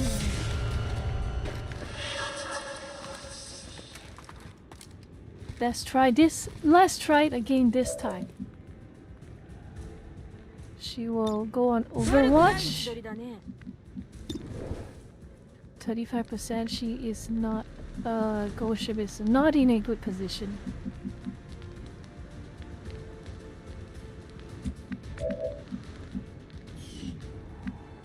Let's have a look. Just good enough. All right. Bulletproof equipment will not protect your enemies from a grenade's blast.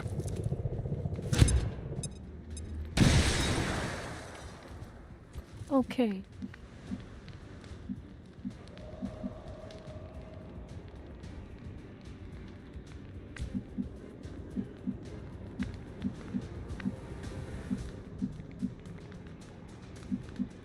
Let's see. Let's do Overwatch. Stop, or I start shooting.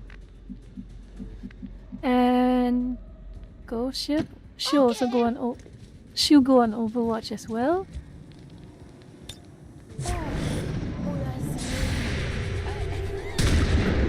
Missed. It said my Overwatch.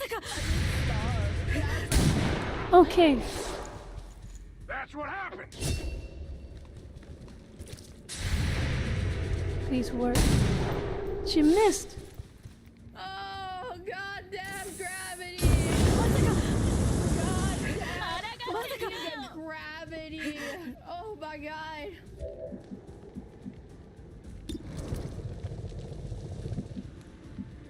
Let's see.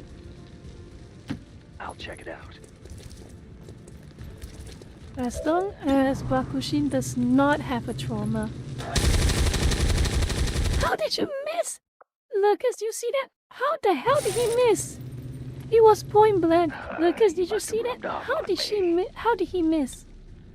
How did he miss? How the hell did he miss?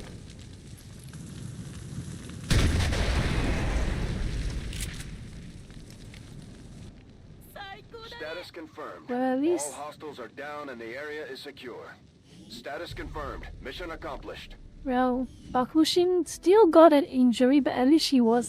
At least she didn't get heavily injured by an explosion this time. Initial reports that the suspension of services were the result of dissident activity.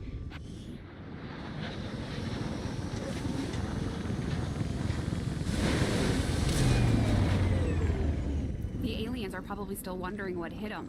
Let's keep it up, Commander. Alright, good. This is better. She has no trauma, at least. She can recover from a light wound. That's good. Okay. Let's see who's ready for bonding. Lightly wounded. Promote. Soldier does not trigger Overwatch or reaction fire. I never got around to asking you, Doctor, but what exactly did you do before the invasion? At one time, I was employed as a biochemist in the pharmaceutical industry, mainly researching vaccine production techniques. Because of my background, I was rounded up by Advent and put to work in one of the very first gene therapy clinics. I saw firsthand what their technology is capable of. Let's see. For better or worse. Bonus I'd say action. we're lucky to have you Has a with us. 5% chance that a shot sentiment. will not cause an action or body active turn. Interesting. Alright, blast padding. Your gear includes less damage. Yeah, attack shred armor. Of course I want to attack the shred armor. And Arthur?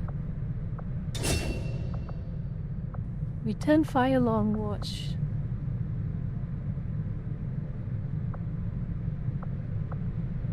Training center facility required. I don't know what this one. I want to... Okay. Alright. Now let's see. That was a good one. Avenger plotting new course. Black market. I probably will need the black market, don't I? I suppose since that worked, we might as well keep it up, Commander. Alright, that worked. The resistance factions have helped to locate our captive soldier. Commander, we've Okay. confirmed the position of the soldier being held captive by the Chosen. We now Assign have a an new opportunity to launch a rescue covered. operation. I have no sergeants yet, so I have to improve combat intelligence. Combat intelligence. Who will I assign as...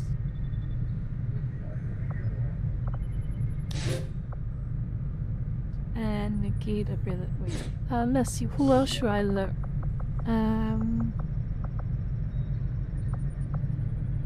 Let's give Bochi a chance. Wait. Who should I give? Who should I give? Who should I give? Who should I give? Hitor. Bochi. Let's just give it to Bochi and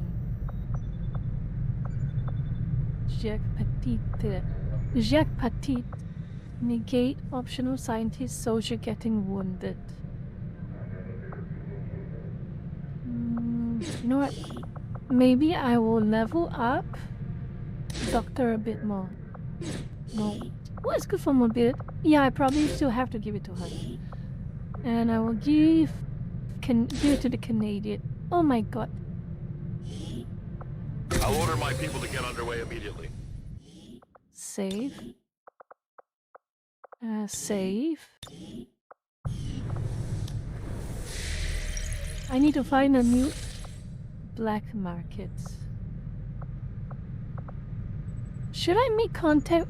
Should I go to black market, Lucas? There is no shame in admitting my admiration for your resolve in the face of insurmountable odds. I was born of battle, of a desire to face my enemies in combat and surrender to no one. Ooh, there we go. Magnetic-based weapons are a lot like the early Lucas. railgun prototypes. They fire projectiles at extremely high velocity. Yay! We got a weapon upgrade, Lucas.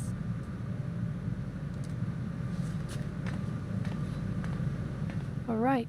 Commander, if we intend on discovering the purpose of the chip we extracted Stutter from Mag. you, we'll need to conduct the appropriate research as soon as possible. Stutter Mag. So what do I do? What does this do? The Stutter Mag is a lightweight version of the magnetic rifle and fills a similar role to SMG, trading power ammo for accuracy at range for increased soldier mobility and concealment.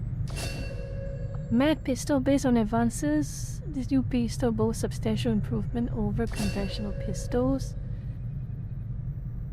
To spray style projectile, magnetic rifle.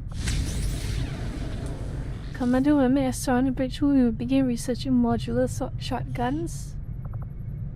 Alien biotech, alien encryption. We have not the opportunity.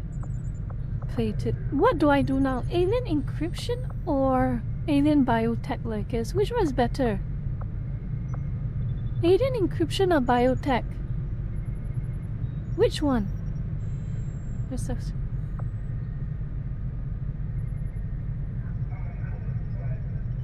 Combine with some... The thought... Most combat is both intriguing and frightening and in equal. Biotech? Alright, I will begin our research immediately. Let's save. Let's gear up the soldiers before we move on. So, Bakushin.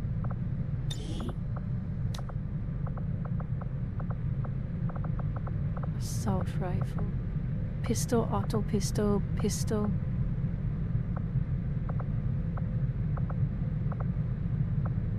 Assault rifle. Wait, I need to go to the engineering bay to...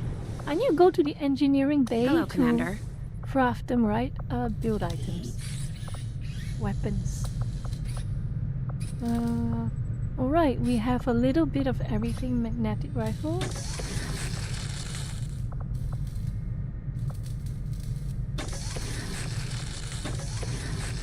Let's build everything.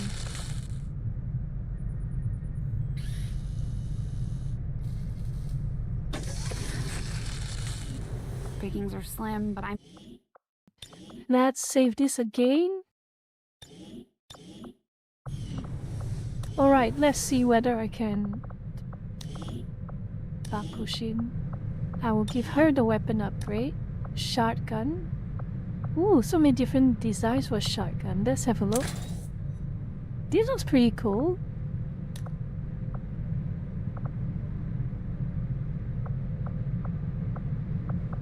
Shotgun.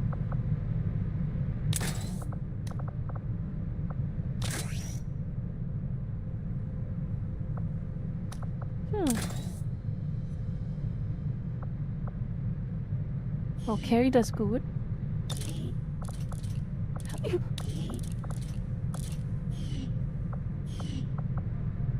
Tanya, let's look at her weapon upgrade. Loadout. Sniper rifle. Sniper rifle. She doesn't have a sniper rifle upgrade just yet.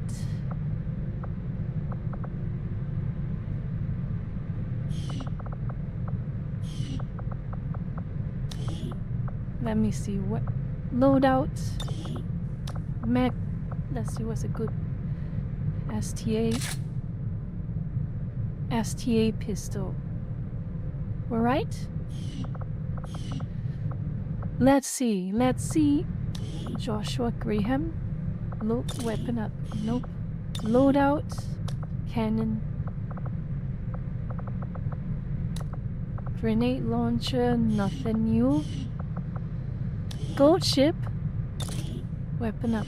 Loadout.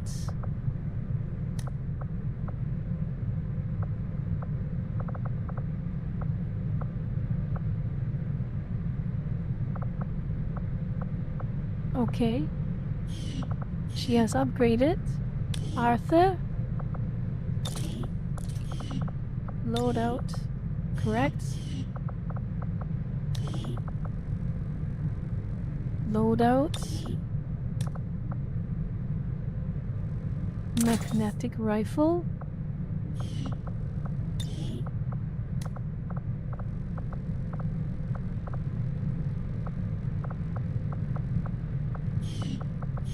Okay.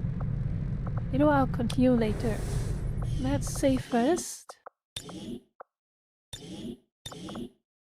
I'll just equip them in the map while starting the continue making contact. I'm making quite a bit of... Ooh, what now? Ooh. So much of my own research based upon this simple design. What? I forgot what happened. I forgot what they learned. Commander, excellent timing. Yes, there's been progress. some progress. I've managed to break down several key components of the chip implanted into your skull. My analysis reveals that its primary function was that of a conduit, passing a vast amount of data directly to your cerebral cortex. With the primary connection severed, much of that data is lost. Several fragments do remain, however. I already saw this. Examine The Advent officers have clearly been modified to allow for their subordinates to receive new orders psionically. The implanted chip is new the key. infirmary sector of autopsy available. You know what? Though I was never witness let's to do one this myself, one. countless observers attest to the existence of a much smaller, less Let's intimidating variant of the sectoid. Oh yeah, that the took classic part in the Ayla original mouse. These are the invasion. advanced Ayla In the mouse. time since, this new being, the product of clear genetic manipulation, is now a familiar face to our forces operating in the field. Oh, they have gotten used to Sectoid's rapid physical evolution over the Mind past Shield 20 and years psionics. is a testament to both the aliens' mastery of genetic Mind Shields are engineering powerful psionic their artifacts pursuit of rendering advancement, soldiers immune to regardless any of the negative mental risks. conditions, including panic, mind control, stunts, and disorientation. Oh, that's pretty good. I must admit, having successfully completed the operation necessary to remove the commander's implant, I am intrigued by the possibility of examining another subject for comparative analysis. Since the officer in question will likely have expired long before arrival here, Gauss weapons. If we have Gauss weapons, we probably. This time around, Commander. All of the meetings have recent cuts have truly shown us that they are able to definitely manipulate the flow of psionic energy to use their advantage. If we master it as well as they have, potential will be limitless. One Advent Corps. Gauss weapons are Advent Officer. Lurkers, Gauss weapons are Advent Officer. On one hand, leveling up weapons are extremely important at all times, but on the other hand, I don't know, should I do the officer first? That short is a very short upgrade. Which do you think is better? Gauss weapons or officer?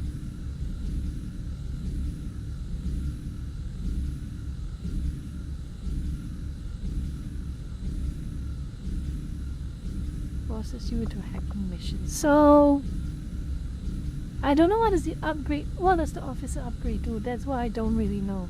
I want to save it first. I want to save first, then we can decide. I am ready to begin on your order, Commander. Gauss I agree. weapons. That is an important task, Commander. Oh, that's indeed an important task.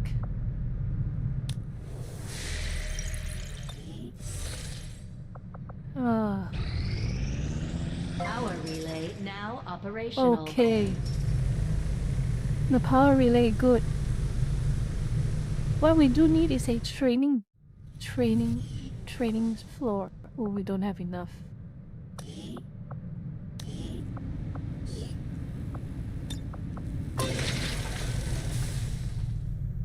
"12 days to clear the alien machinery." Let's just save first. Now back to this. Our people seem to work well together, Commander. Alright, they got some. Commander of factions have identified additional operations to benefit the resistance. We should meet the resistance ring to examine We've the got a shot at proposals. hitting the Elders hard, something we haven't tried before. You up for it, Commander? I don't have a sergeant yet, Lurkers. I don't have a sergeant just yet. If that's the case, a new ability point.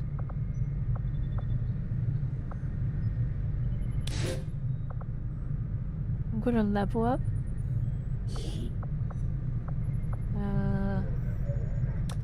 Wait. Let me put this to, again, give it to Bochi. And Rambo.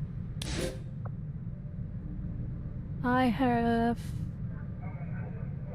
negate risk soldier wounded. I've got to save. Covert is our specialty. Let's just hope your people can keep up. I got to save this. Alright.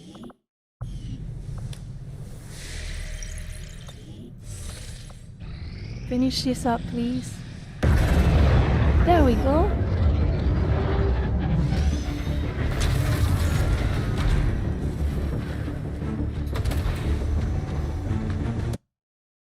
device. Alright. New regional contacts located. Arctic. Oh. The local resistance we just established contact with have sent over all the intel they've collected on the Chosen operating in this region. In Australia? You're going. If it's a fight you're after, interesting. You better bring everything you've got. Interesting. Western U.S. hunters. That's... We have solid intel on the location of our soldier that was taken prisoner by the Chosen. This is our chance to mount a rescue. Let's save first. And I'll save... I will save the Praetor. We finally got a lead on where the Chosen have been holding our soldier captive. It's time we get him out of there. Commander, it looks like conditions on the ground are ripe for a quiet operation. All right. If we can get our people into place, they should each have concealed positions to work with. Okay. Let's see who will be good for an infiltration mission.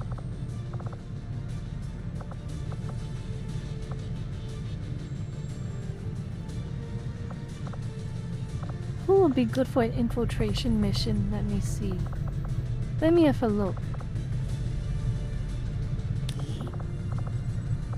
I would say, hold on, Lizzie. Lizzie has to be in there. Yup, Herb has to be in there. Herb has to be in there. I would say we don't need Herb. Bakushin is still injured, unfortunately. So we are going to send Victoria. And we're going to send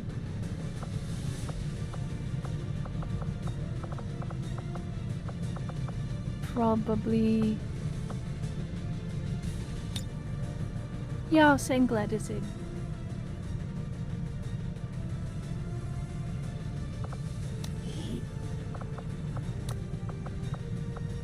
Smoke grenade. She's supposed to be sneaky. Let's try this. Let's try this. Sky Ranger deployed. Squad green to deploy. Are we fighting the resistance and the wildlife? That is so true, Hachiko. That is so extremely true. Oh my goodness, giant spiders. And the emus, imagine emus have a splinter faction in Australia fighting the aliens as well. Being held in a high-security Advent detention center in this region. If we're going to pull emu a faction. our best approach is to go in quietly without alerting the massive number of security forces defending that installation. I am the aware. latest intel has our operative being held in the main structure just ahead. We have the advantage of Let's just save this for now. This is going to get a whole lot Giant harder. spider. Emus, right? Yeah, giant spiders riding emus. That would be horrible. X-Cup. The Evans have met their match. Okay. Let's see if this is a good. Let's see if this is a good one. Let's. Ah, yes, I see.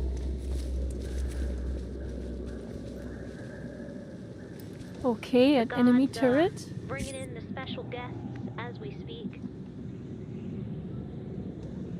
All right. I think. Blessed be the road that we take.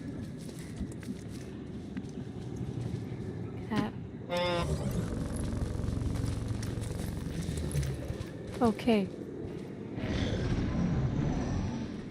All right. We have Firebrand on standby for evac, Commander, but as soon as she gets in range, the whole compound will go on high alert. Yes, we should hold back unless we have the target or it's an absolute emergency. I am aware of that, but I need to know where the extraction point is. Where is the extraction? Oh yeah, I can assign the extraction point. All right. Oh yeah, I remember. So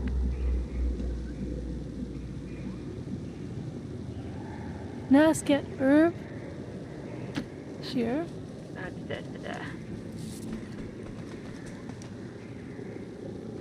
Alright, another turret. I believe that the moment the extraction is done, As the Emperor I will put the extraction point at somewhere around here. That would be a good place. Come on.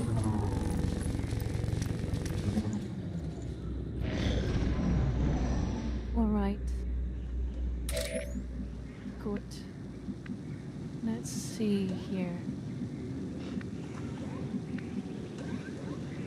Alright.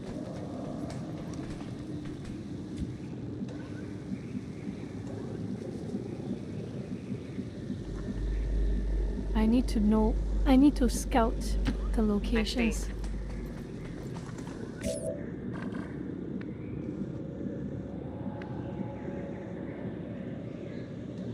I'll do it. Alright.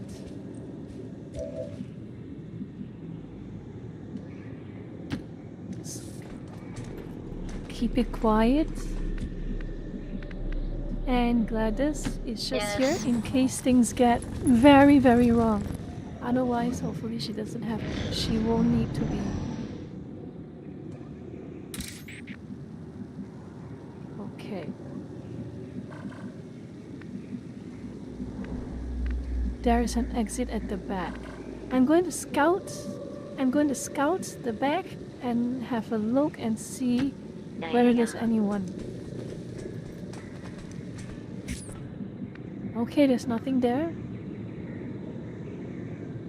So I just get all of them to this. What deeds await us? Get them all to this extraction point. Really? Okay.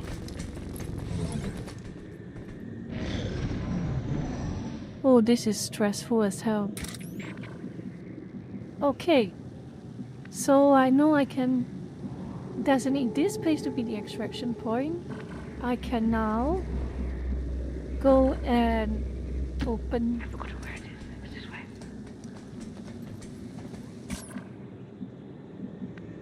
And the rest of them will wait at the extraction point.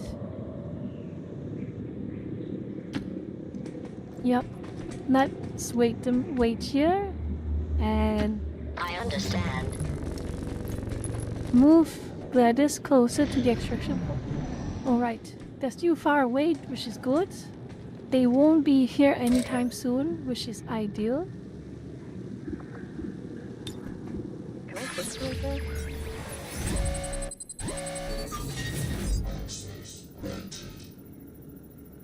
Begin hack.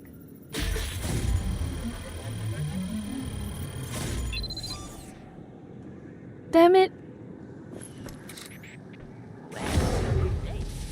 Firebrand is in position and the Alright. compound is on full alert. Time to move. Remember your training. Oh. Should I have gotten Gladys to do this? I probably should have gotten Gladys to do this, shouldn't I? I probably should have gotten Gladys to do this, shouldn't I? Yeah, I probably should have. Oh no, I should have gotten Gladys to do the hacking. Let me try one more time. Let me try one more time. Oh my god, I should have saved. Moving.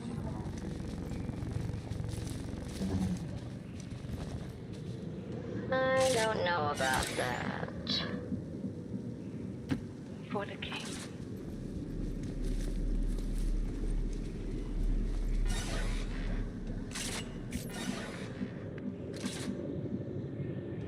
As the Emperor should have saved. I guess that's why I don't want Iron Man mode. I should have gotten Gladys to do the hacking. I should have thought about it. Damn it, I should have thought about it. Firebrand on standby for evac, Commander, but as soon as she gets in range, the whole compound will go on high alert. We should hold back unless we have the target or it's an absolute emergency. I I should have done that. The light of terror shines for us. Fascinating.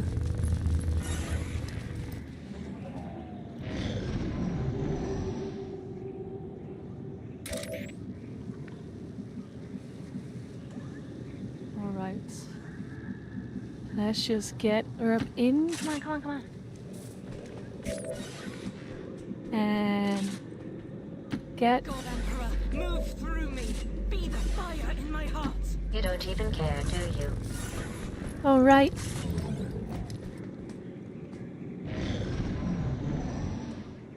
She's a technician, so Gladys is a technician, which means that she probably has a bonus.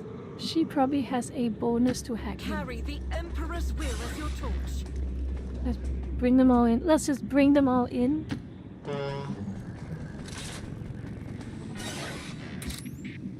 And she'll go. Ah, yes, I see. To make sure that they're all covered. And Salt Spire will go here to watch out for the rest of the... see if any more enemies are here.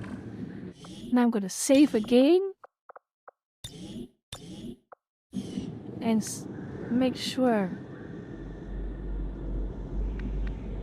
Would you move a little faster if I broke out the propulsion gel?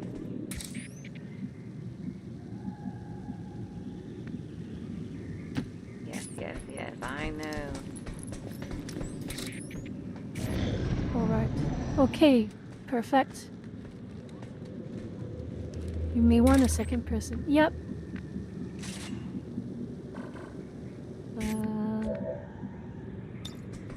Time to hack. Take your time. Oh my god, it... Lucas.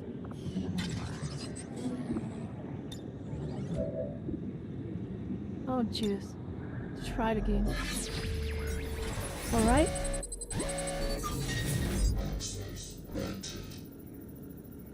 Begin hack. Alright. Good.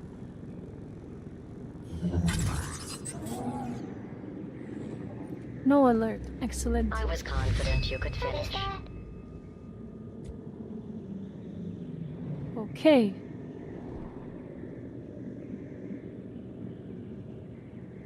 Can I... All right. Let's get them all at the extraction point. Very good.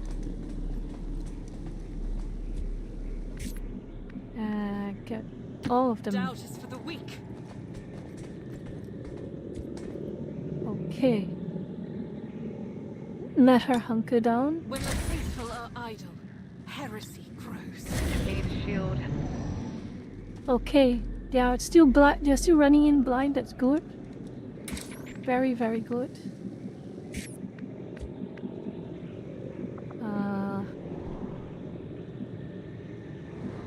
Is there any way to carry this? How do I carry? Oh yeah, carry.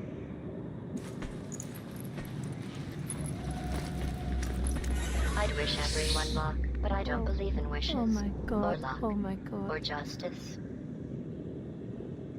You don't even care, do you? Alright.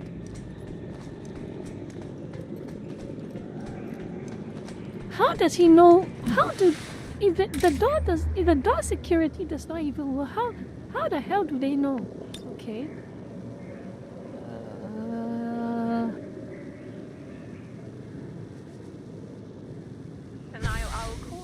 Firebrand is in position and the compound is on full alert.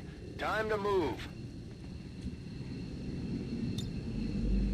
Goodbye. Okay. Earth has extracted. Onward. The Emperor blessed us with victory this So day. Spire has extracted. Oh my god, they're coming. They're coming. They're coming. They're coming. Alright. They are too late. They are too late. They are far too late. They put out a distress signal and we're already picking up multiple They are too inbound late. transports. They are too late. Do you know who dances around like an imbecile when they accomplish the tiniest little thing? All XCOM operatives are secure.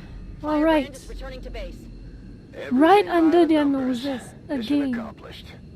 Right under their noses again. I just hope your soldier was not too scarred by the experience, as brief as it was. Nope. They were not. If Again, anything, I urge all citizens to remain calm. Remain Though XCOM calm. radicals did manage to release a handful of detainees from our detention center, there is no cause for alarm.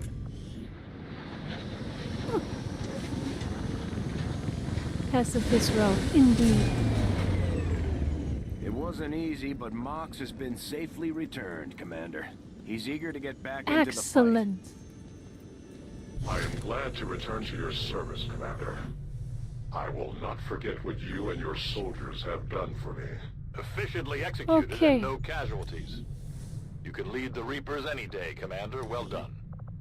Alright, let's go see what can Gladys level up with. Medical protocol, combat protocol. Weapon upgrade? Advance officers might be more resourceful than your average trooper, but I doubt our forces will have any trouble bringing in a test When subject for firing, Titan the to soldier has a look at, 5% chance the shot especially will not since he's cause not damage. asking for a live one. There's not a whole lot that surprises me these days, but I'm definitely curious to see if the chip we pulled from the commander really is connected to the ones Advent's been using in their captains. Okay. Alright, that was a successful run. That was pretty successful. Could have been more efficient, unfortunately. That's okay, Hachiko. Just in time. I'm also done with the stream. Lucas, I'm done with the stream. 5 hours 21 minutes. Pretty good. Pretty good, all things considered. Lucas, that concludes the stream. Remember, Lucas, that we will be back again. We'll be back together again at on Tuesday. On Tuesday, remember. On Tuesday, Monday, I will be busy. I will be away. So just so y'all know, I will be away. So there will be no stream this coming Monday, but Tuesday it will be back to the streams. Tuesday and Thursday. Anyway, Lucas, thank you for being here tonight. And I will see you all on Tuesday. Remember when Badminton told you go there do 2-hour streams? Indeed. Alright, it do be like that sometimes. So let's have a look and see who is hold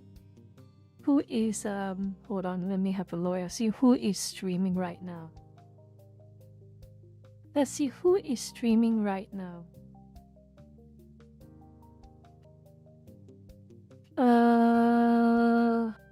Anyone streaming right now? Smash JT? No.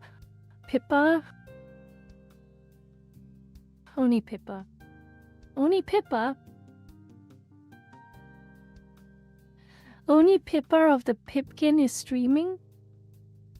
No, she's not. It's already over. Pippa of the Pipkin is not streaming. Is Hannah still? Oh yeah, Hannah is. Hannah, Maxi. Yeah, let's rate Hannah. Let's rate Hannah. Okay, let's rate Hannah. That is nice. Hannah does disco. Oh, she's taking a break. But you know what? No, you can join early. You can join early.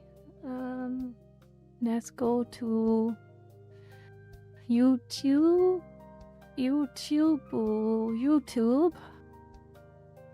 Let me organize. Studio. Content. Live.